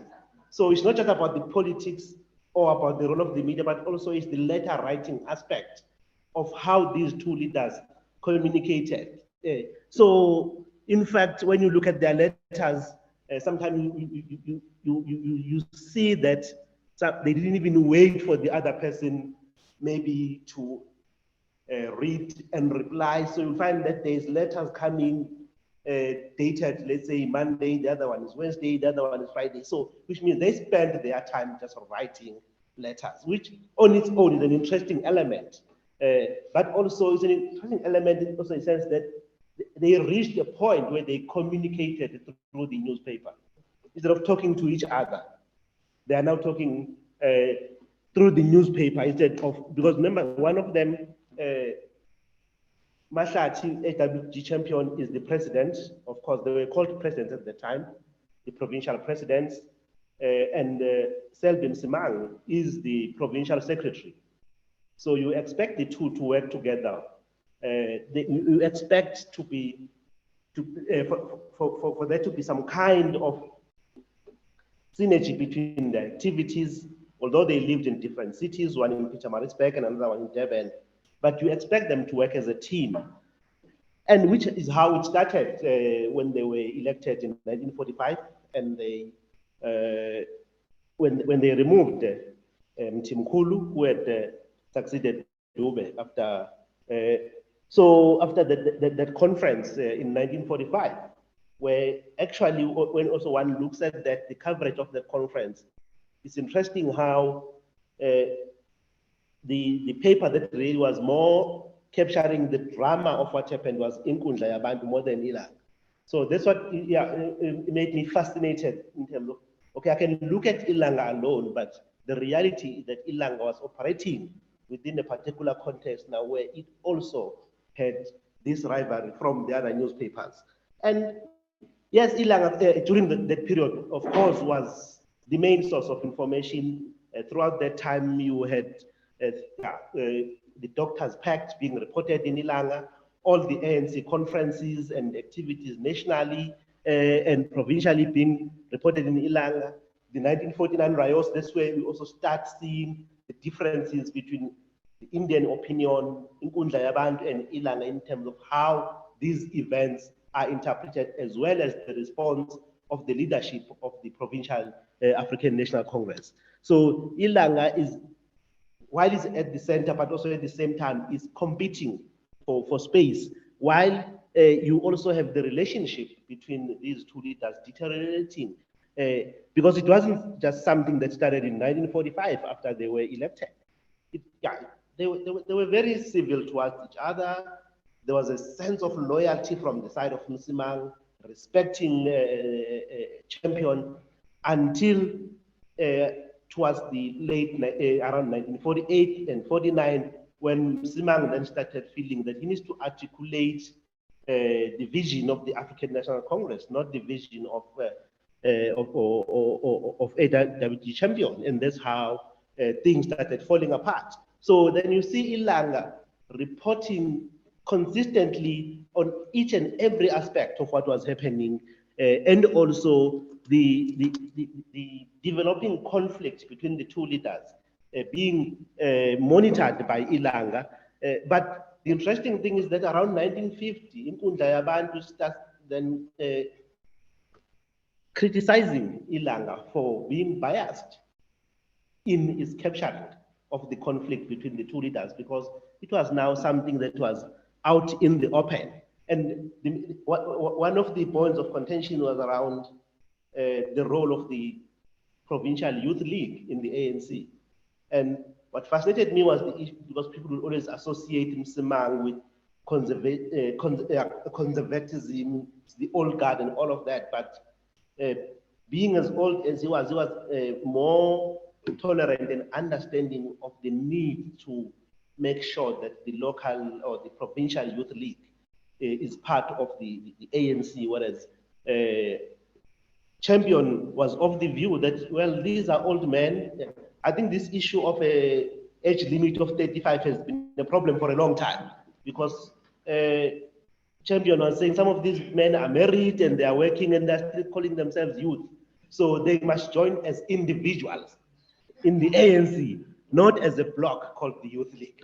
And so there's also an interesting development which was also captured by Ilanga throughout that time. And then the 1950 day of protest, I think, becomes sort of the breaking point in terms of the relationship between Msimang and Champion. But also Ilanga is there to report that there is now defiance on the side of Msimang, who is working with the national leadership of the ANC, defying Champion, and it means now that there is an all-out war in the province. So it was, I think when you read all the articles and the exchanges, but also even the letters that are sent by the two leaders, you could see that actually what sometimes we see today and read, whether it's on social media or on publications of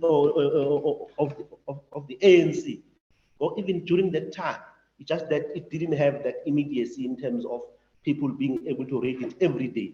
But it was there, and the interesting thing is that also the ordinary members of the public and members of the ANC were participating in these contestations, also writing letters to Ilanga, depending on who, on which side they support, especially between 1950 and 1951. So I think for me, that the sort of the gist of my paper is looking at that, the leadership contestation, not just that it was these two leaders fighting and Ilanga was a platform, but also I think Ilanga is part of the fight or the dispute and participating actively.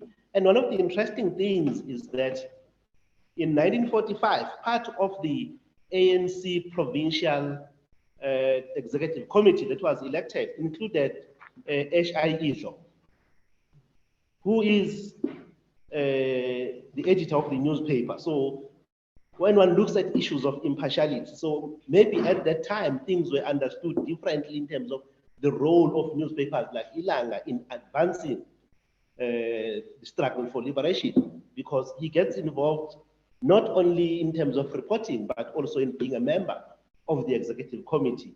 So I think it's those dynamics that make this sort of chapter or this era of the African National Congress in Natal extremely interesting. And that's when then from time to time you will see Indian opinion and Inkundla Yabantu calling out Ilanga to say, but we are biased in favor of this side or that side.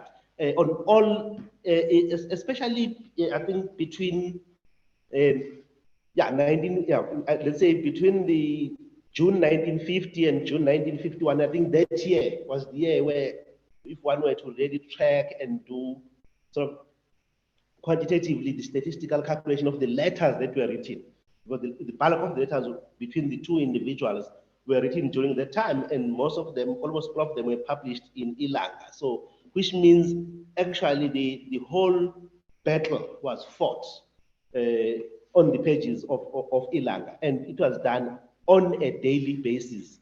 And I think that's what also made me realize that I think just that period, even though it's a short period, that on its own, I think has enough rich material for one to actually understand the significance of Ilanga during that time. But as I said, my view is that I think it was Ilanga that was operating in a very interesting context of serious competition, but also you've got a situation in which the editor of Ilanga had been elected as a member of the executive committee of the ANC. That also, I think, adds another layer of complications to one's understanding of the role of the media at the time in ensuring that there is impartiality or that there is fairness in reporting. So that's what I think goes more into that aspect, but also on the relationship between these two individuals, because they were not just two mad people who woke up and decided to hate each other. I think when one looks at them, it's a very complicated situation, because there are occasions where the two of them are friends, they are working together on African economic emancipation projects, but also there are times when suddenly you see them turning against each other. So sometimes when they are fighting, it doesn't mean that actually that fight defines their relationship going forward. You might find that things do change. So, but also they come from interesting backgrounds. Selbin Simang coming from Edendale, from the inland, points that were raised earlier, and then with Champion coming from the coast, but also both of them having been involved in the ICU at different times. Of course, with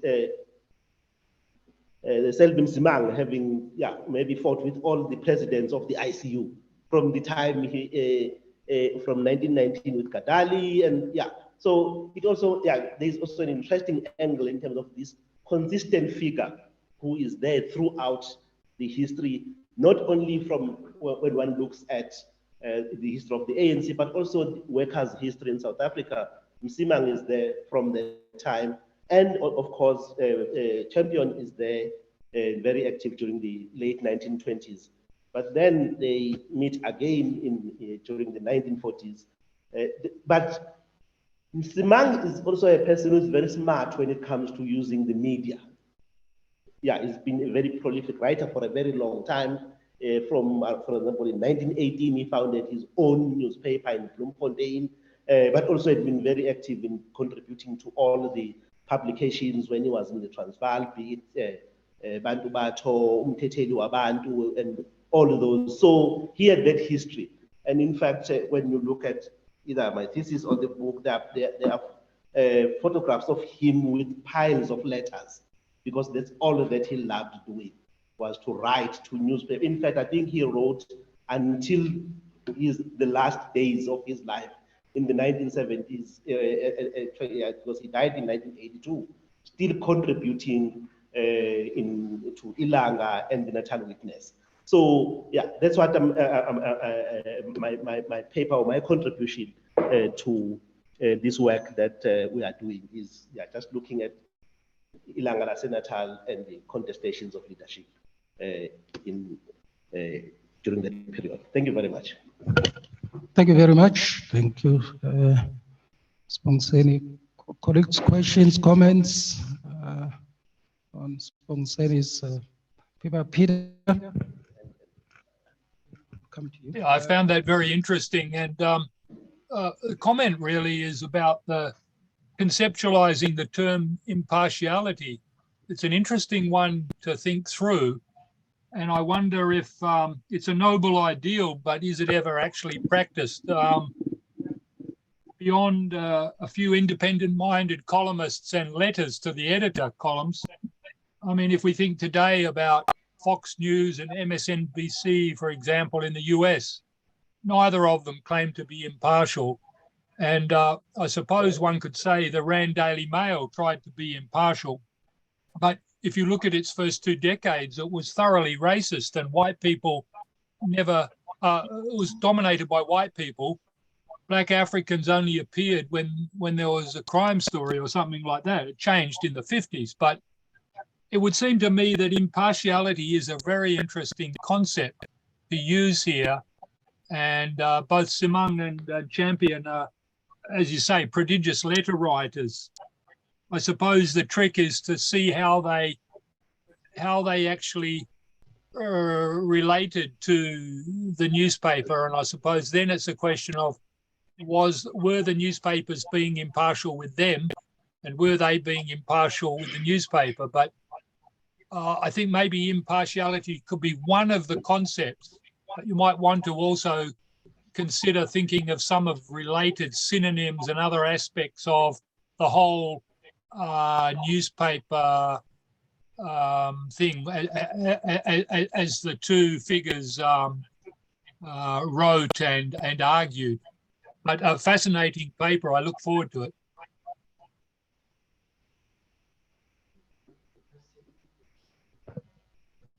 Okay.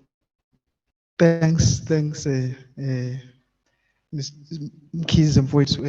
I'm interested in these divisions between Champion and Selbin Msimang, and maybe they're going to give me an answer on why did Selbin Msimang in 1975 became a member of Inkatha Yenkululeko. Yes, my interest is there. Thank you very much.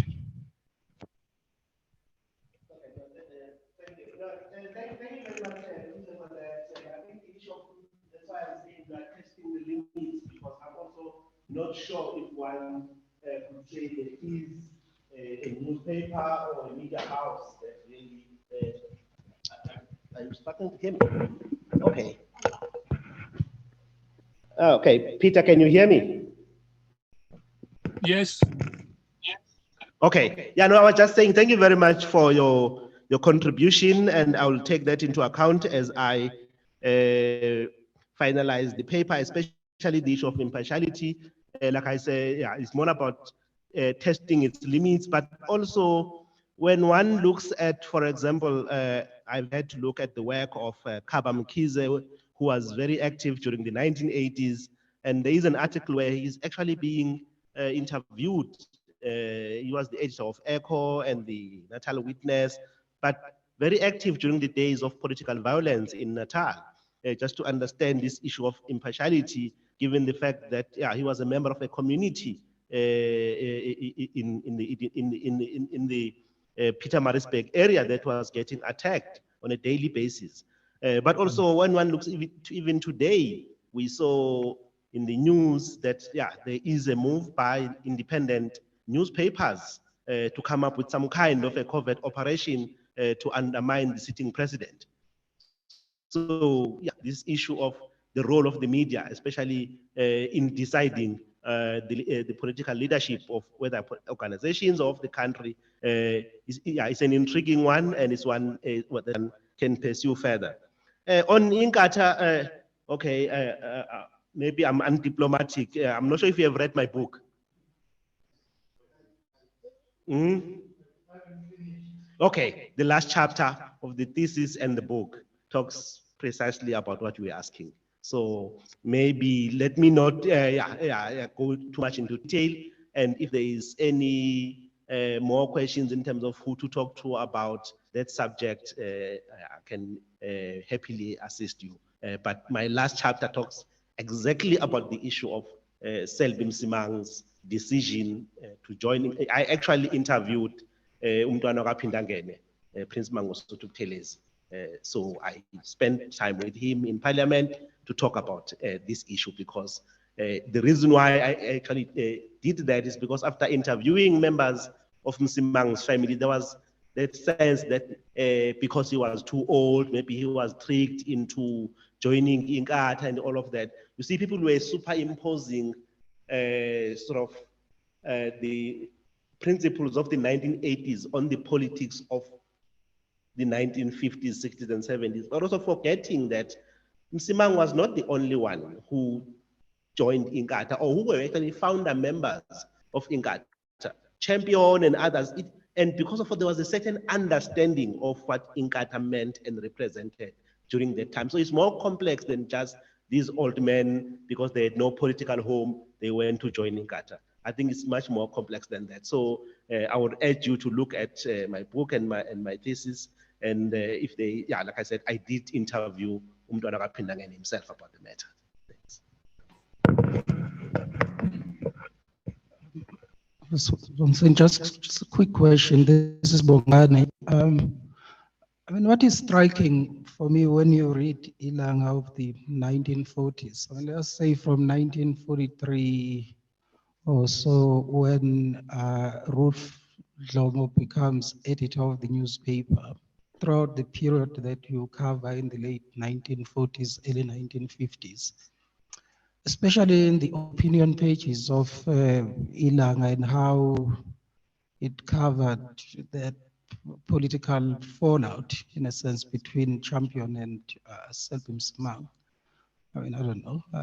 I just get a sense that at least on the editorial side, the newspaper Ilanga was perhaps partial to Selby Msimang.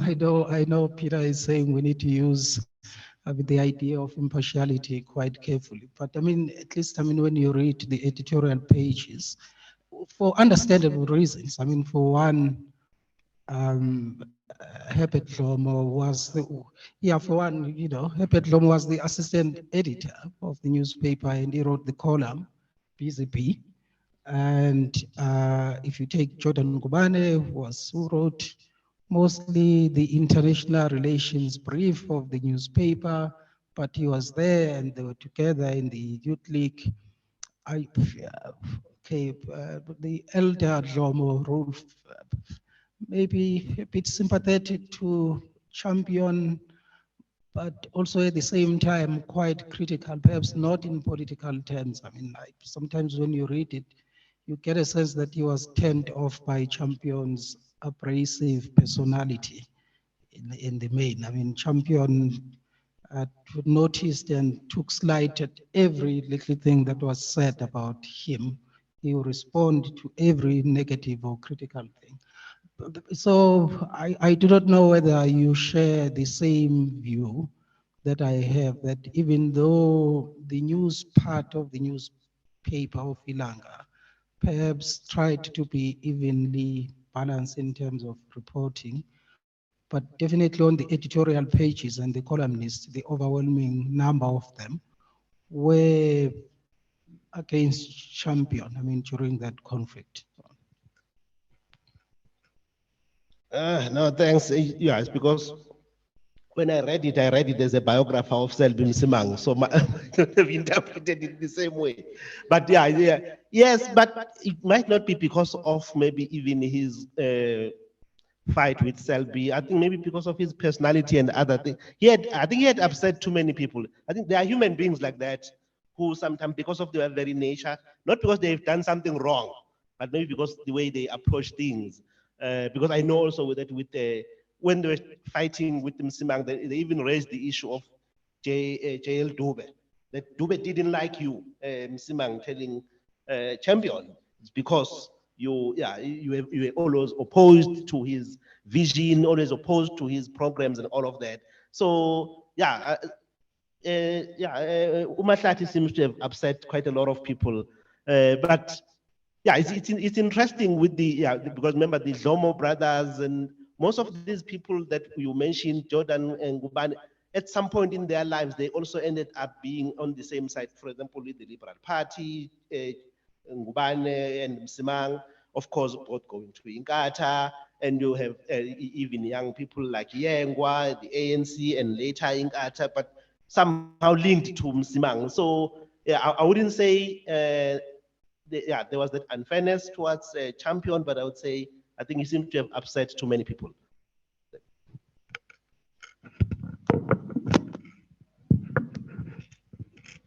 Okay, thank you very much. So it's my turn to present, and you chair, and you chair, yeah. Yes, and they have the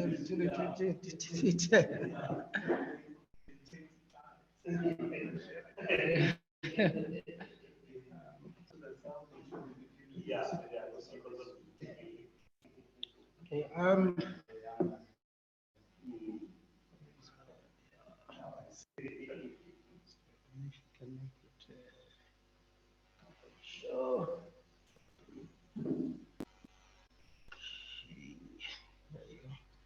So we are good. Is this okay now? Oh, it's just loading. It's loading. Okay. It's okay now. Let me just check. It's taking time. Yes. Okay, colleagues.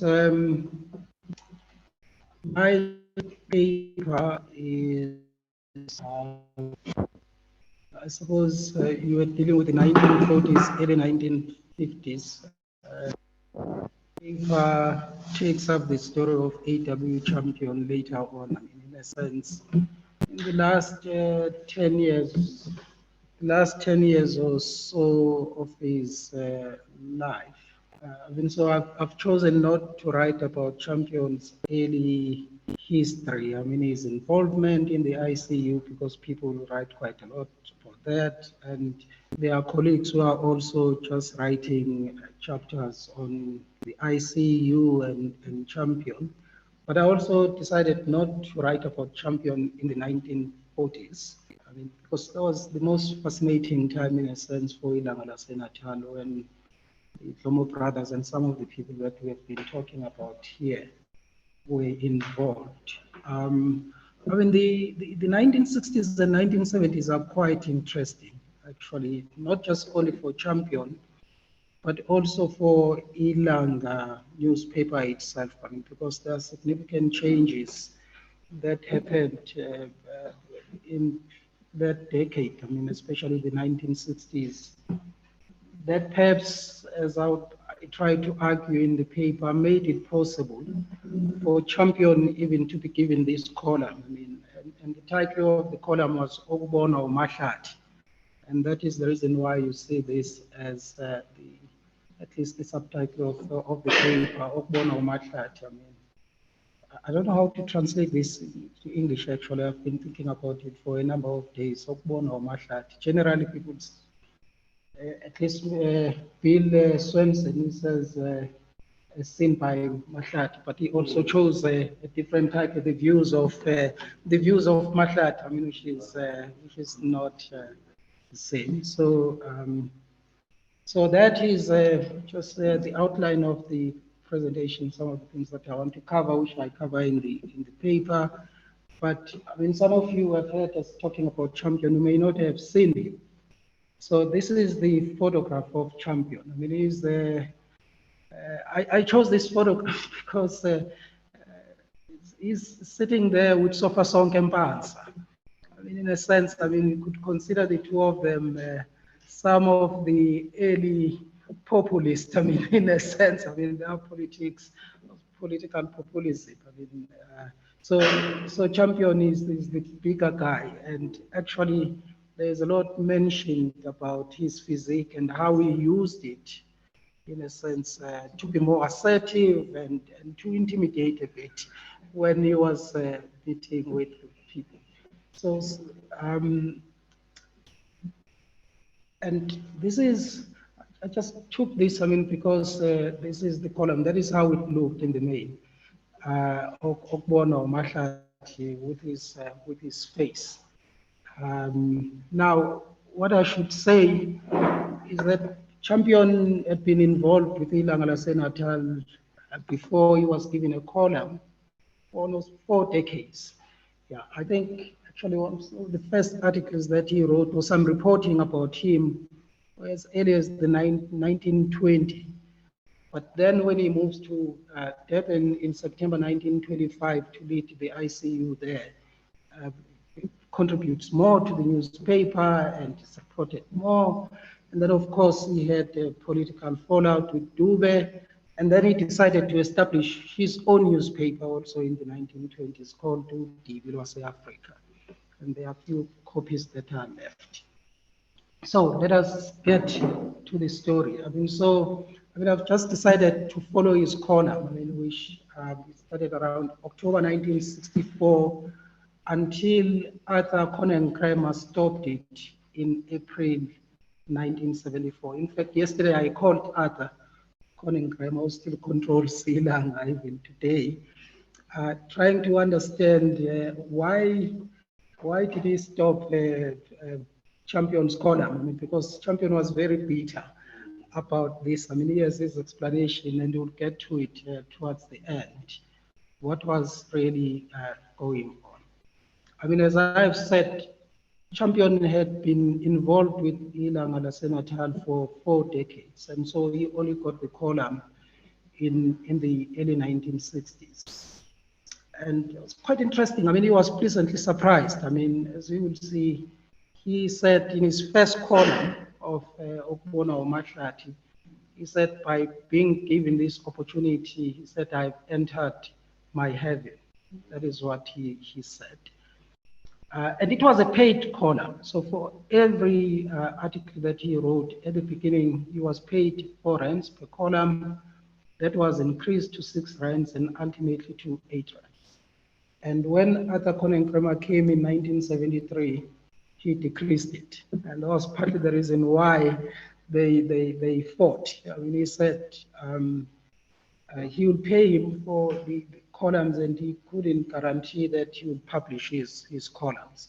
And there was a politics around there that I want to get to later on.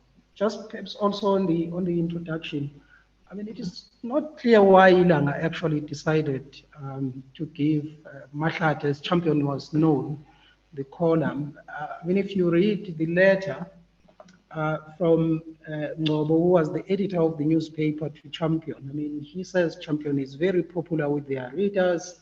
He also says Champion is controversial. And so he thought perhaps the paper could capitalize from that. And in 1974, when Champion was fighting with Arthur Conan Kremer, and he was bitter that he was being pushed out, he said the newspaper had appointed him as a columnist because it wanted to boost its circulation, and he claimed that the circulation was low.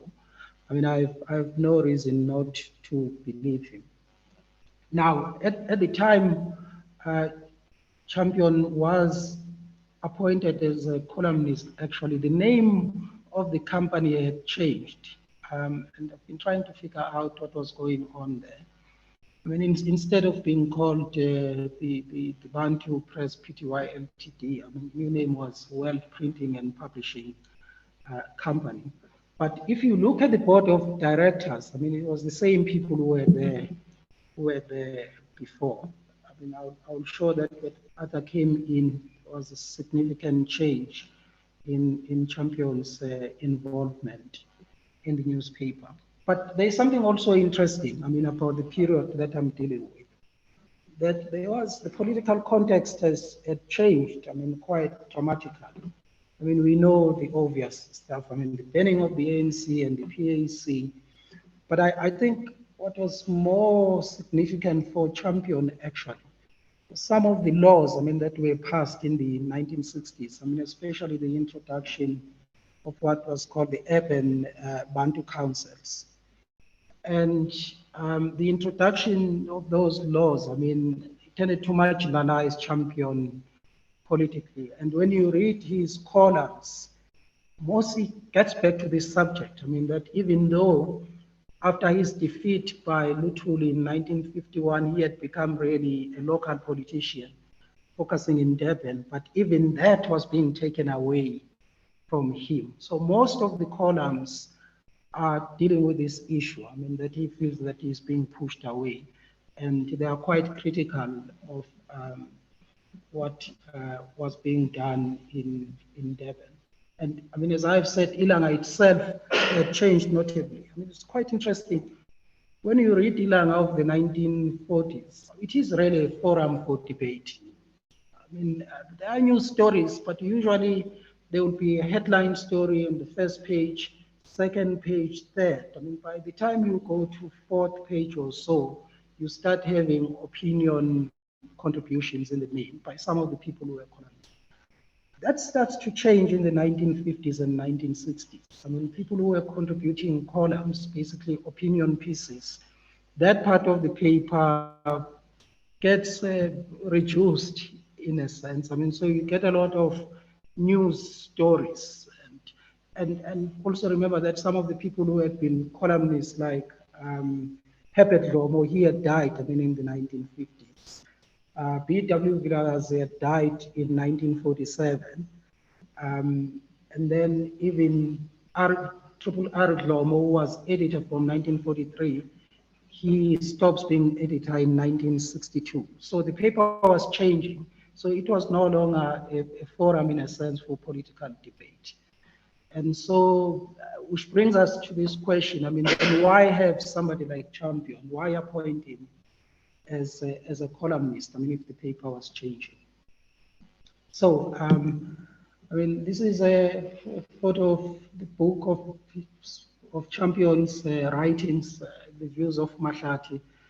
This book was, at first, the person who was pushing Champion to publish his columns as a book, an edited book, was his friend Dlomo, Triple R Dlomo. And then Bill Swenson then came in, rearranged and translated some of Mahlati's columns. And then they came out in a book form called The Views of Mahlati. And so this is one of the most famous books about Champion. And so in a sense, I've also used the book in working on this paper. I just have this, I mean, just to show that Champion had been writing for a long time. This is one of the pamphlets, I mean, that he published. I think that was in 1930. I mean, when he got banished from Durban. I mean, so he published this, I mean, Ding Swai, I mean, the one who's banished. I mean, but I'm sure knowing Champion, he was also thinking about Ding Swai or the chief of the Mteto. I mean, but this one, so he was a pamphleteer. I mean, that's one thing that Champion was known for. And this is another pamphlet that he published, Aslibele, and it says it's written by Umahlata Mnyama. And so there are many of these pamphlets, I mean, that over a period of 50 years or so, that Champion had been publishing. So in that sense, it is not surprising that Ilanga decided to appoint him as a paid columnist. So in the next few slides, I mean, I'll touch on some of the topics and themes that are covered in the columns. I mean, the first point to mention is that Champion's column touched on a number of subjects. I mean, from politics to education to culture and religion. And I was just looking at one of them where he wrote 2 columns on Calvinism. So it just tells you about his interests. But in the main, as I've said, his columns focus mostly on the changing local politics in Durban. I mean, as I've said, this reflected his own interest. I mean, that he was becoming a marginal figure, even at a local level, and that his traditional influence in Durban was waning, and Champion was very scathing, I mean, of government and how its decisions were affecting his political fortunes. Now, I mean, one of the things that happened, especially in areas like Kwamashu and Umlazi, the city as well as the government generally was marginalizing urban leaders like Champion and preferring, people with a traditional base. I mean, like Prince Siteki. So he was becoming more and more of a point guy for government in Durban. And so we'll see the columns. I mean, Champion is attacking leaders who are not educated. I mean, he says they cannot even draw up a budget. He says, as a result, I mean, they have to have a white person next to them who tells them what to do. He says, how can you have a leader who doesn't know how to speak English? And then he talks about himself, I mean, and his leadership record and how educated he was. And then he links that to his own background, as he called, I mean, and says, we need to respect education. But when you look at it closely, I mean, this is somebody who was losing to people who were being favored by government at the time, who were mostly traditional leaders without education. I mean, the next theme that his columns focus on is what's called self-rule. In fact, there are several columns where he was focusing on this theme, I mean, self-rule. Remember that in the 1960s, the apartheid government, I mean, is trying to persuade, especially the Zulu king at the time. I'm saying king in inverted commas, really, because he was not king in the sense that we understand Zulu kingship, to accept a Zulu homeland. And Champion pushed very hard. I mean, that Cyprian, who was the Zulu king at the time, should accept Zulu self-government. I mean, he did so not really as a matter of principle, but because Champion throughout his political life was a pragmatist. I mean, he thought, look, I mean, we have 2 options. We can be given space where we rule ourselves, or we can just be oppressed. And he thought half a loaf was better than nothing at all. But there was a reason why Champion supported Zulu self-rule. It's because he also harbored ambitions of becoming a chief minister, the first chief minister of a Zulu homeland. And this is quite interesting. I mean, this is Ilanga Natal. It's one of those advertisements, I mean, on the poles. It says, Champion Tishelo Mdunankulu. So this is 1964. So there was a vested interest here, I mean, because Champion was quite convinced that if there was a Zulu homeland, he would become the first chief minister. And so quite a number of his columns, I mean, are pushing this agenda that there should be acceptance, I mean, that, or basically that people should take Zulu self-rule. And what he does, he goes to Swaziland. I mean, his daughter was married to one of the prominent Swazi politicians. He goes to Swaziland when the Swazis got independence in 1968. And he uses that. I mean, he says, look, I mean, look at the Swazis. I mean, they are ruling themselves. And as Zulus, we can learn from this. And of course, the ambition is there that he thought he would become the first chief minister. Now, I mean, Champion's foray into Zulu homeland politics, of course, was not new. I mean, he, since the 1920s in the main, I mean, he had interacted with Zulu kings, especially Solomon, that he became quite close to towards the end of the 1920s and early 1930s. And this is partly the reason why, by the way, he got expelled, I mean, from Durban, because he was trying to forge this alliance, I mean, between the ICU and Solomon, I mean, and they thought that was a problem. As you know, in the 1940s, when there was a succession dispute in the Zulu royal house, I mean, Champion was heavily involved.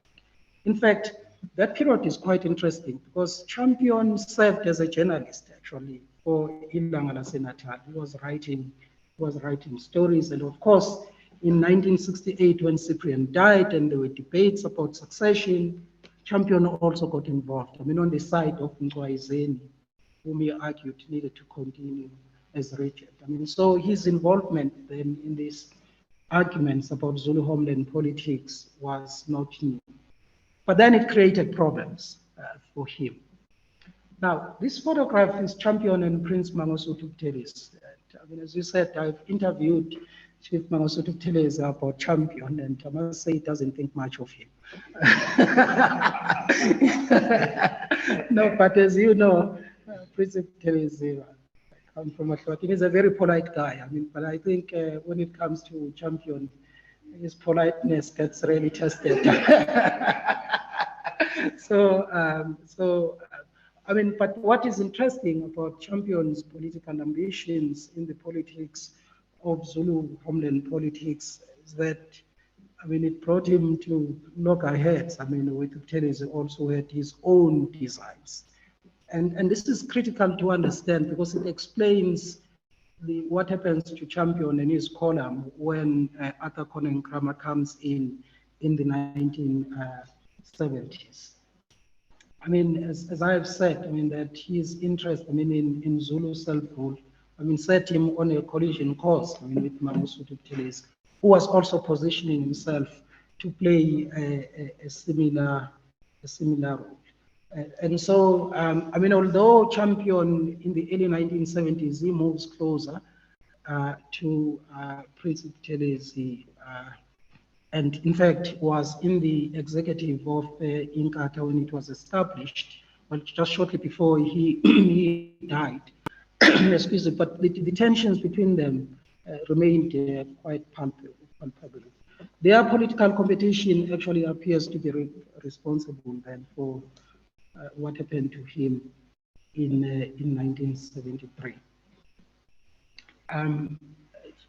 You know, Ilanga, as I have said, was not really reckless. I mean, when it got Champion to write a column, I mean, his column was very popular, partly because it was so controversial. I mean, the letters, literally, every week there would be letters responding to Champion, and some people criticizing him, calling him a coward, a collaborator, a whole variety of things. and other people supporting him. I mean, it's just some of the examples of the letters that you have here. And for instance, this correspondent, Mike Jose, says this Mfamona Pela is Mahlati. I mean, so those are people who are jealous of Champion, I mean, who are criticizing him in his columns. This, I mean, this is another correspondent, Bangamfunu Mahlati Pepeni. And then this one is more critical of Champion Mahlati Umholu Amagwala. I mean, in fact, I mean, it's quite interesting. I mean, in the early 70s, I mean, when Champion is trying to criticize government, and some of the letter writers to the newspaper, they say, well, if you are so critical of government, why are you not in exile? Why are you not in jail? And so Champion will respond, basically say, I mean, only a stupid man, I mean, who wants to go to jail. I mean, so he thought what really mattered was political pragmatism. Just a few slides before I end, I mean, what I've talked with political pressures and political opportunities. That, I mean, even though Champion by the 1960s, I mean, was a well-known political figure, but what the column does, it made him even a more popular public figure. I mean, as I've said, it attracted numerous responses every week, with some praising him and others paying for his blood. But his abrasive style, I mean, which, as Mr. was talking about, I mean, as well as his tendency to level unsubstantiated accusations against his political detractors, created problems for Ilanga itself. I mean, there were several lawsuits or threats of lawsuits against Champion. I mean, the editorial director, A.F. Retief, for instance, decided not to publish a number of columns by Champion because, in his judgment, they were defamatory. And Champion was, of course, not very happy. He responded and said he was being muzzled by the newspaper. Now, but there's also a sense that the newspaper later on became quite uncomfortable with his outspokenness. I mean, in the late 1960s and early 1970s, he wrote numerous letters to the management of the newspaper and complaining that his newspapers had not been published at all or in full, and that certain things were being taken out. And what he was demanding was that his newspapers be translated from Zulu to English and that they be kept, I mean, for history, so that it would be known that he had written some of these things. Of course, the newspaper refused. In most instances, its explanation for not publishing all of his columns was that there were space considerations.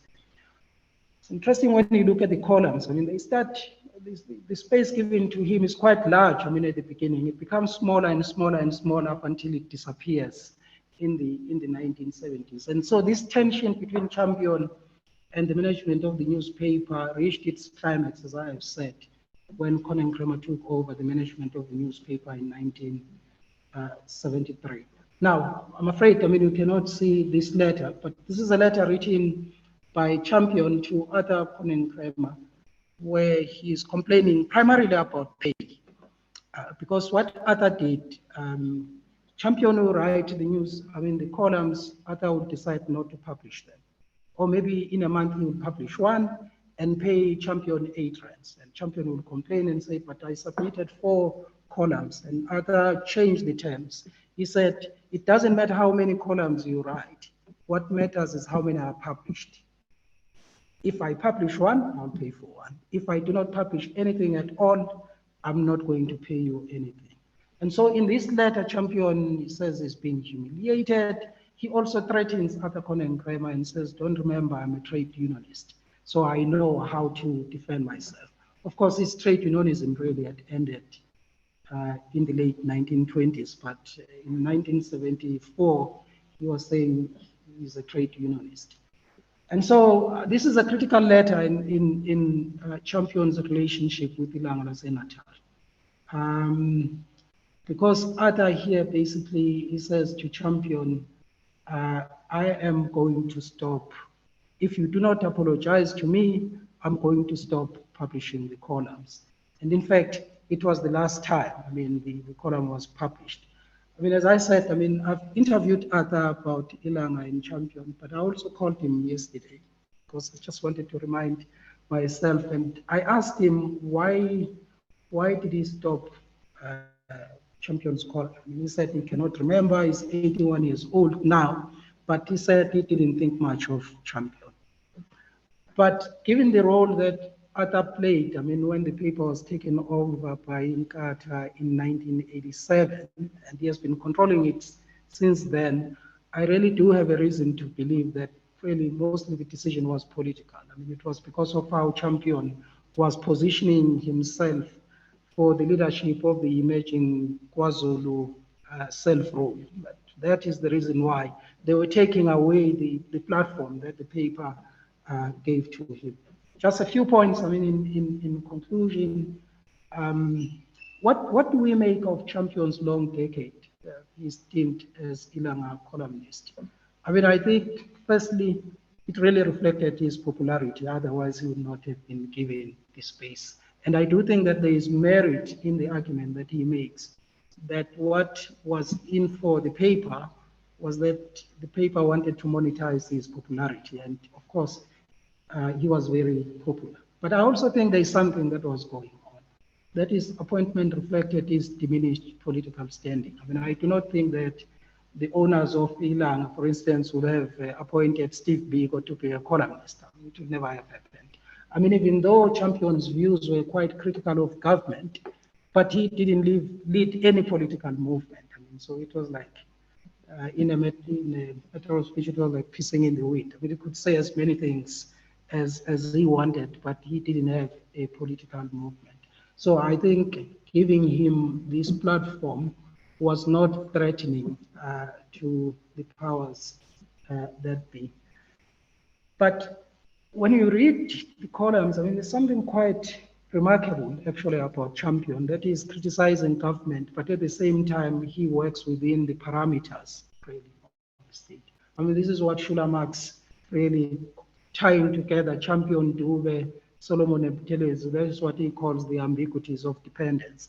And you see that reflected in Champion's column. But there's one quality about Champion that is remarkable. I mean, that you see in the columns. I mean, it's just how consistent Champion has been. Champion was never a radical. I mean, he might have said a radical thing, but in the final analysis, Champion was a pragmatist. He was moderate.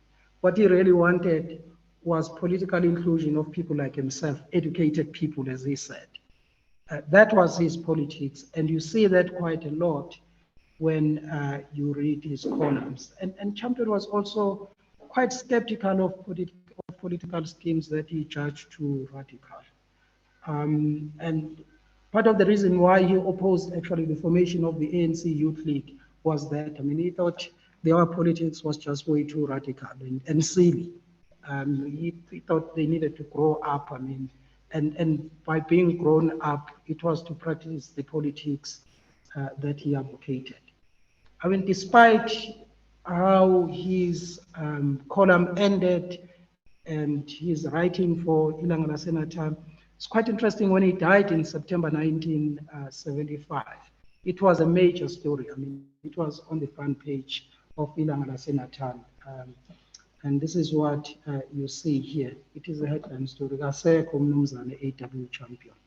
And that is how a long career that started with Champion when he became president of the Transvaal Mine, what was it called? It was Mine Secretaries Association, I mean, 1920 until 1975. Writing literally every day, engaged every day.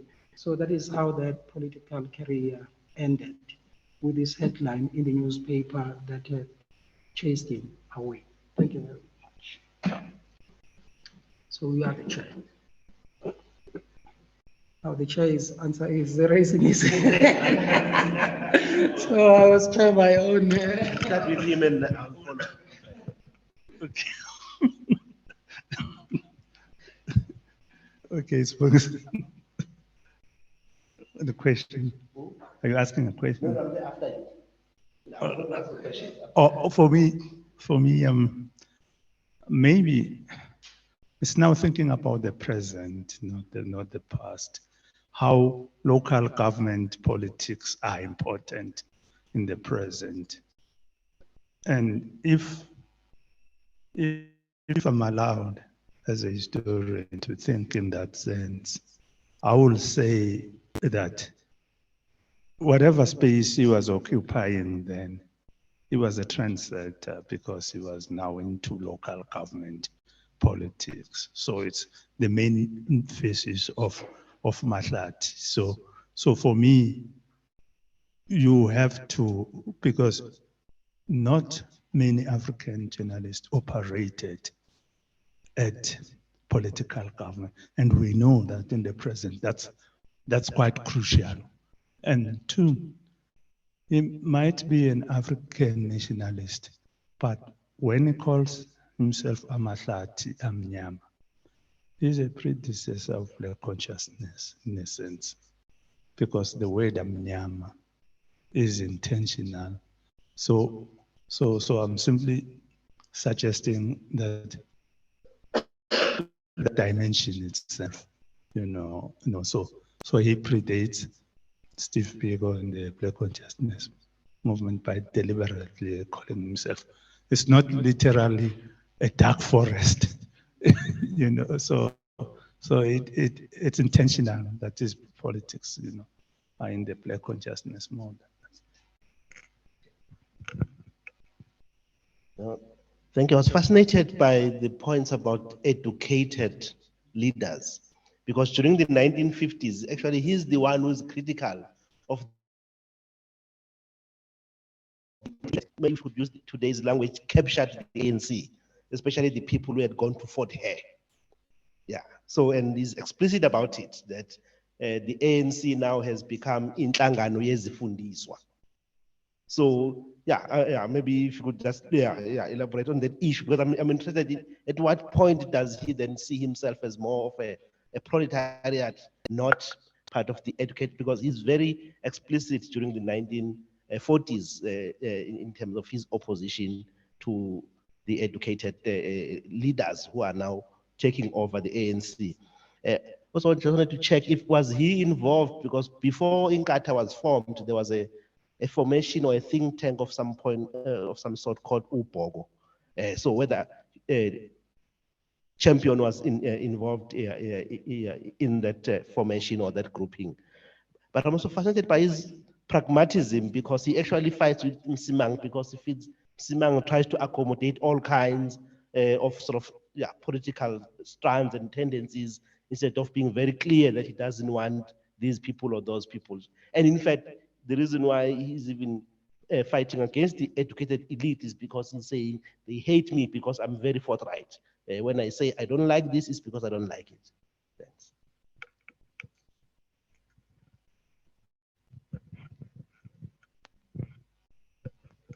Thank you. Dr. Mulunga, what I wish to understand about AWG Champion calling himself Umahlati Amnyama, was that his moniker or his clan name? Why did he call himself Umahlati Amnyama?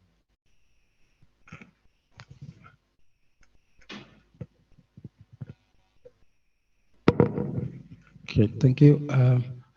Champion was a man of contradictions.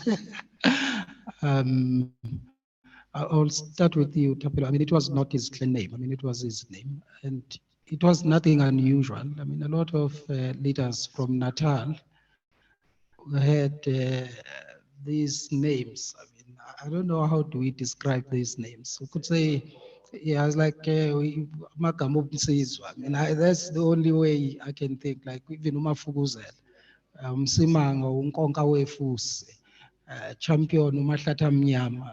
I mean, it's quite interesting though how he explained it. I mean, the explanations were shifting. I mean, but towards the end, he called himself a refugee for Black people. And invoked the Inkandla forest. I mean, yes, and said and yeah, but I mean the Black consciousness thing is of course quite interesting. I mean his politics was slightly different, but I do understand philosophically what we are trying to get at. But what is remarkable is that he insisted on using the surname Champion. Yeah, because he didn't want to lose the connection with his missionary heritage. And at the same time got offended. I mean, when people questioned why he continued to use the surname Champion, because he was Mhlongo, right? So his surname is Mhlongo, and yet he insisted until death to call himself Champion, and liked explaining it in his columns um, why he was Champion. I mean, because he took pride in the fact that his father was associated with the American Congregationalist missionary Lindley, but at the same time wrote quite extensively. I mean, if you see his attempt at autobiography, I mean, so he writes an extensive history about where his family came from and how he acquired the name. He had a very awkward relationship actually with Amakolo, or the educated, right? And it was not something new, I mean, of the 1950s. I mean, even right from the beginning. I think one of the things about Champion is that he was not as educated as, for instance, the Dubes and the Semes. I mean, he was chased away from school, I mean, quite early, because he had beaten up one guy at Adams College. The guy had put sugar on his soup, and he was so offended. I mean, he beat up the guy, and he was chased. He was expelled from school. So, but I mean, something quite interesting about his involvement in the police and how he explains why he left. I'm just trying to get to his question. He says it was his mother, Macele, who said to him, "You have to stop working for government because your father, during the Anglo-Zulu War, he fought on the side of the English. You also work on the side basically of white people." He says, well, I do not know how true the explanation is, but that is his explanation for leaving the police. I mean, where he was working there, I mean, in the late teens. So he had always had this very awkward relationship, I mean, with his social status as somebody who came from Amakol. I mean, at some points, depending on the circumstances, embracing it. I mean, so in this case, he's embracing the fact that he's educated. He says, "I'm not as educated as those with degrees, but I'm educated as compared to these people who are imposed by the apartheid government to us, people who cannot," he says, "people who cannot even write minutes of the meetings that they chair." And he couldn't conceive that you could write minutes in Zulu. He says, "How can you write minutes in Zulu? You have to write them in English." He says, "But they cannot write them in English because they have not gone to school. They won't even be able to read the minutes. And that's the reason why they need these white officials to help them out." But these are the contradictions, I mean, in Champion. I mean, that marked his career for 5 or so decades. I don't know whether I've left anything. I think, oh yeah, local government politics. I mean, because when he lost out to Tuli in 1951, he left the ANC, all intents and purposes, completely left the ANC and went into Durban politics. I mean, especially in the advisory boards. I mean, that is where he was involved and gained influence, interestingly, by participating in those advisory boards. And that is the reason why the 1960s are critical, because there, that space that he had carved for himself, that is taken away from him. I mean, so it's like he's shouting in the wilderness, saying, "We are imposing new things here. We are taking away the base." And for the first time in the 1960s, I mean, Champion would win the elections for serving in advisory boards. But when the rules changed, he started losing. He started losing the elections. And when you read his columns, he complains quite a lot about that he lost. And that even when he was invited to stand again, he wasn't too sure whether he should do it because he was afraid that he would lose again. So, I mean, you get a sense of a politician who's losing, I mean, towards the end of his life. I mean, he's trying to act within this system that is critical of and the system, in a sense, is rejecting him and is losing out some of the things. And so, as a result, he tends to write more about his past, what I did in the past, I mean, and what I did with Dube, with Sam, with all of these people. But thank you, colleagues. And the next presentation, Dr.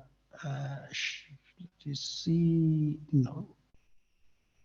The next presentation is Dr. Shange Zhu and Atambile Masoda.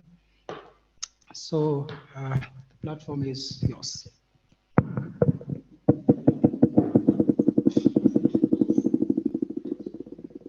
Oh, okay. Oh, okay. Oh, yeah, we are supposed to have a, yes, let's have a tea break just for a few minutes, sorry. Just 5 minutes comfort break and then come back.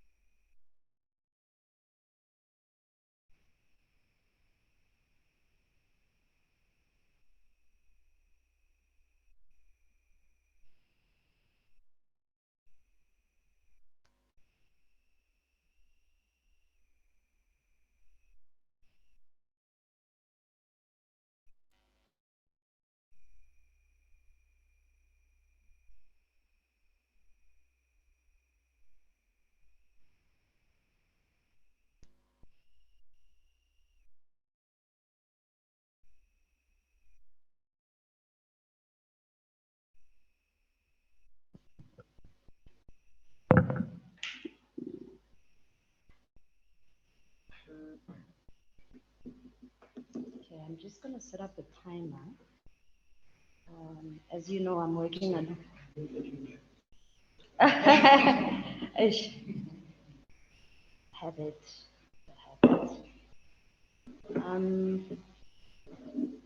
Alrighty.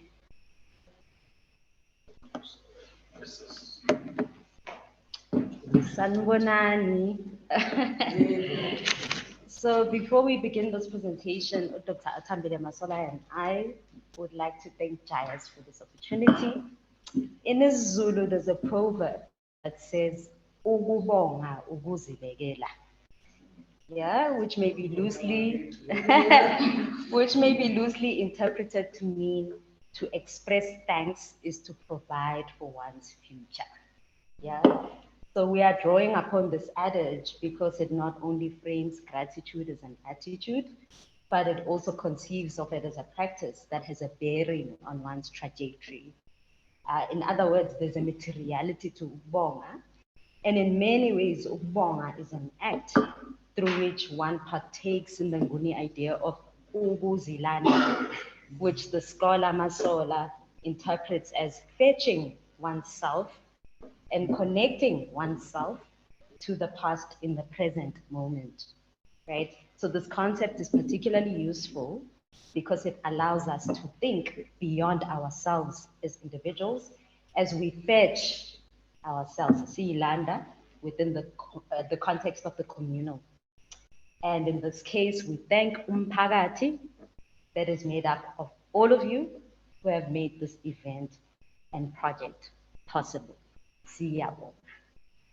So for us as scholars who are raised with the idea that umuntu, ngumuntu, ngabantu, a person is a person because of others, acknowledgements are necessary because the kind of work that we do as scholars is always in conversation with others.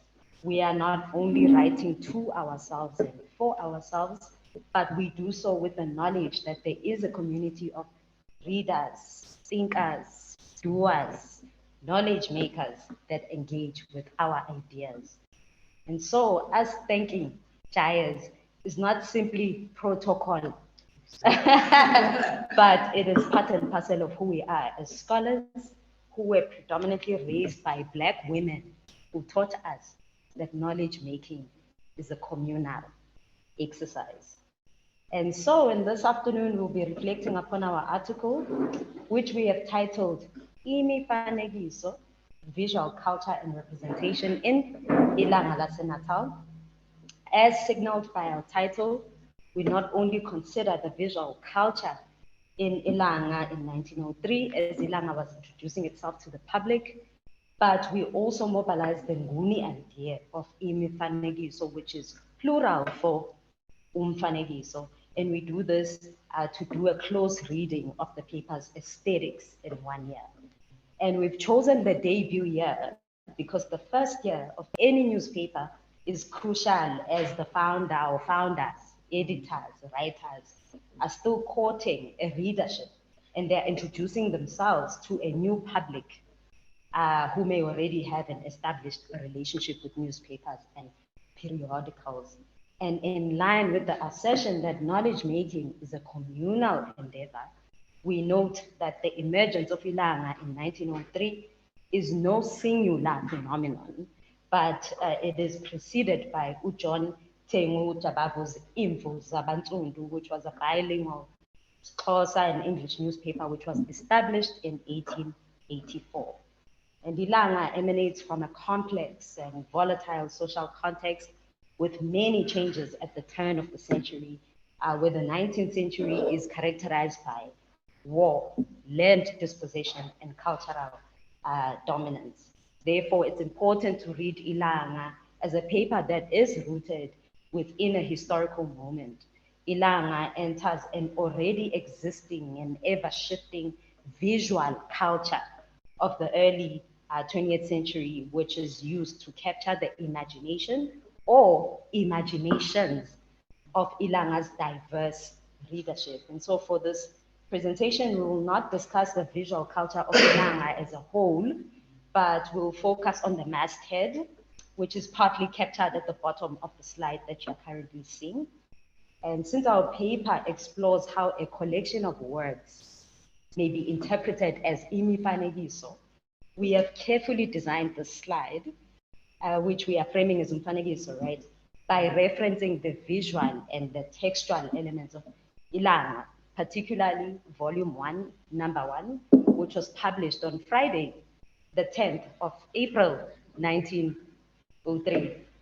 For those of you who are not familiar with the expression imifanekiso, this multi-layered nguni noun means several things, some of which we will not go into today. In summary, it is an image-making practice that includes the metaphysical realm. Yeah. So in everyday life, speakers of Nguni languages use ukufanekisa, which is the verb that is connected to imifanekiso. They use it to imagine, to contrast and compare, to liken, to ukwenza, make visual representations, and to see what is unseen.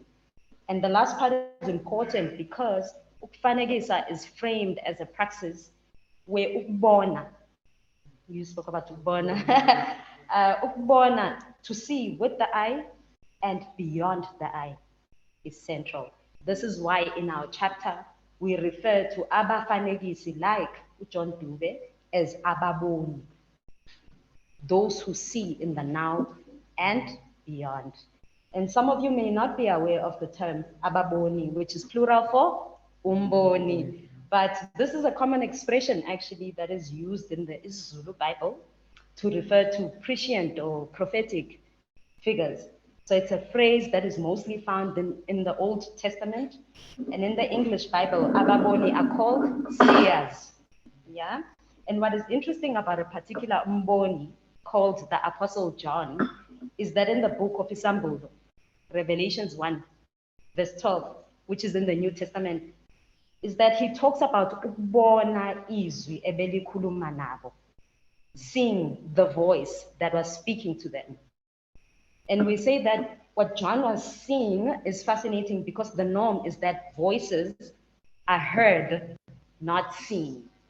Just like the normative idea that written words are understood as text and not necessarily images or imfanekiso. So it is in this context that we frame Ilanga's masthead as umfanekiso.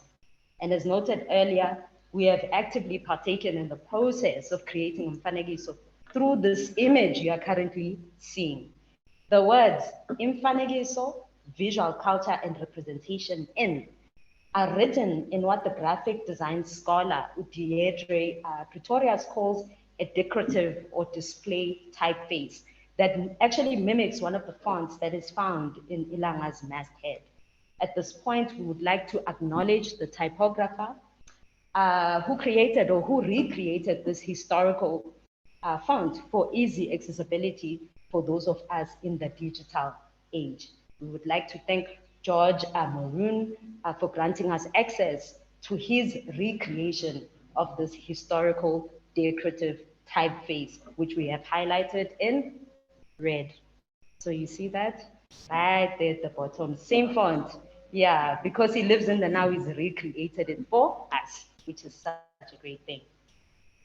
And again, our use of color is quite intentional, as the current color scheme of Ilanga's newspaper includes the primary colors red and blue. So that red is there for a reason. As you can see in the masthead, the text in the display font reads as follows. It says, lishicilelwa iphepha labantu ngolwesihlanu amasonto onke, excuse me. And these phrases, as you can see, are spaced out generously.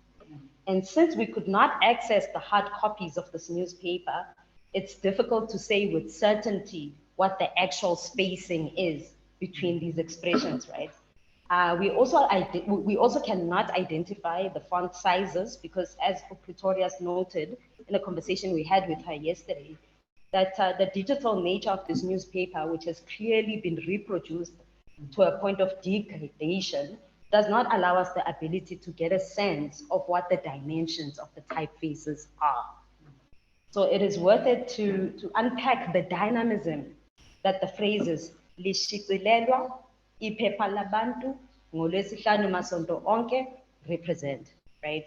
So although the phrase lishicilelwa is commonly translated to only mean to print or to publish, it is important to note how this concept also refers to this idea of documenting and archiving.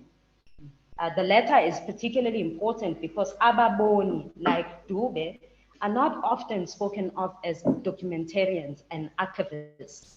And in South African archival discourse, the historical figure Udube is primarily framed as a political figure, a writer, educator, founder, and yet it is evident that the founding of Ilanga was not solely about ukushikilela in the publishing sense, but it was also about centering abantu, whom the philosopher Ramose refers to as makers of knowledge and truth in the concrete areas, for example, of politics, religion, and law. So just keep in mind, when we're speaking about abantu, that's how we are framing the idea of bantu.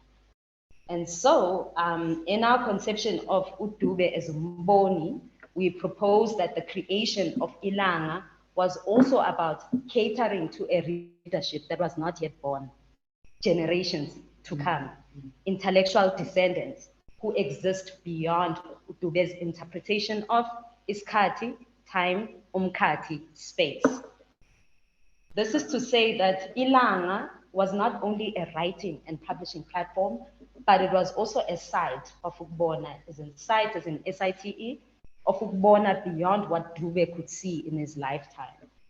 The phrase iphepha labantu, the paper of abantu, is reminiscent of a similar sounding newspaper titles like Imvo Zabantundu, which is commonly interpreted as native opinion, and Izwi la Bantu, voices of abantu, because abantu and people, I don't know if it's interchangeable, but that's debatable, right? And we know that the Izwi Labantu was established in 1897 by Alan Asoka. It is evident that Udube's byline, iphepha labantu, draws upon an established history of Abantu-centric newspapers from the late 19th century. And as noted earlier, when we say Abantu, we are referring to Mokgobe B. Ramos's interpretation of what constitutes umuntu. The phrase, ngolwesihlanu masonto onke, may easily be dismissed solely as a statement that informs the reader when to expect the next issue. But we argue that Udube's declaration, which states that the paper will come out every Friday, is ukubona beyond the first issue. In this context, ukubona is tied to the idea of faith that the paper will find resonance in abantu, which he creates the paper for. And it's no mistake that we highlight the idea of faith in the context of Ilanga. As noted by multiple scholars, the creation of Ilanga was connected to Udube's identity as umuntu okholwayo or ikholwa, or what the historian Uhlonipha Mgwena calls a Christian convert. And as you can see, a Bible verse from the book of Romans 12, verse 13 has been included in the masthead. And before we delve into this verse, it's important to emphasize why the notion of faith is inextricably tied to Udube as the man of the letters.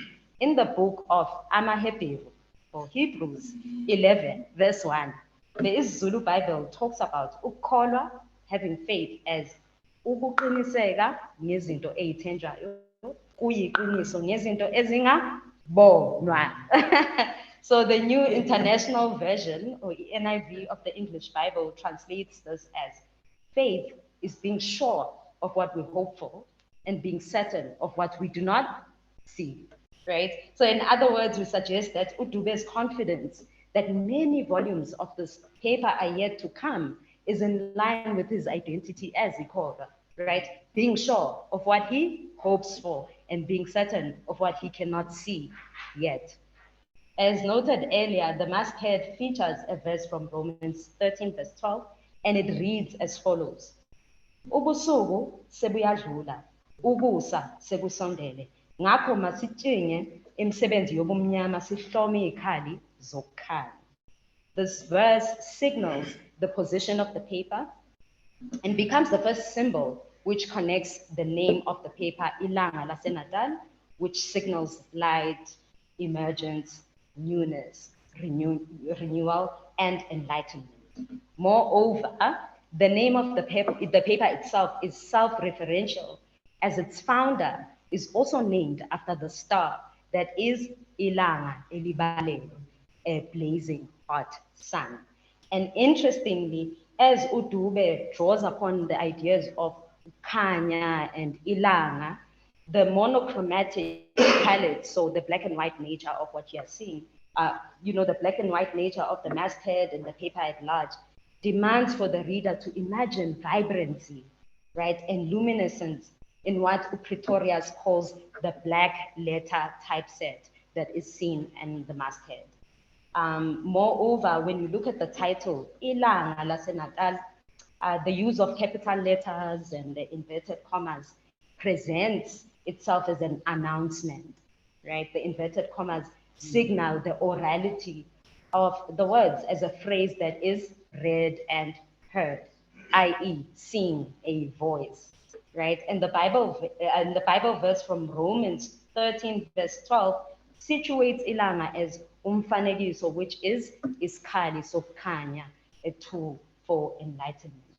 And so as we conclude this presentation, you see on the masthead, there are a number of elements that were not likely to be in the initial iteration of volume 1, number 1. So above the title, Ilanga laseNatal, is a scribbled text that is not quite legible, right? And as noted by Pretorius in our conversation with her, this writing is probably easier to read on a microfiche, which is a flat piece of film containing micro photographs of the pages of the newspaper, catalog, or other document. She stated that historically it was a common practice to scribble on microfiches, but as people scan and reproduce the the content found in the microfiche, then distortion happens, disintegration happens as well. And as you can see, we have highlighted what appears to be dark marks on the digitized paper. Yeah, and in addition, it is evident that the typeface itself, so where it says Ilanga laseNatal, we've highlighted for you there, it is clear that parts of the text, it's beginning to fade, yeah? And as suggested by the photographer, Ubaba Osandum Fuge, technical mishaps are commonly, are an opportunity rather. Technical mishaps are an opportunity for visual and archival discourse.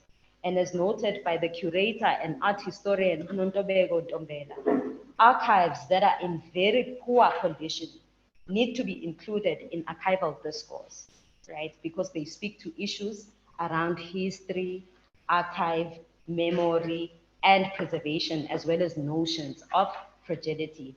And in this case, fragility becomes an opportunity for us to ukubona how we can conserve archives like the one we are writing about for abantu to come. Siyabonga.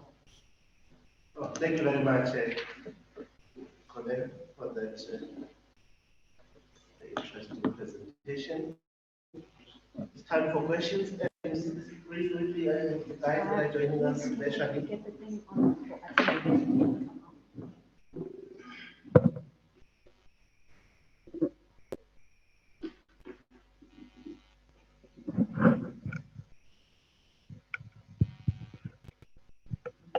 Any questions?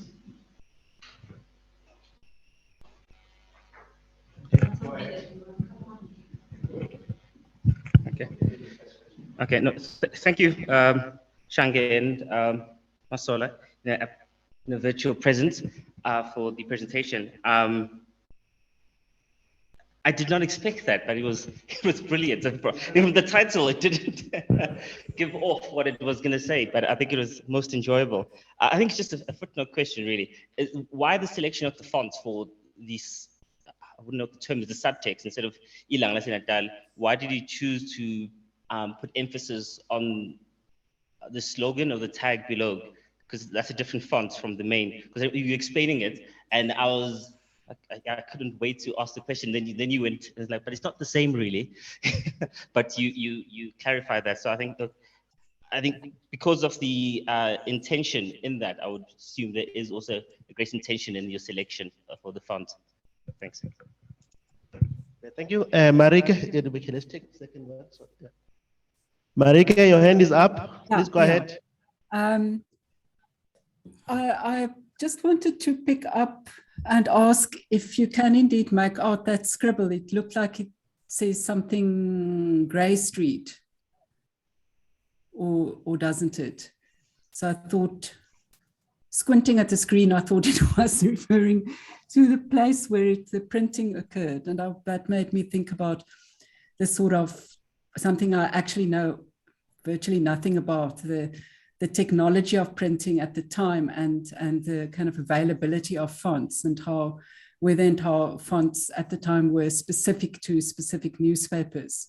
You know, if a printing press is producing a variety of materials, and then what happens to the font and the choice of font, if Heather referred to the printing press that arrives, you know, when the location of the printing and which machine is used for the printing of Ilanga also changes.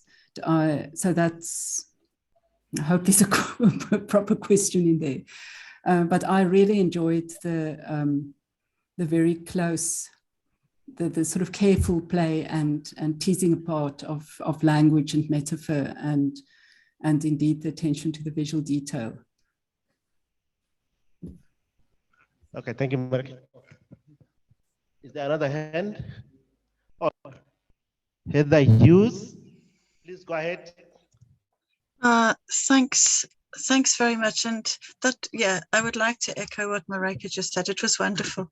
It was a lovely, lovely presentation, and to be able to kind of get so much out of the masthead is wonderful. And just to underline something that you said about, you know, you can expect this to be published every Friday.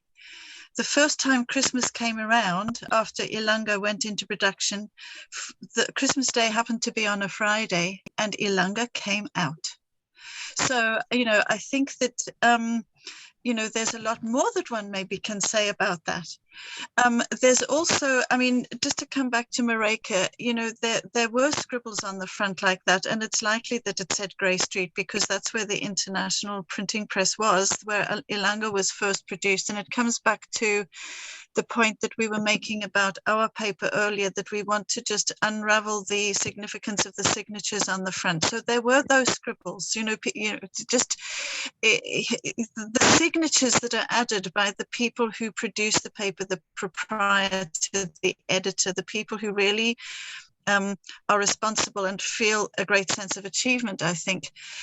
You know, the marks that they leave as well in our archival traces, I think, bear some unpicking as well. So that's just another thing to add. But I would just like to pass one thing on. If you're interested in mastheads, I cannot remember offhand. I think it's the 20. If you look on any any digital version of Ilanga on sort of world newspapers, for example, you will find that there are seeming to break this pattern of every Friday. I think it's the 23rd and the 25th of May, 1903. When I was busy downloading these newspapers some months ago, I thought, 2 days separate these two newspapers. This was meant to be a weekly, but actually it's the wrong masthead. And whoever catalogued the archival copy for the digital archive has used the date that appears in the masthead, which I think is the 25th of May. I could be wrong, but it's actually the 4th of December, the very first edition that is published at Ilanga. So there was a little bit of an error there in the masthead, but it looks completely different, is the point that I just want to make, for that first edition that is published at Ilanga itself. Sorry, those were just a couple of comments, but I'm still amazed and want to think about your paper for a long time. Thank you so much.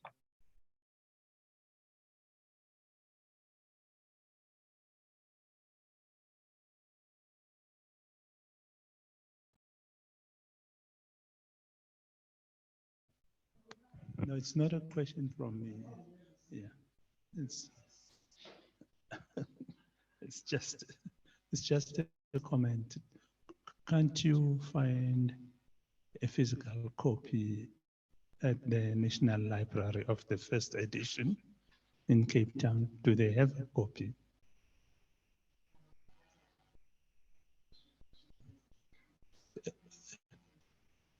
Surely. Atambile is Dr. She'll answer that question. I mean, if we refer to it as a national library, well, maybe I'm asking a redundant question because you can't even find all the copies of Abantu Batu. Yeah, so just because there are papers for Abantu, you can. But surely the first edition should be there. I'm not sure.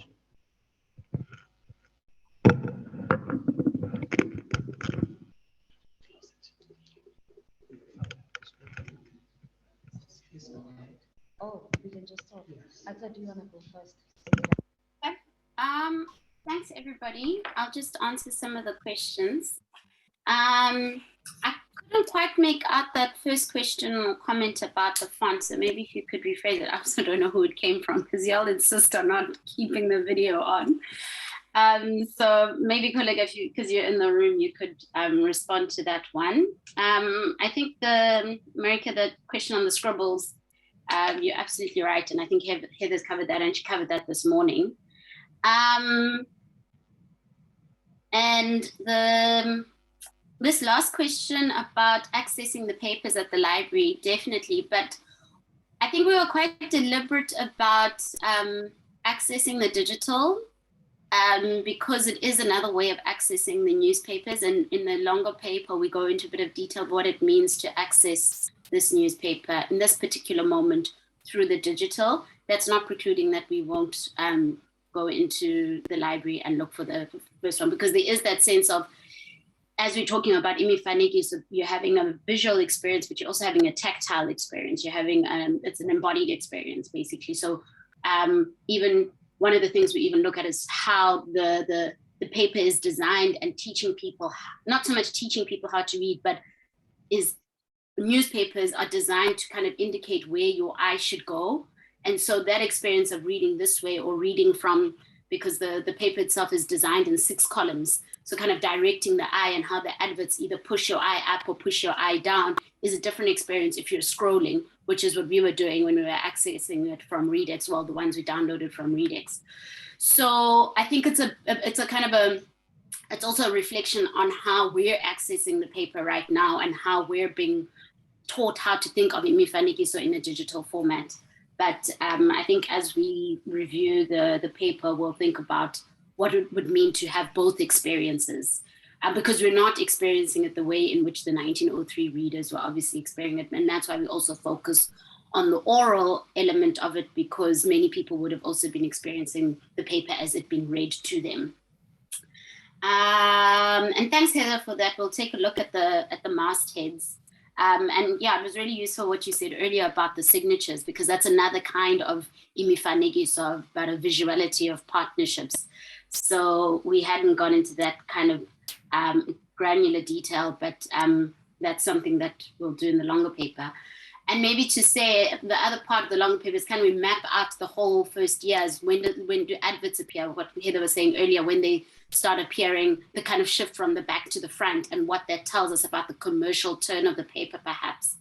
And what else do we look at? Kind of 3 or 4 key moments of visuality in that initial year in 1903, kind of slight changes and introduction of what we call imifanekiso or cartoons or whatever, but we want to kind of think about it in a different way as symbols perhaps. And then right at the end of the year, the font completely changes in the whole entire paper. So what does that tell us about what has happened in that entire year? So we look at those kind of moments of shifting imifanekiso. Yeah, and I see Peter's kind of doing a longer track, and we're only just looking at that first year. I think the key turns are kind of May, April, and I think November and December, but it's kind of all kind of mapped out in the longer paper. I'll stop there for now, Ilanga.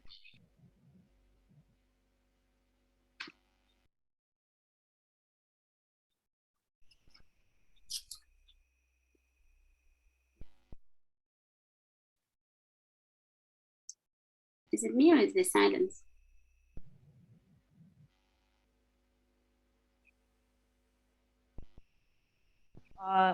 Someone who is living in Joburg like me and you want to access Ilanga, I have to have money to go to Cape Town to get access to the hard copy. They can post it to me. How do I communicate with them?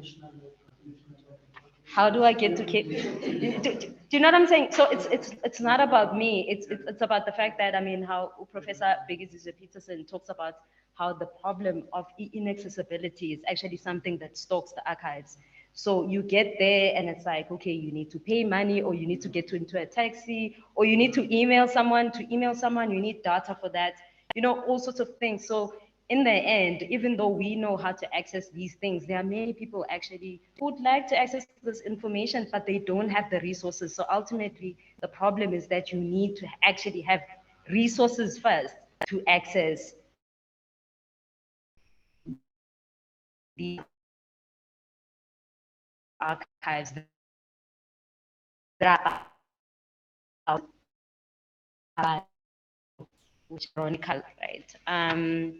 And Bila has actually addressed everything else. I see there is a hand. Marike, is that an old hand or a new one? I think it's an old. Yeah. It was a new hand, but I'm not sure. We late in the afternoon, so I could also keep my question back. Depends on our time. Thank you so much. All right. Thank you. Thank you very much, Thambile and colleague. I must confess I had not seen the verse. I mean, I need to go back and check the paper again. The next presenter is Marike Deut and Palisa. Marike.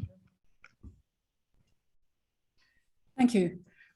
Just to say, to start with, that Palisa would unfortunately not be with us. She's based in Richards Bay.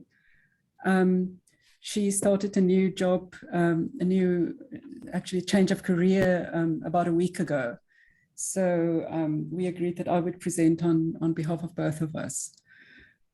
I am going to start by briefly sharing my screen just as a moment of indulgence, because I also have an image of a masthead from the late 1930s. See if it works. Let's see. And it might be best to use slideshow. So there, can people see my screen? Yes, we can. Yeah. So this is a page from Ilanga, Natal, 1937, at a time when there were quite significant experimentation and changes in the sort of structuring of the newspaper, the layout of the newspaper, that partly related to, I think, some changes in the editorial team. And in fact, this is some, although I've worked on this, on Ilanga from the 1930s for some time, I feel sort of shamefully ignorant about who was actually affecting these changes.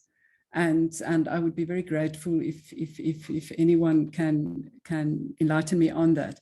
Just so I'll come back to this page a bit later in my presentation, but just to flag that at the top you can't really read that small writing at the bottom there, I think, but where it says Isaziso and notice, it alerts the readers to the fact that this is one of the very first front pages of Ilanga that features news and not advertisements. And I think it's sort of the second such front page, either the second or the third such front page. They carried the notice for a week or two. And as you can see, the front page news is about sort of a very heated fight and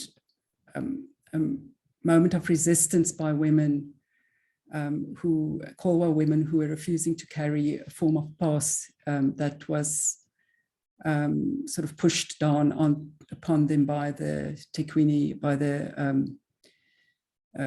what used to be called the corporation, or the Kopelecheni, the municipality of Durban.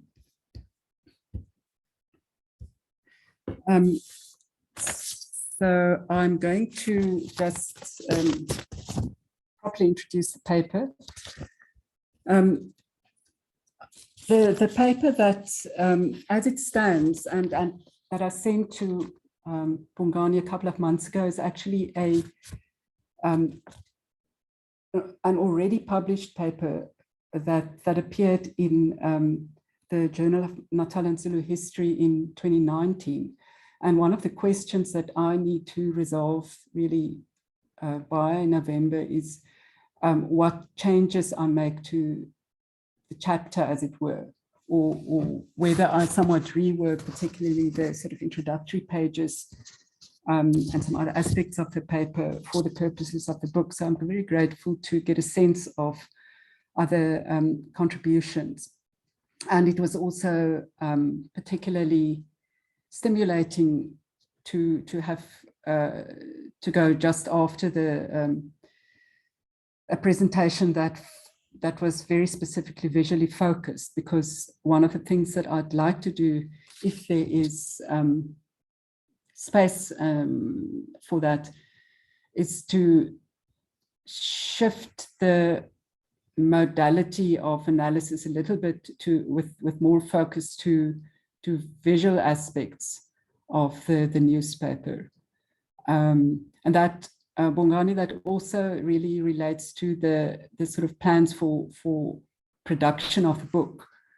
So whether there is room for reproduction of pages from Ilanga, or sort of reproduction of sections of pages from Ilanga, so that one could, in a sense, have the readers get, almost, what would one say, I want to say confront, but that's not the right word, present the readers with an almost sort of visual extract from Ilanga, from a particular time.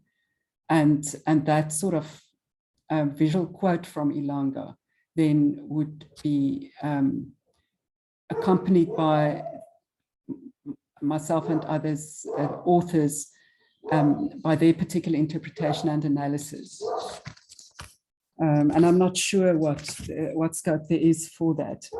So this paper, its particular focus is, it focuses on Ilanga from around 1933 to 1938. And this is a period where, as you will know, women were increasingly visible presence in towns in Natal, particularly in Durban. I just want to ask, there's a dog barking on this side. Is it interfering with my presentation for you? No, no, not interfering. Fine? Yeah. And so what we were interested in here is the ways in which maybe sort of 1933 to 1935, women become increasingly a topic of discussion between mostly men writing, editorializing and writing letters to the newspaper. And then we traced the kinds of, an explicit gender discourse, if you will, becoming quite prominent within the pages of Ilanga. And we discuss when women themselves become writers of letters and participants in a new women's page in Ilanga. I'm just going to close the door here because I can't really hear myself.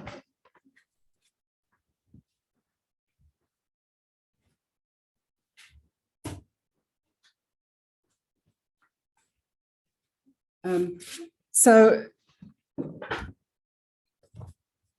a shared theme in our research about Ilanga concerns, and here I'm quoting from Hlonipa's work, how the newspaper's assembly of writers and readers functioned as an ibandla, a public forum through which the editor, journalists, and a fairly wide range of readers as writers interacted as part of a core community of discourse.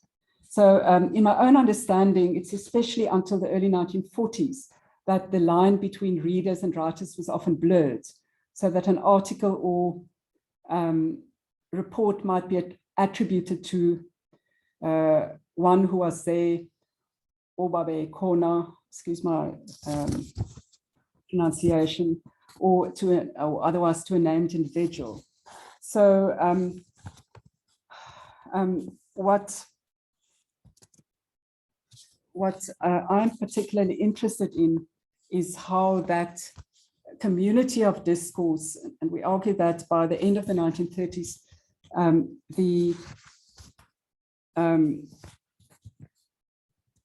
there's a significant shift in how Ilanga's community of writerly readers was constituted compared to the early 1930s, specifically as regards the participation of women. And so our focus, there was some discussion over the day about ownership of Ilanga. And so our focus is particularly on the years immediately after the newspaper became part of the Argus Newspaper Company in 1935. And it's evidently experimenting with how to appeal to specific groups of leaders at this time. I'll show you a few pages a little bit later, although just a very small selection. But what you see at this time is, for example, they start a children's page. They start a page, there's a sort of a, and these pages have banners at the top that indicate what the function or what the topic of the page is. So there'll be a sports page, there'll be a, now, although letters really sort of permeate all the pages of, many of the pages of the newspaper, there's also quite often a page that's called the page for letters to the newspaper.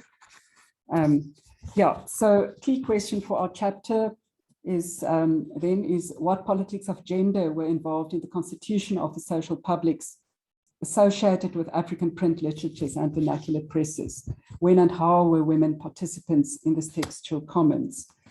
And we try to argue that a feminized ibandla is constituted by the late 1930s and into the early 1940s. And just to anticipate where this goes, although our chapter really looks at the beginnings of this dynamic, it's, as far as I could see, it's around about when Nkazana Luthuli retires in, if I remember correctly, 1943, that the sort of last remnants of a women's page and columns of writing by women, by pseudonymous women, disappear.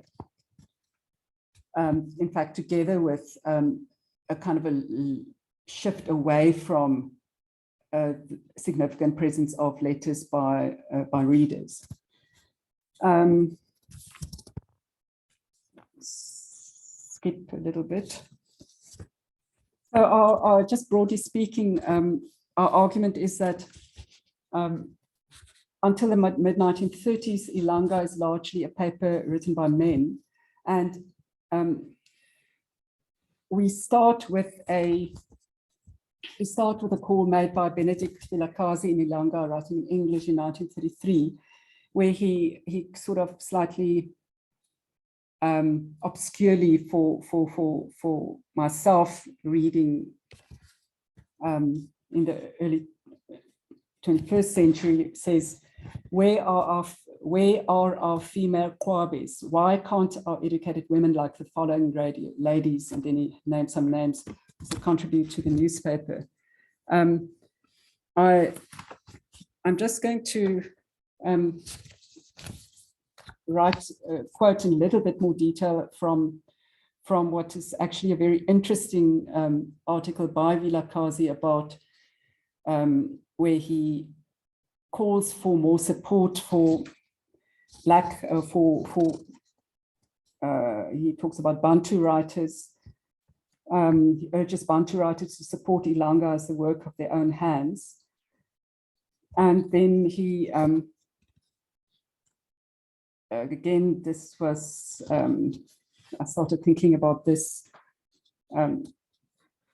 argument by Vilakazi during the previous presentation of where you were talking about almost Dube imagining the papers as a document that exists into the future. So Vilakazi says, Vilakazi also commented on that many writers today, this is a quote, many writers today are not trained, but they write a feeling and impulse within them. They express their feelings with, they express their feelings with that little accumulation of words and style adopted from mere reading. So readers becoming writers. Then he says, he writes, in fact, why should writers be only theoretical men and mechanical thinkers? Their work should, he says, their work should have contemporary relevance and not be written only for men of the year 2033. In other words, 100 years from when he was writing. And then the next heading in the piece is, are women what then? And he goes on to make that call for contributions from leading women. What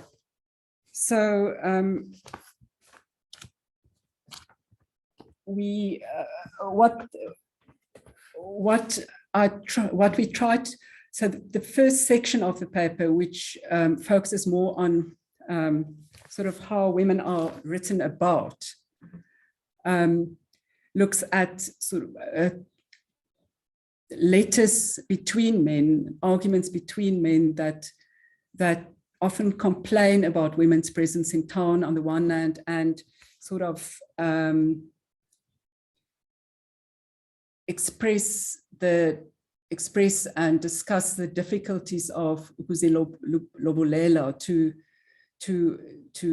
engage with the expectations of Lobola in the during a time during the time of the color bar, and where during sort of increasingly repressive restrictions on Black men's economic activity. What was also happening at the time, and which we briefly discuss in the chapter, is a sort of a struggle that begins to be reported in Ilanga from 1935 between the Kolwa community, and particularly women of the Kolwa community, and the Durban municipality. So this is about the municipality deciding to treat, as they put it, more or less quoting from an official document here, they decided to treat native women as a single class. So in other words, they're no longer going to distinguish between, give special privileges to Kolwa women in terms of how their presence in Durban and moving in and out of the sort of municipal borders of Durban, and the migration of women is to be tracked and policed much more closely. And they try and impose over 2 years or so, they try their best to impose passes on women, specifically in the Durban municipality. And this ended up galvanizing women, particularly organizing as part of Amadou as the Africa, Daughters of Africa, to increasingly public and vociferous resistance. And it's at the moment of when the first public women's meetings are held in the Durban Bantu Social Center, in the center of town, that Ilanga decides to start what they call a page for the ladies. So there's an invitation for educated women to make contributions, to send in writing, and to sort of populate this new page. And so what's quite intriguing, if you page through I had the privilege of paging through hard copies of Ilanga at the Killie Campbell when I was first looking at this. These are also available in Cape Town. So it's very interesting to see how this page is this page is put together at first, and how that changes over a couple of months. And then there's also just a moment, please.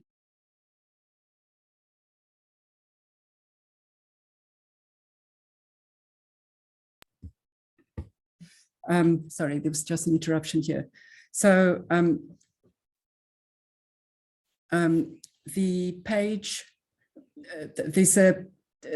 for about a year, the page is an English ladies page, written in English.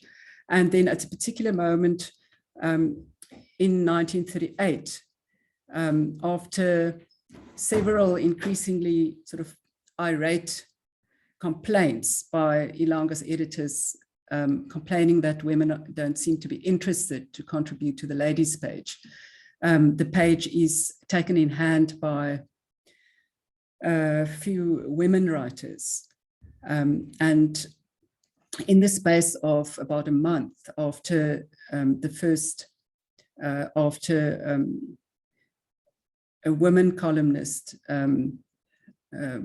starts publishing in Ilanga, the page then changed to become Ikasi, Lamakosi Ikasi, or Ezetu Nabesifazane,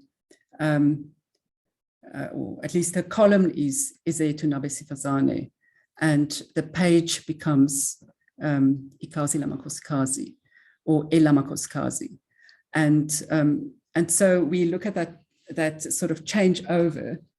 And the last part of the chapter then sort of takes examples of early writings that appeared on this women's page. So I'm just going to share briefly and show you some images.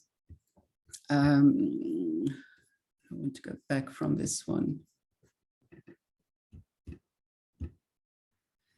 Oh, yeah. So if I were to refocus this paper with some more with specific visual sort of quotes from newspaper pages, I found this this advertisement only appeared a few times in Ilanga in 1939. And I find it very useful to think about, to think with, as part of looking at how the newspaper is identifying quite specific readerships. If you look at the left, I think it's more or less a translation from between left and right. But so articles about Ezemidlalo, sports, Ezabantu Abasha, young people, women's matters, school notes, etc. This is also a period where Ilanga is starting to publish almost educative articles about how you should write about your contribution to Ilanga. If you reporting on your organization's event, if you're writing a letter to the newspaper. So there's this particular sort of engagement with what it means to be a writer in Ilanga. And of course, it says at the top, every educated man reads Ilanga Las Natal. But sort of subsumed into this are categories of people, young people, women, etc. I think the photograph is by a certain Mkwanazi, whose photographs appear fairly often in, and is usually attributed to him in Ilanga at this time. And you can see just the hint of a photographic studio at the back.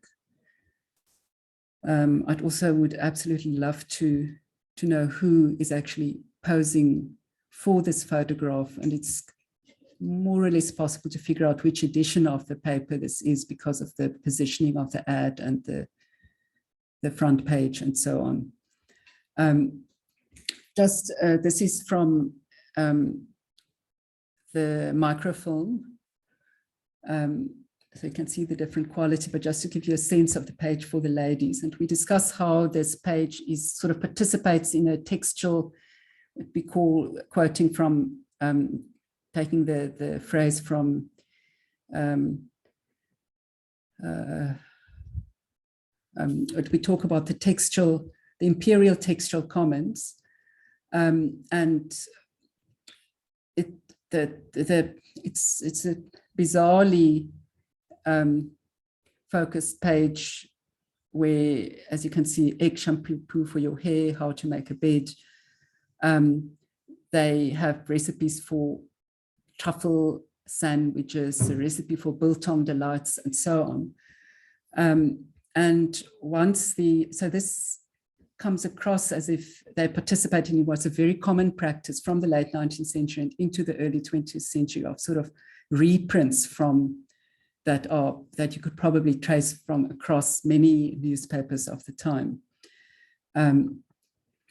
This is one example from 1939, so it's not from the earliest versions of the isiZulu language women's page, but you can see that they've got a column on health.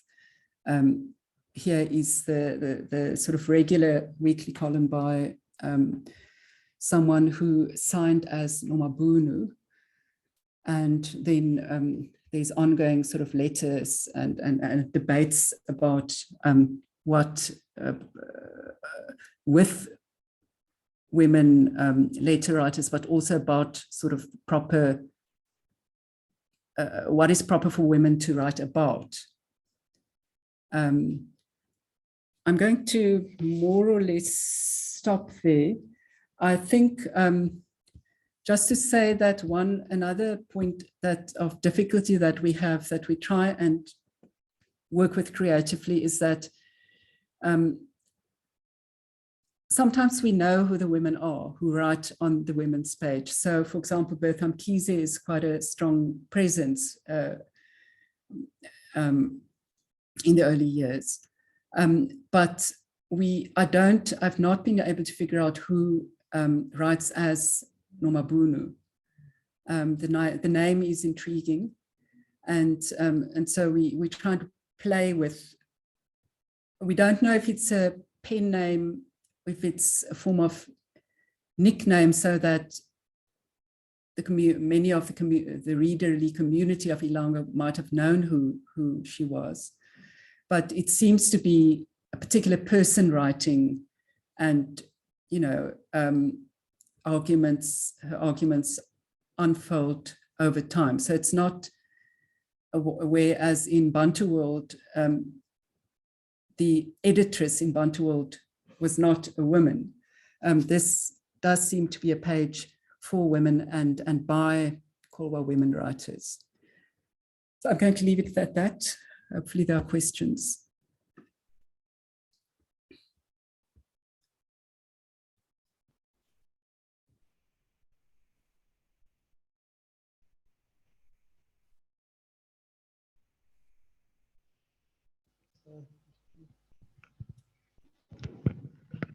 Right.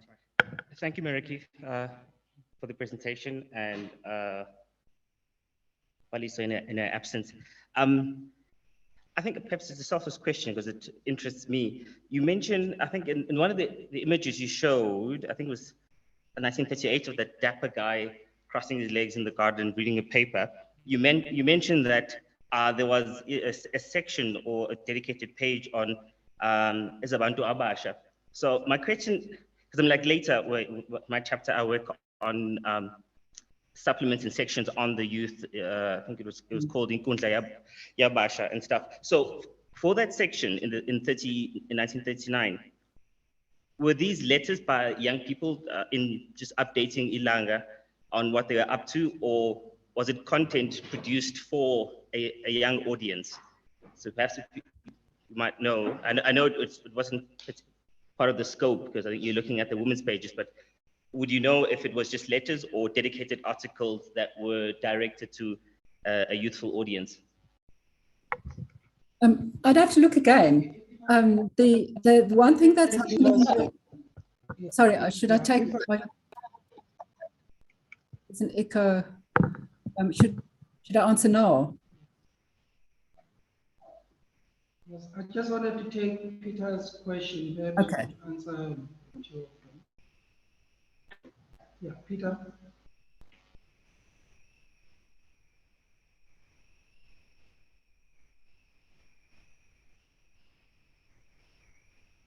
Oh, yes, here it is.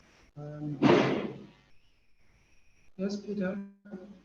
Yeah, that's great. I've read the paper. It's a great paper. Thanks. I had a question. I looked at some of the earlier contributions of women, and I had a question about why I typed part of it in the chat. There were these earlier cases of a few isolated women contributors. Adelaide Dubé gave 2 interventions in 1912 and 13. And then there's Violet Sibusizwe Makanya had this bit part, which was sort of tokenism perhaps, but she was selecting literary quotes. And it's quite fascinating to read these literary quotes. This is, I think, from about 1918 or whenever through the 20s. And Champion actually compliments her for it. And there's also a very curious interchange between her and another correspondent who defends her from attacks by some male chauvinists who basically try and intimidate her. And so there is this interesting question about whether, I guess she's the lone woman column. You can't really call her a columnist, but she's a contributor on a regular basis. And she seems to have been intimidated by one columnist, and this other correspondent encouraged her to persist. And then in 1922, Champion writes to I think he's still in Johannesburg. He writes to congratulate her on the inspiration of her little task of selecting these quotes. They're actually very pertinent quotes. And then there's the other comment that we see Bertha McKeezy writing a few contributions in the Workers' Herald, the rival newspaper. So I guess, looking at the prehistory of what you've covered in the 30s, in accounting for the persistence of this male domination, you mentioned how there was this early period of men talking to each other about why women weren't there. But what about the responsibility of the editors? So do Latuli and Dubé bear some responsibility here? We know that women were writing. We know Nokatula, but she dies, but we know that Adelaide is contributing, Sibusizwe is contributing, and there are a few others. So surely there's a responsibility here on the editors not to commission or some more women, because the comment we get from Vilakazi, I think Lomo, is, where are the women? Why don't they come forward? But you could ask the question, well, why weren't they commissioned? Why weren't they encouraged?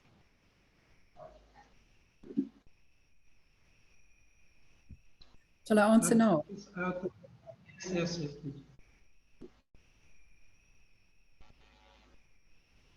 Yes, please do. Okay, sorry. It's very difficult to follow over the online.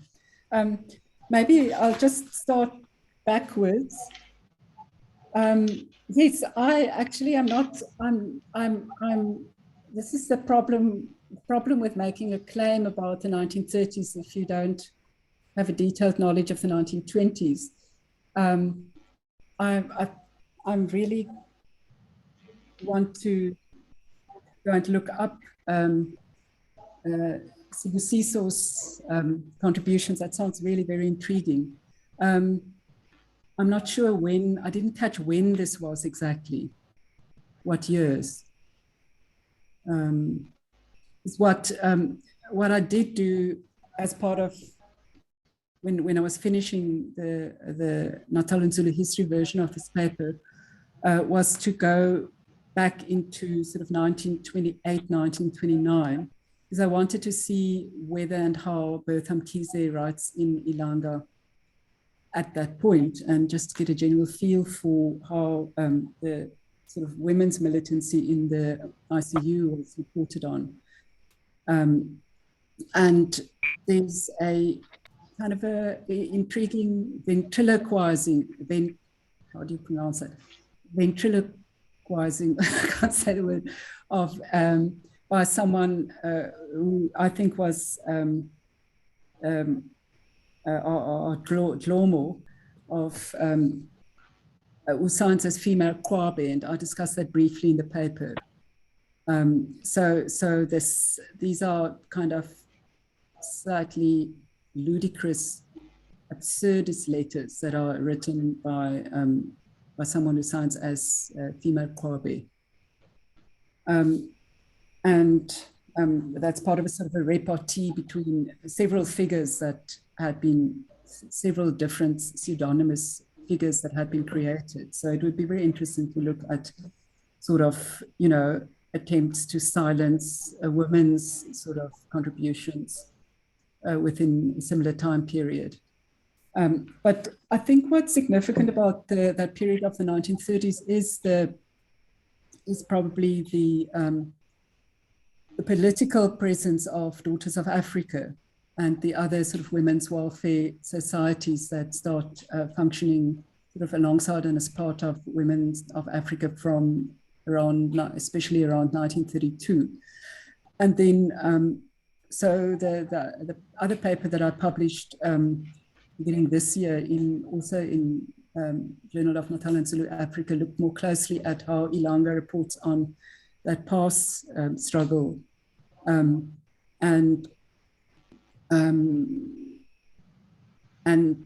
it's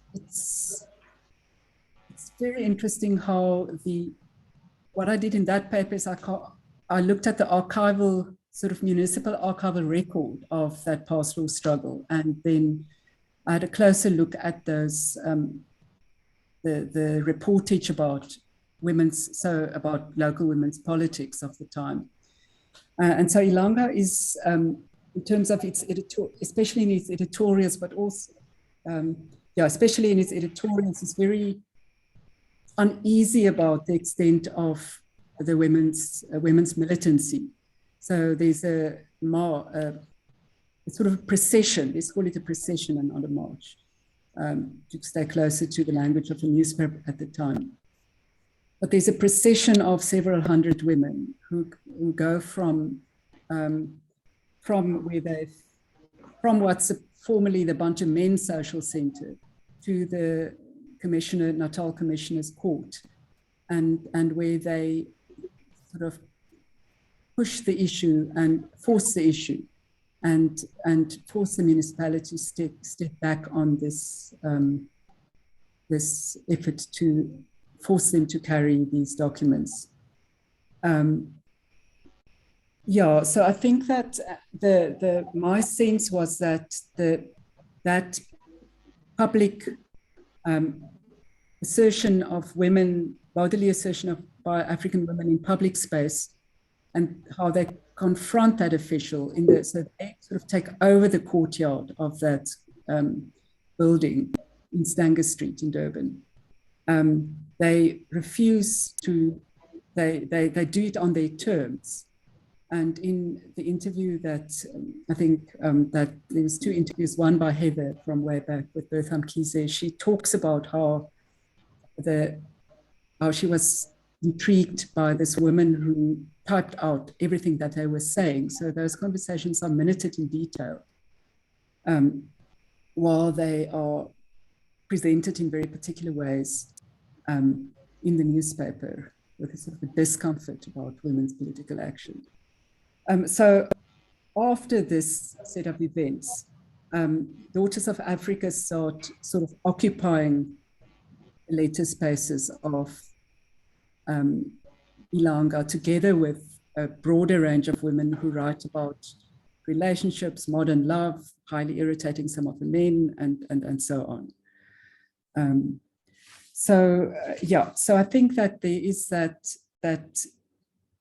space of women's, confident women's politics that also make a difference in the 1930s. And that's also why it's intriguing why this space disappears by the early 1940s. So just to say, come back to the question of Bantu Abasha, I can't properly answer that. I'm not sure, just speaking about it right now, how Bantu Abasha was defined and how successfully that page was realized, because what sometimes happens in the 1930s is that you'll have a masthead, so you'll have a sort of intense signal, but the material that's published under the masthead could be quite varied.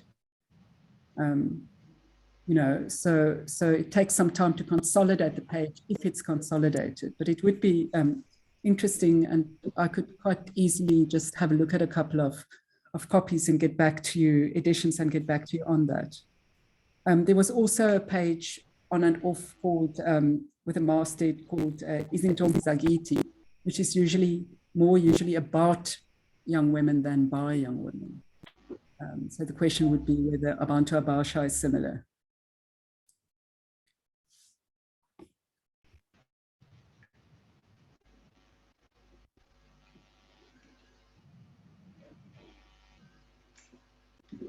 Okay, thank you very much, Marika. Thank you for the presentation and the conversation it has provoked. We have 2 presenters before as Tony Sindro, who is not feeling well.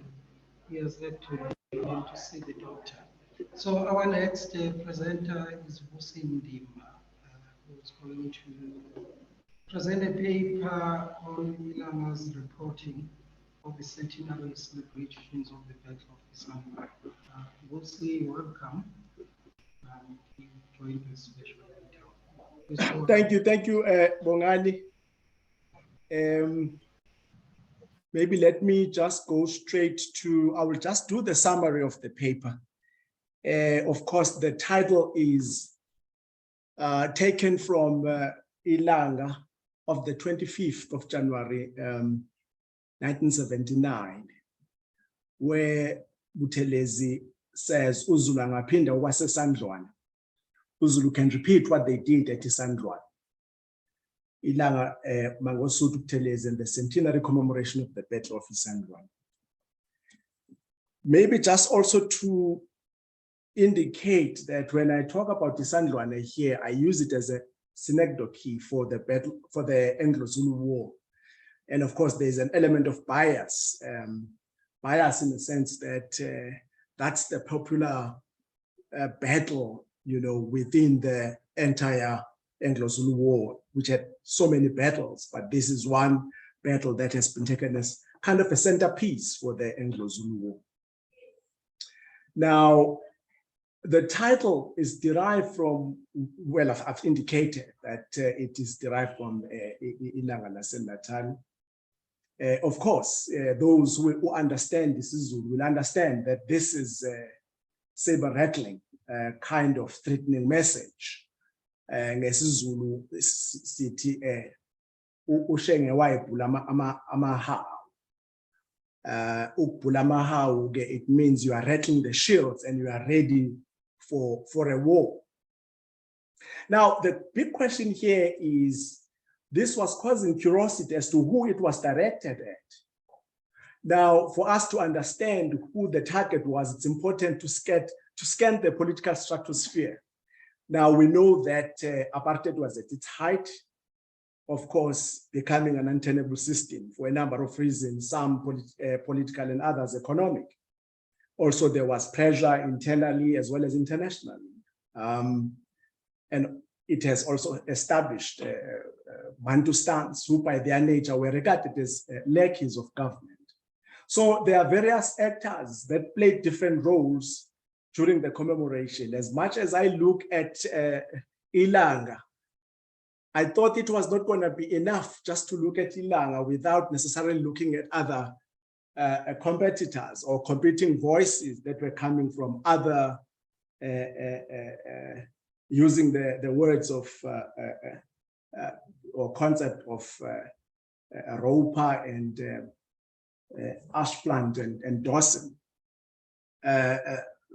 arenas of articulation and agencies of articulation.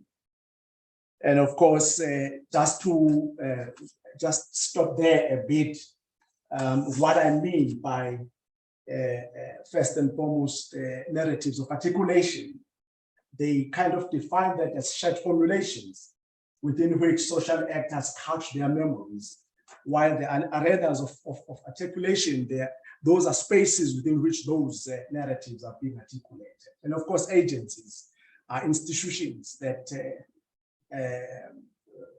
individuals use to articulate those memories. It's also important that at this time,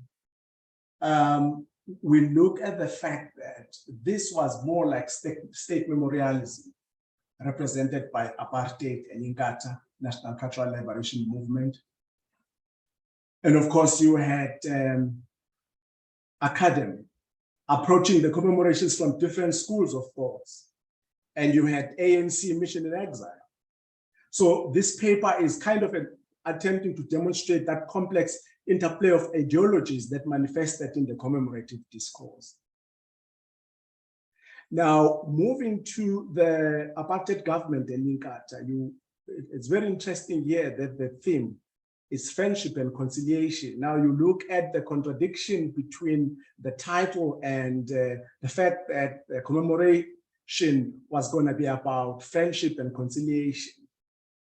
And of course, it was collaboration between Inkatha and the government of the day. And I must say that you will understand now the title if I begin to say that Prince Mangosuthu Buthelezi was under the spotlight. He was being criticized for working within the system. And he was trying very hard to create an impression that he's fighting for the liberation of Black people. And of course, in the course of that attempt, he was being boastful about Zulu military traditions, and yet he was also talking about peace at the same time. But most importantly, he was also snubbing the armed struggle as it was waged by the African National Congress. He was taking an indirect swipe at the ANC, BCM, even conservative Afrikaner organizations. And what is important here is also that he was straddling both worlds, the world of politics and the world of academy. In fact, he was kind of omnipresent in the commemorative space during this time. So Ilanga laseNatali, in Ilanga laseNatali, you would find that Buthelezi's tone was very combative and very threatening, as opposed to other newspapers where he was a bit civil. And he was even indicating that he had inherited the pre-1960 ANC tradition of nonviolence. But maybe just to stop here a bit and just look at the newspapers on the 25th of January, where you see that he had written an open letter to the newly appointed Prime Minister, that was Prime Minister Botha. And I've just extracted a couple of quotations or excerpts that will make you understand where he was coming from. They're both in Zulu, in Zulu and in English. Well, I would just take one, for instance, in Zulu, where he says, ngithuka mhlakwa izitha zami ezimnyama nezimhlophe ezikuleli izwe naphesheya angiboni ukuthi ngabe ngisazinika elinye ithuba lokuba zigide ekhanda lami ngokuba ngibonakala sengathi lukhulu siyalixoxa njengoba kwakwenza okwelamali. Basically, he is bemoaning the fact that his enemies are just attacking him on a day-to-day basis from within and without South Africa. And he was saying he didn't think that he was going to afford them an opportunity any further to vilify him because of the impression that was being created that he was in any talks or was in cahoots with Botha, like people used to say. He was in cahoots with Foster. And then, of course, you will see that this is a person who is very frustrated because he continues to say he commits himself in good faith and spirit together with Inkatha and all its members, people of KwaZulu-Natal and many other Black people, that if they agree to collaborate with the minister in his attempt to bring about the end of apartheid and racial discrimination, such attempts must be genuine and honest and not be deception. And then he was saying, other than that, weapons will never be cure or solution to the problems of South Africa. And then, of course, he then just another excerpt, you will see now where he talks about the day itself on the 25th of January. He says, in this day in which we remember the battle which is described as the war that turned the wheels of history, not only of KwaZulu, but for the rest of South Africa. I say we must all remember that histories of big nations that exist during our time tell us that those who live by the gun will die of a gun. And you can see here, remember, I'll take you to the ANC commemorative discourse, which is kind of contesting this kind of approach of Ubutele. And maybe just moving out of this space, because it was necessary for me to indicate why you have someone speaking like this. It's out of frustration, it's being attacked left and right, because so many people think that he's in cahoots with government. He's being, attacked as a sellout. Even some of the conservative African leaders are also attacking him for so many other reasons.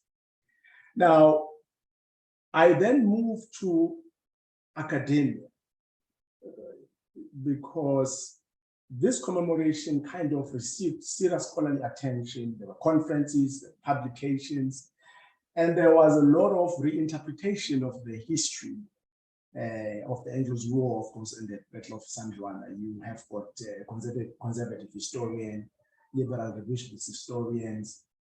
You have also Marxist interpretation here, which then looks at this war as being responsible for the destruction of the pre-capitalist production.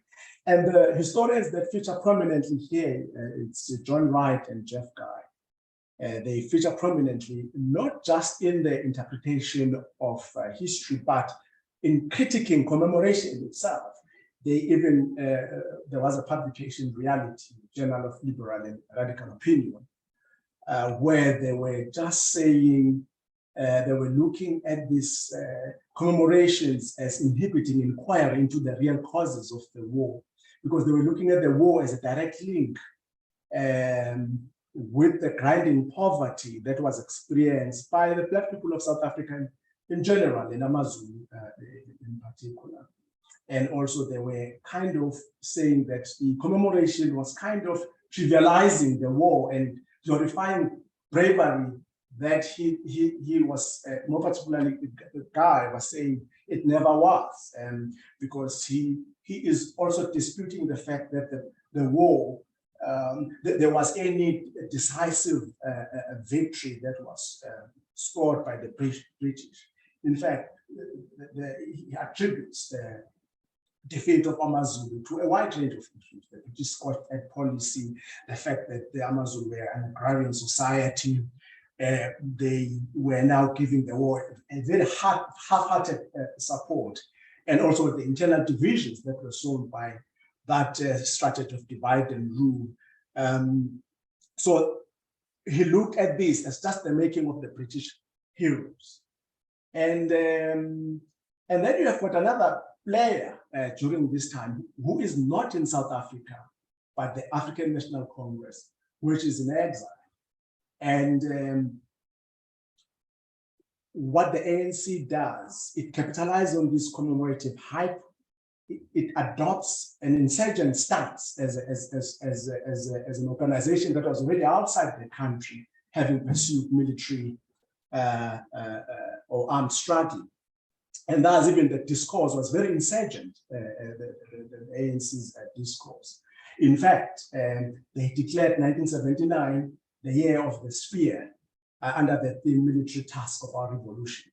That was that declaration was made by O.R. Tambo, the then President General of the ANC, during the January 8 statement. And this, you would find that these are competitors now of Ilanga, because now these statements, you find them in Seshaba, an African communist. And what is important about the ANC is that it was drawing inspiration and wisdom from the heroism that was displayed by King Cetshwayo. It was valorizing the spear of King Cetshwayo. It was, speaking the language of intensifying the armed struggle, about the mobilization of the youth to swell the ranks of Umkhonto weSizwe, to overthrow the citadels of apartheid. And of course, contrary to Inkatha ethnic particularism that started pages of Ilanga, the ANC expanded the frontiers of inclusion by looking at Isandlwana as a South African phenomenon rather than Amazulu phenomenon.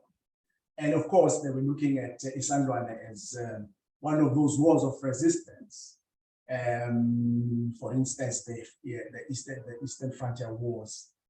And then the ANC was calling for unity of all progressive forces. And it called for unity, but in their call for unity, they deliberately excluded those they deemed were collaborating with apartheid establishment and those they claimed were working for international imperialism. And I think the potent symbolism of Isandlwana to the African National Congress can even be discerned in the Isandlwana detachment, which is one of the detachments that were put together in 1979 as part of the tribute to the memory of the Battle of Isandlwana. And then you've got also a number of activists writing papers. You've got people like Alexander Sbego, who wrote Centenary of the Battle of Isandlwana, an epic of African resistance. And you can see even the use of language, African resistance rather than just the Zulu resistance, invocation of the Eastern Frontier Wars and other wars of resistance, but also looking at the primacy of unity of all the progressive forces. And here you can see also that the ANC was kind of fighting the demon of tribalism that could have easily been triggered by just looking at Isandlwana as a Zulu phenomenon. Then I then also looked at the centenary and ceremonial speeches, where you can see that there were festivities and spectacular performances. And of course, as I did indicate, that officialdom was looking at goodwill and friendship. But it is also important that there were veiled attacks on the liberation movements, veiled attacks at Peking and Moscow. Korenov, for instance, the Minister of Cooperative and I don't know, its development, also was even indicating that Christianity was under threat. And all those attacks were just aimed at the African National Congress. Other man who was an administrator of Natal was also talking the language of coexistence, mutual respect and mutual consent. But also which is an irony that you're talking coexistence, you're talking mutual respect and mutual consent in the era of apartheid where the majority of people are actually oppressed. And then I think Sbonsen was talking about ambiguities of dependence as he was talking about champion. And I think Buthelezi here, you find him in a particular, in that same kind of a situation. He would talk about the need to find each other when he talked to the white establishment, but at the same time would then just come up with veiled threat that he might resort to armed conflict, and that if he resort to armed conflict, it would not be because that is his predisposition, but it would be because of the circumstances in which Black people were finding themselves. But I think it was in a very toned way, more particularly if you find it in English newspapers, like the Natal Witness, the Natal Mercury. So he would even indicate that he didn't want to see a generation of countrymen trained as animals of war. And of course, in Ilanga, he repeats the threatening message. And in fact, the message that I used for my title is the message that was published in Ilanga Natal of May 28 to 30, 1979. And I'm told that this, for the first time, this particular commemoration did not happen in January as it normally is coincided with the actual battle date. Someone indicated that I think because of the rains, they had to postpone in 1979 to May, because the ceremony in May happened between the 28th and 30th of May. And then, of course, he was indicating the issue of poverty and famine, that it was as a result of the system, and was challenging the concept of Bantustan, because this time around, many people were really just up in arms against the Bantustan, because all the Bantustans, as I did indicate previously, that they were seen as lackeys of apartheid. And he was, well, taking a swipe at the ANC's arms struggle. He indicates that, quoting, all our wisdom tells us that we must use the armed struggle or violent tactics of 1879 as the last resort. And you can see who this was directed at. Now, I conclude here by looking at how the state memorialism tried to choreograph and orchestrate commemorations. I mean, it was even difficult to even choreograph with Buthelezi because, you know, whenever politicians speak and they have to make prompt speeches, they can really just, you will see fault lines in terms of what maybe the official script is saying and what just erupt out of emotion.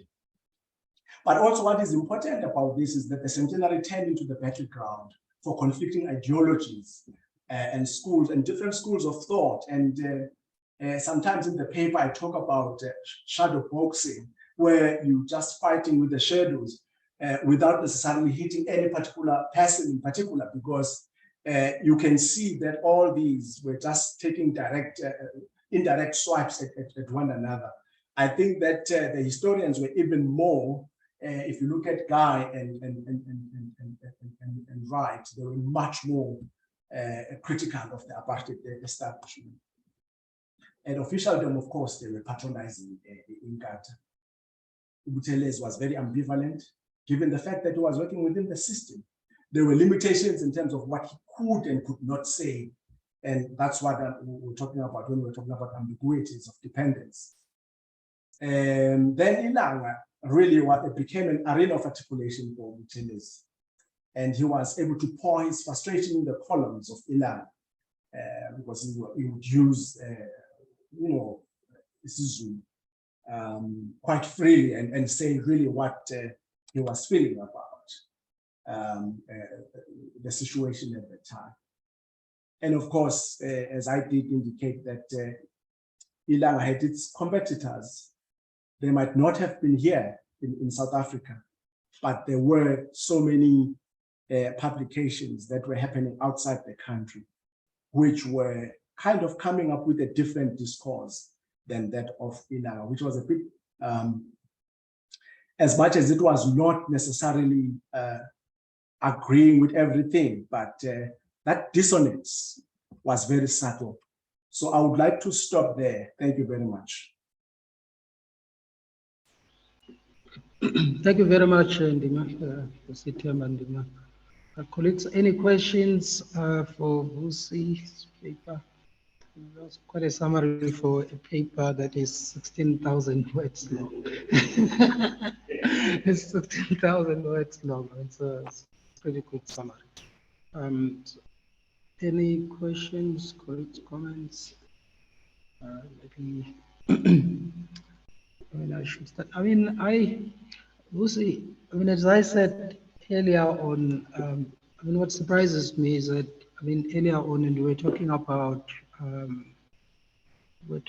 Colin Kramer, that even though the paper was not under the control of Inkatha then, but there were already indications, presence of Colin Kramer, even himself at the time, that Ilanga was becoming perhaps increasingly partial towards Inkatha and perhaps Buthelezi in the 1970s. But in your paper, in the presentation, since you're presenting the Ilanga as what you call the arena of articulation, in a sense, it was a neutral platform. I just want to check whether that is your argument, whether I'm getting your argument correctly. Okay, just hold there.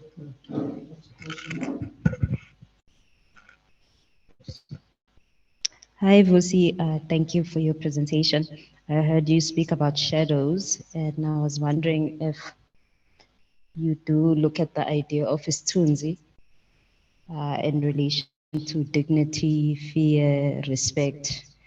And I wanted to suggest Sandum Fugeng's body of work called Chasing Shadows. Just see what that does for you. Thanks. Very much.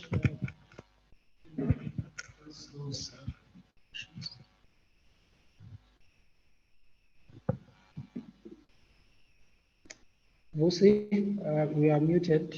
I don't know whether. Oh, thank you. No, I didn't. I thought that there was a question. No, no, it was not neutral. I wouldn't think that Ilanga was neutral. In fact, as much as it only, by 1986, it's only 1987 that Inkatha actually took control of Ilanga.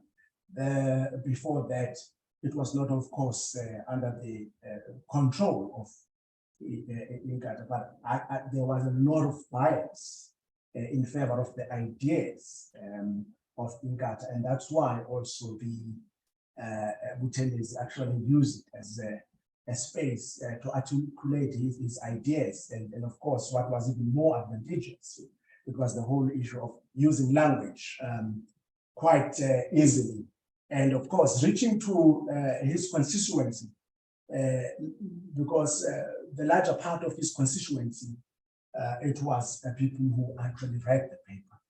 And I've noted, I don't know the colleague who has actually given me some idea that I should just, whether I've looked at shadows as isithunzi, and if I could maybe look at that work that you suggested, I really appreciate that.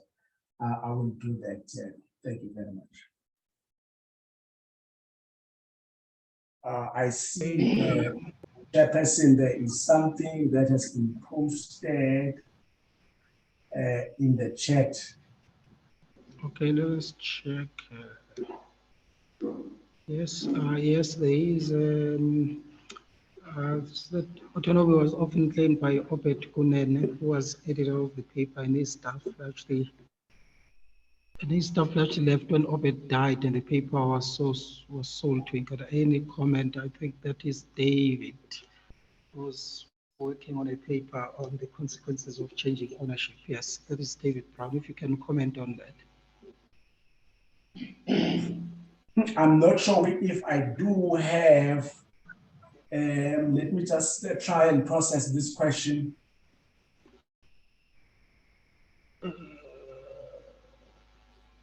I really do not have an answer currently, but maybe I think that I had a more of an answer to your question, Bongani. Just my thought is that it was actually biased in favor of the Inkatha, because I mean, let me just be very specific, Inkatha National Cultural Liberation Movement. Okay, thank you very much. Thank you, Pusi. We're going to move to the last presentation. David is still working on his paper, which I think will address the question that is asking here about the consequences of changing ownership and means of production after Inkatha bought the newspaper in 1987. So the last presentation is by Simpiwe Ngwane, Ilanga Letego, Developing Plural Voices for Urban Youth. Kanye.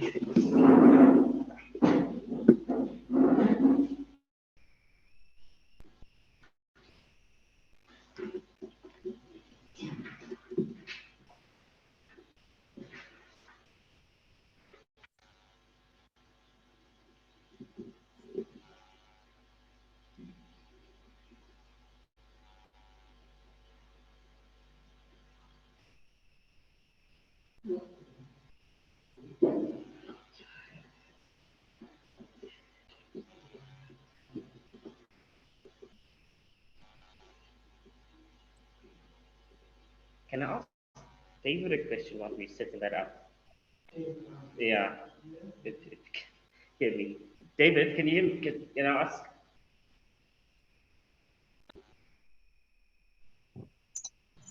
Hello. Hi, David. Hi. Yes. Is it you call it Ilanga Natal in the 1980s, considering that it dropped? Hello. I didn't get that question. Sorry. I want to ask, is it intentional that you call the title, your first part of the title?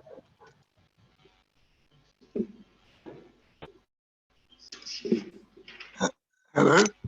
I'm sorry, I can't get your question. You'll have to type it, I think. Okay.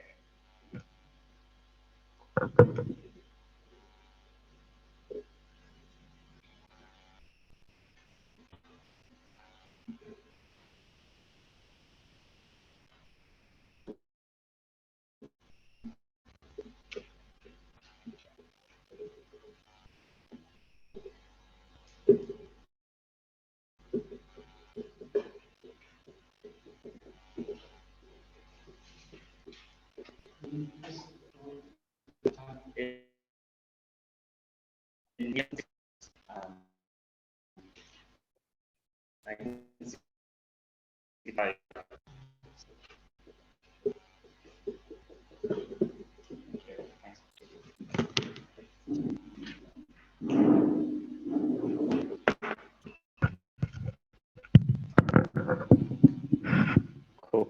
Thank you.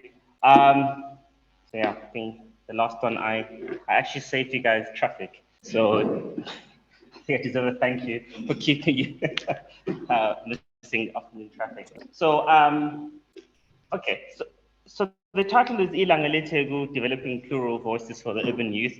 So it emanates from my PhD candidate, so my PhD thesis, and yeah, so one of the voices that I look at is the female persona with the Gezalinzis were in the PhD. And for this one, I looked at the male persona of Irazo that was articulated.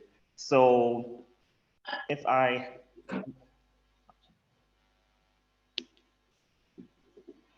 so yeah, I won't go into detail, but largely the chapter looks at the launch of Ilanga Letegu and the context which led to its launch. I looked at the editorial team that was involved in creating these personas and the language they were using and the audiences that they were catering for. And then I look at the persona of Irazo as a voice that was articulating social commentary, and how it did that. So yeah, let me just skip that. I won't go into detail here. I think initially I wanted to use like ideological analysis, so using Bakhtin and ideas of the tried nature of utterance, but I think I'm going to stick with just ideas of popular culture, with John Fiske and reading the popular cultural forms and Karin Barber. So that's some of the revisions I think I'm going to make, because I think it's unnecessary and unnecessarily complex to go to Bakhtin and the tried nature of the utterance. It's perhaps a bit it's too extra.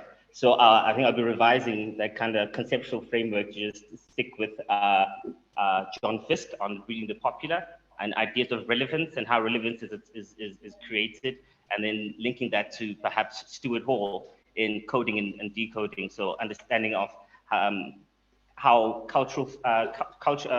popular cultural forms are how they become popular and how they're fashioned to be popular, and also the idea that they only become popular when they are read with the intent, when they are decoded by the intended reader. So that's just some of the preliminary conceptual work. So I think so. The paper, the supplement Ilanga Letegu was launched in 2005 and stopped being printed in 2013. And the reason, so the reason for its launch goes back to the advent of tabloids in South Africa in 2002, because Ilanga was in a service level agreement with independent news from the 1980s to 2002, and Connie Kramer and Ilanga chose to sever ties, and there was a sunset clause to say that they could not publish a Zulu publication without prior consent of Ilanga. So Ilanga chose to sever ties with Independent and went with Natal News in April. Independent then launched Isolezwe the very next month in March. And this was problematic because Independent News controlled the printing, the sales, and the circulation. They knew exactly the weaknesses of Ilanga. And so that got all Arthur and them worried, and because I'm like, this was Isolezwe now. Yes, one, it was a tabloid, so it had more creative license in how it was writing, and it was a daily compared to, at the time, I think it was only publishing 2 issues, Ilanga in 2002. So after the launch of Isolezwe in March, Ilanga tried to woo the supposed urban audience that they thought Isolezwe was going to target, and so they launched Inkundla Yabasha in June 2002. And this was spearheaded by Sanlim Datana. But even before the launch of Inkundla Yabasha, Ilanga had a section called Zishe Kakasini, which started in 1993. But I mean, from the example you had there, it was very focused on Maskandi and people that weren't really wanted to be immersed in public culture of eThekwini. I mean, some of the articles we were writing was this, of course, on Maskandi and what was happening back home. People couldn't looking forward to go home. But at the time, there was Gemma Ali, there was Selima Tunes, there was so much popular culture happening at the time with the popular appeal of Kwaito music and stuff. So Zishka Kassin was not writing for a young audience. It was perhaps a slightly older, but they were not targeting the youth audience that Ilanga was missing, and that Isolezwe was attempting, but there was still a gap. They were not writing for them the way that they wanted to read about themselves, and that them using, I mean, with tabloids, if you look at Johan Wasserman's work and Omo Sandlovu on tabloids, the tabloids create their audience through language and borrowing speaking mannerisms and articulating that audience that they want. So in as much as Isolezwe was trying, and Ilanga was also trying, neither was articulating the the lucrative audience that they could target and that advertisers also wanted. So yeah, so these are so this was the first one in June, in Nkundla Yabasha, and Dadane lays out what the section is there to do, targeting a very generic audience of just the young in varsity, in high school, going to varsity, and they were very didactic about resume skills and whatnot. So it wasn't much about popular culture. It was really about study, be a good person, and contribute to society. And we spoke about the ills in society facing young people, excessive drinking, the growing trend of homosexuality amongst the young in Durban. So it is, some of the things were quite pejorative, and they were, yeah, kind of saying what they think without filtering sometimes. Is it? Oh, okay. So this was 2002, Dadane was heading it. And then with his departure to join Isolezwe, you then had a chance for other younger, more liberal journalists like Uzandile Dembe, who had joined Ilanga as Arthur Conning Kramer's assistant after her studies at DUT. And so she started writing for Nkundla Yabasha, and you can see the themes that she was writing about were very different from the ones by Dadane. She was looking at Indima Yisigo Lowemula, and looking at the value of Uwemula and how it's been replaced by the 21st birthday, and interviewing people, young people and what they think of it. And there's other articles where she looks at Umkhosi Umhlanga, and what that means for young people. And because I think on the day she went out to Eplash or Havana, some of the clubs in Durban, and interviewed young women who was like, "Are you aware what's happening?" It's like, "Yeah, we are, but I mean, I'm not about this life of sharing my virginity for the world and stuff."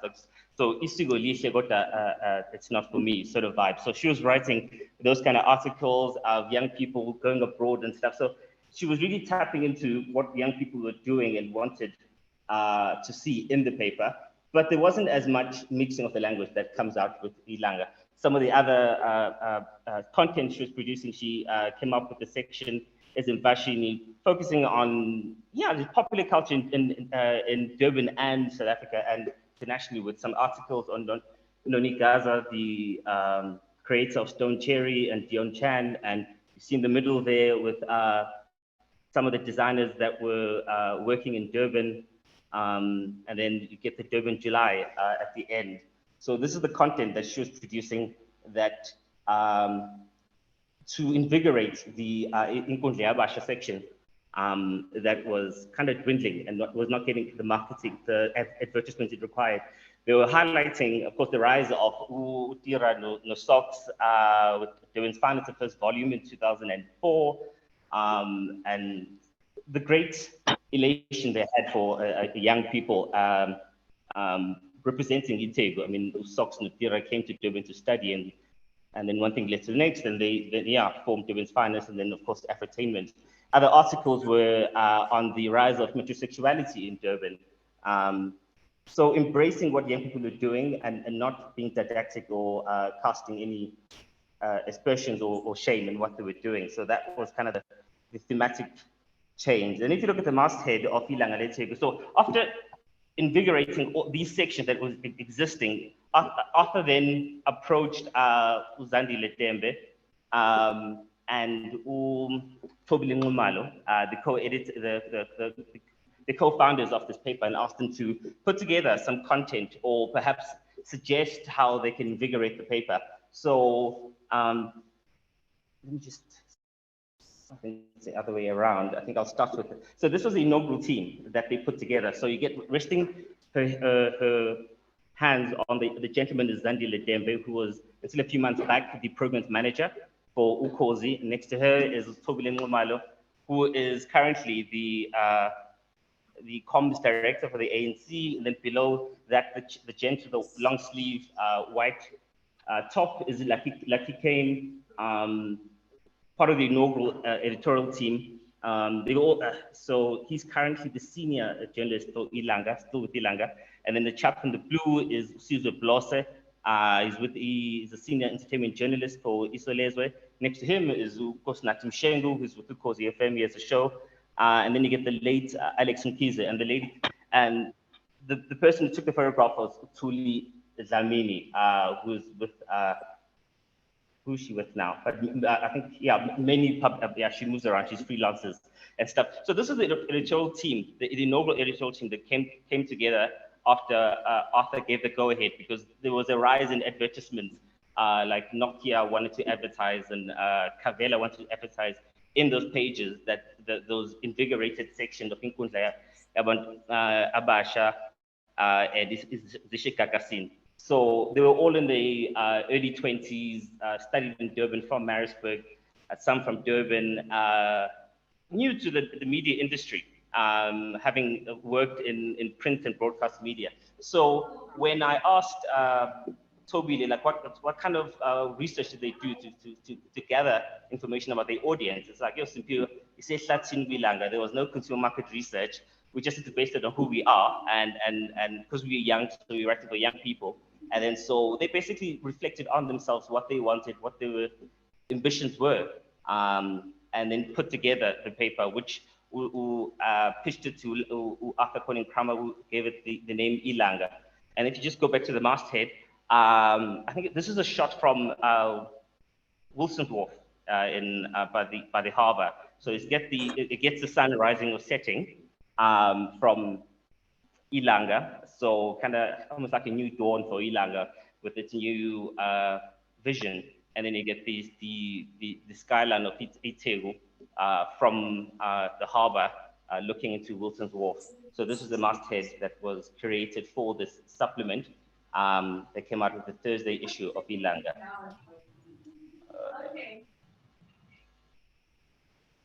So the chapter goes into detail, of course, of the kind of content that this editorial team was putting together. But the character of Awusho Razo, I mean, if you somewhat translate Razo, I think for my kind of chat and trying to articulate the definition, is like a streetwise Kasi guy, from what I mean, like you can't look at the Bryant or the Kalenzo dictionary and get a definition. So it had to be from chatting with young people and people that relate. I mean, like when you see the image, because it was a very short A6 section on the first page, and it had a sketch of this chap who was Irazo and stuff. So, I mean, I thought he kind of looks like a speaker from Trumpieces, so I kind of put the image there to kind of conjure what they were trying to create with this Razo character. And so, Awusho Razo, I would say probably it's introducing a question like, Awusho Razo, what do you think about this? So it kind of translates to that, to Awusho, what do you think about the e-tolls or whatnot? So it was created to in that fashion, and it was they created the persona of Irazo as someone owasemlazi, perhaps you chat with drinking in Gudu, and you would make controversial statements about anything and everything. So they were, by creating this device of the persona of Irazo, they could say things that perhaps them as young people couldn't say, or they didn't want to be associated with some of the misogyny that Irazo was saying. So this was the character of Irazo, and it was very short, crisp sentences and statements, just in the first person, commenting on a medley of things. Some of the comments were on, so let me just give you an image. So it was on the second page, right next to the editorial, with editorial written by Tobile Ngumalo, and then it was the editorial team of who they were, what they did, and then there will be a cartoon at the end, and then it will be in the middle there, Awusho Razo and stuff. Very short, crisp descriptions of what was comical or what was, I think there was one article, if you read it in context, because it's written and you kind of have to read. I mean, some of the things were during my high school or early undergrad years, so I could try and link and read them in context. I remember one was, because there was a bidding war on her first child's photograph was $500,000 for the image. And then so they're commenting how ridiculous that was, that Kanyumbao Nomandla, the baby daddy, wanted the bidding war for the first photograph.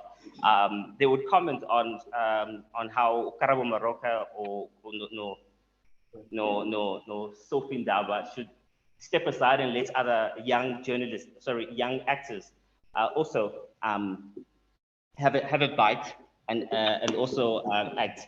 And you can see clearly here. So if you see the 13th of January 2011 one, there was one on boat driver, Bamategis, and it was kind of like going at taxi drivers and how crash they are on the road.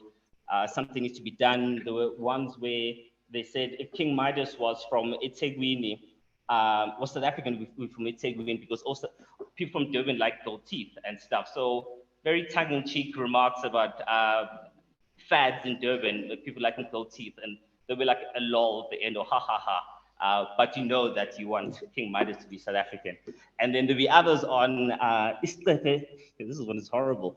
Islefe so griza in Gagwin. So this was on just, the slow pace of driving elderly people on the road, and they're complaining to the then Premier, Usbundebele, that he needs to revoke their licenses because they're just going to cause accidents. So there's social commentary, very tongue-in-cheek, and some very misogynistic. Like there was one on speaking of, it was very much had the tone of Jim Comes to Joburg, where they were saying, I think this was written at the beginning of the year, we were seeing this young women starting varsity, and they were acting fresh with us, and as we tried to warn them about the evils of eThekwini, and then one thing leads to the next. They'll have weaves, and there'll be Jezebel and stuff, and so which is very misogynistic. But if you read in context, and you remember in 2010, when this was written, Professor had released a song for Jezebel and talking about DJs and young women. So these are very misogynistic. They were saying, hiding behind the persona of Iraza, but like these are things that people might think, but no one wants to be associated with such misogynistic things. So these are some of the social commentary that Iraza was saying. So, I mean, so the chapter kind of looks at that and how through, like the idea of tabloids being able to shift norms and standards, and how Letegu was writing, they were able to do this with the protection of Ilanga, because they were given the leeway by Koning Krama, because circulation was great. I mean, in the beginning, the Monday issue used to be the most popular and sold more if you look at the audited Bureau of Circulation, the ABC numbers. But then by the following year, with the inclusion of Ilanga Letegu, the Thursday issue sold more. And so they would do something right, and they were getting the numbers, they were getting the advertisements, even though the editors felt like they were bastardizing the language and mixing language, but they had the protection of Koning Krama that they may continue, because they're doing what the paper kind of needs to do. Eventually the paper folds. It couldn't survive after the strikes of 2012, after like 30 journalists were fired, and then the ones that did remain were all the journalists. And attention was diverted to saving the paper, not the other supplements. So Ilanga Lesekaya, Ilanga Ethekwini died natural deaths, and Koning Krama shifted resources to save the paper, the mother paper. And I think he did try to second some journalists to work on it, but they were like, no, this is not a paper. Look how they write, look how the photographs they take, and what. They just saw this crass bastardization of the Zulu language. So he couldn't make them save Ilanga Letegu. So it died like that in 2013. But I mean, during its existence, I think it really pushed and punched above its weight in really articulating voices for the urban youth that neither Isoleza was targeting, and which Igakasi was actually targeting. So you get it. I think if you look at the two of like how Igakasi kind of targeted the youth and mixed language, Ilanga is equivalent in print media, what Igakasi was doing in the airwaves. So yeah, I think I'll stop there. Thanks. Thank you, Samvio. This is wonderful. Questions, colleagues, comments, questions? Cannot see.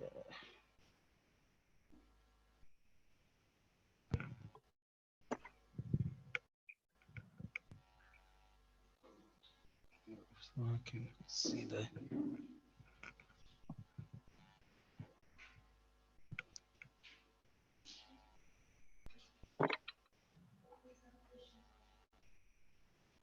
There's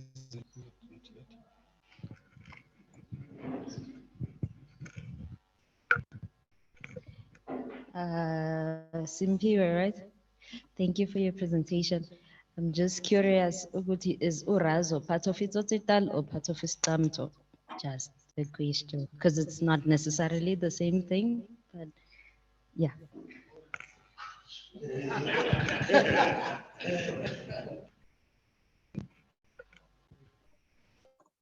Okay, no, I can't. I think I'll have to look. I'll be waffling an answer.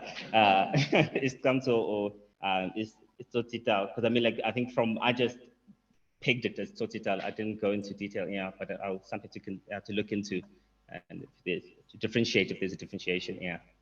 Thanks. Marike? This might be I don't know if this is a very peripheral question, but I used to practice my Zulu by reading Isolezwe more than Ilanga when I lived in Durban. And I was fascinated by how I saw it was that Isolezwe tried to report fairly on and sort of positively on LGBTQ issues, but the language that it used, it would use the word istabane, for example. So it would use words that are usually used pejoratively as part of reporting about a piece that's positive about LGBTQ rights. So I wondered about the sort of vocabulary of Ilanga in the context that you are looking at. And I mean, part of the one aspect of it seemed to be that if you opt if you opt not to mix your language between English and Zulu, then you end up with either very formal language or using words that kind of have a pejorative taint. But of course, I'm reading as a third language speaker. Yeah.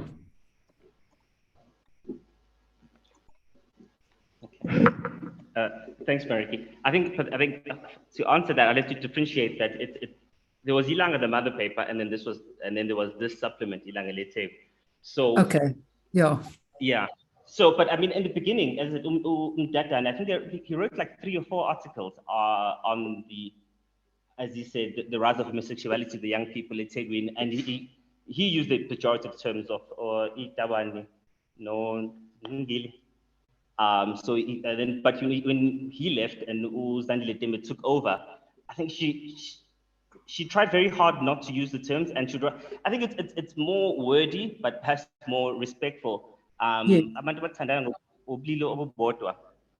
Yeah, so it's more wordy, but more respectful. So there was a conscious effort to not use the pejorative terms. And that's one thing I also picked up when she took the helm of Inkunzi Abasha, is being more sensitive to, I mean, I'm sure that guy who thought like, well, these are terms that I use anyways. It's not like I'm creating them, but they carry baggage and they're pejorative. And so Zandile was considered in moving away from those, yes, colloquial, but I mean, very loaded and yeah, pejorative terms. So there was a shift, I think. Perhaps if you were to look, I mean, because I think that time I wrote 3 or 4 articles on homosexuality, and then Utembe also wrote like 3. So there was a keen interest on the LGBTI by Isolezwe itself. Yeah. Thanks.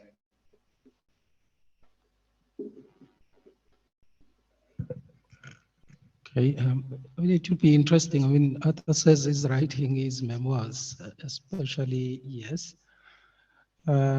especially his association, focusing on his association with Ilanga. It would be interesting to read what he says about this episode. There's something quite interesting about urban youth culture. I mean, it's quite interesting that you said there was a shift before from Maskandi and to more urban youth music. I mean, my sense, and I'm an observer of this. I mean, I'm a lot older, so I'm talking about my daughter now. But it was quite interesting to me the popularity of those music genres like Mascada. I mean, if you listen to radio stations, even in KwaZulu-Natal or even in Durban specifically, there's just this phenomenon. I mean, that is difficult to explain. I don't know whether there's something going on there because I do realize, I mean, it's a point where there's Tira, there's DJ Socks and all of those. I mean, so I think it's around what, 2010 or perhaps even a little earlier than that. I mean, but I don't know. So we have the new phenomenon now, Ngizwe and all of these guys, and they are quite big, not only for young people who live in rural areas, but also even for young people who live in urban areas. I mean, they will be dancing to Kuzani. Yeah, I mean, so you'll find kids from Guamashu like singing Kuzani's song, and the beef between Maskandi musicians. I don't know, how do we explain that phenomenon and how does it fit into the narrative that we have given us now? Thanks.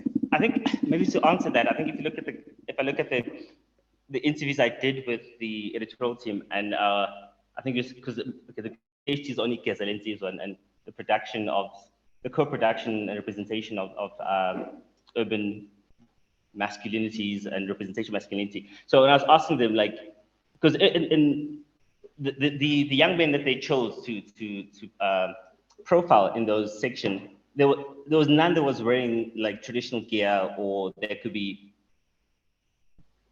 called rural. It was very modern young people. But then so when they reflect now, they're like with the rise of Itogameli show and them, like they are the it guys now. So there's been a definite shift. But early, they weren't seen as being popular. They weren't marketing companies. Kavela moccasins. I mean, earlier perhaps we're not targeting them, but now you get Big Zulu being the ambassador for Spitz and Kavela. So I think but yeah, I mean, to include that, I mean, because it moves beyond my scope of the paper, because it's from 2005 to 2013, and they only become big now, about 10 years later. So within that scope of the life of the Ilanga Letego, they were not the it guys at the time. There's evident transformation in youth culture and taste. They just do not know how to, in a sense, explain. In the 1980s, 1990s, and 2000s, I mean, it would have been quite shocking. I mean, to go to a township like Umlazi and find the youth there. I mean, arguing about. I mean, it's interesting that you even say Togamelisha, that you know that. That you even know that there is Togamelisha, Kuzani, and you can mention the names. And so that tells you that there is something going on, which is quite interesting. I mean, so I mean, if you were to have Ilanga Letego now, it would be interesting what it will reflect. Because, so these music tastes appear to have changed somewhat. Correct, yeah. Yeah, I mean. But I think after I've been chatting with conversations with Arthur, and then asking, I mean, after doing my own research and finding out the strikes and whatnot, I don't want to be upfront about it. Maybe it was a sensitive issue for him. So what I asked him was, why did it fold? And what do you think you could have done? And like, I think there is an element of remorse and regret, because the circulations were up and it was doing great things for Ilanga. But he felt that his hands were tied. But I think he did see value. And I don't know, it's something that they perhaps could revisit, because I mean, the digital footprint isn't that great. So it's something to revisit. I think I was chatting with Utembe after she left, Ukozi, that she is in talks with Arthur. So I'm not sure whether to revive or do something, but there is a realization that something, yeah, they should outgrow their audience. And yeah, so, but I think, yeah, of course, the music, I think the shifts were there, but I think it's what all, because they were producing what they were found interesting and urban, or Dembe growing up in Lazi, or Blosse and what.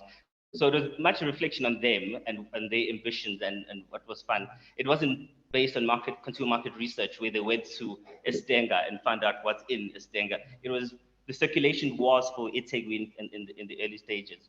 And it was written for a Durban audience and stuff. So I think they were somewhat, yeah, just showing what they envisioned and what they found popular.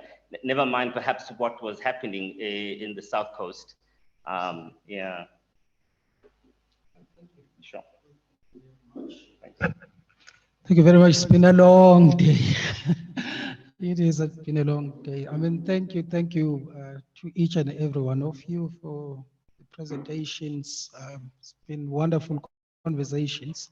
I mean, in a sense, it has served the purpose, I mean, for having the workshop in the first place. I mean, just to listen to what people are working on, to see how it relates to the papers that we are working on. I think moving forward now, I have a meeting with the bosses at Jacana next week, Tuesday. I mean, just to have some conversation about the timelines. But I think it would be great if, after having received comments and the discussions, perhaps if we can go back to our papers, revise them a bit, and those who have not finished, just to get that done, so that by the end of November, I mean, so we could have the final manuscripts, drafts that we can send to Jacana. But really the idea is to have the edited volume published sometime during the course of next year, hopefully maybe mid-year or so. It will depend on the publisher and what their plans are. But I think this has been quite useful, exhausting, but useful nonetheless. And thank you to all of you for participating. Thank you. So we can go and rest now. We'll send you an email maybe after a meeting with Jacana, just to give you a sense of what the thinking is about the timelines. Thank you very much. Ungani, yes. if I can just ask if... Hi, sorry, the question that I had about sort of visual aspects and visual reproduction, because that would also influence how I edit. Yes, that's a cost. Is one of the issues I'm going to raise when I meet Richard next week, Tuesday. I mean, just Fantastic. to say, I mean, just from this workshop today, that it's quite clear that some people may want to include some visual elements in their papers. Yes. So when I send the email, I'll also indicate that, I mean, what their thinking is. Yes. Yeah. Yeah. Okay. Thank you. Thank you. Thank you to all of you.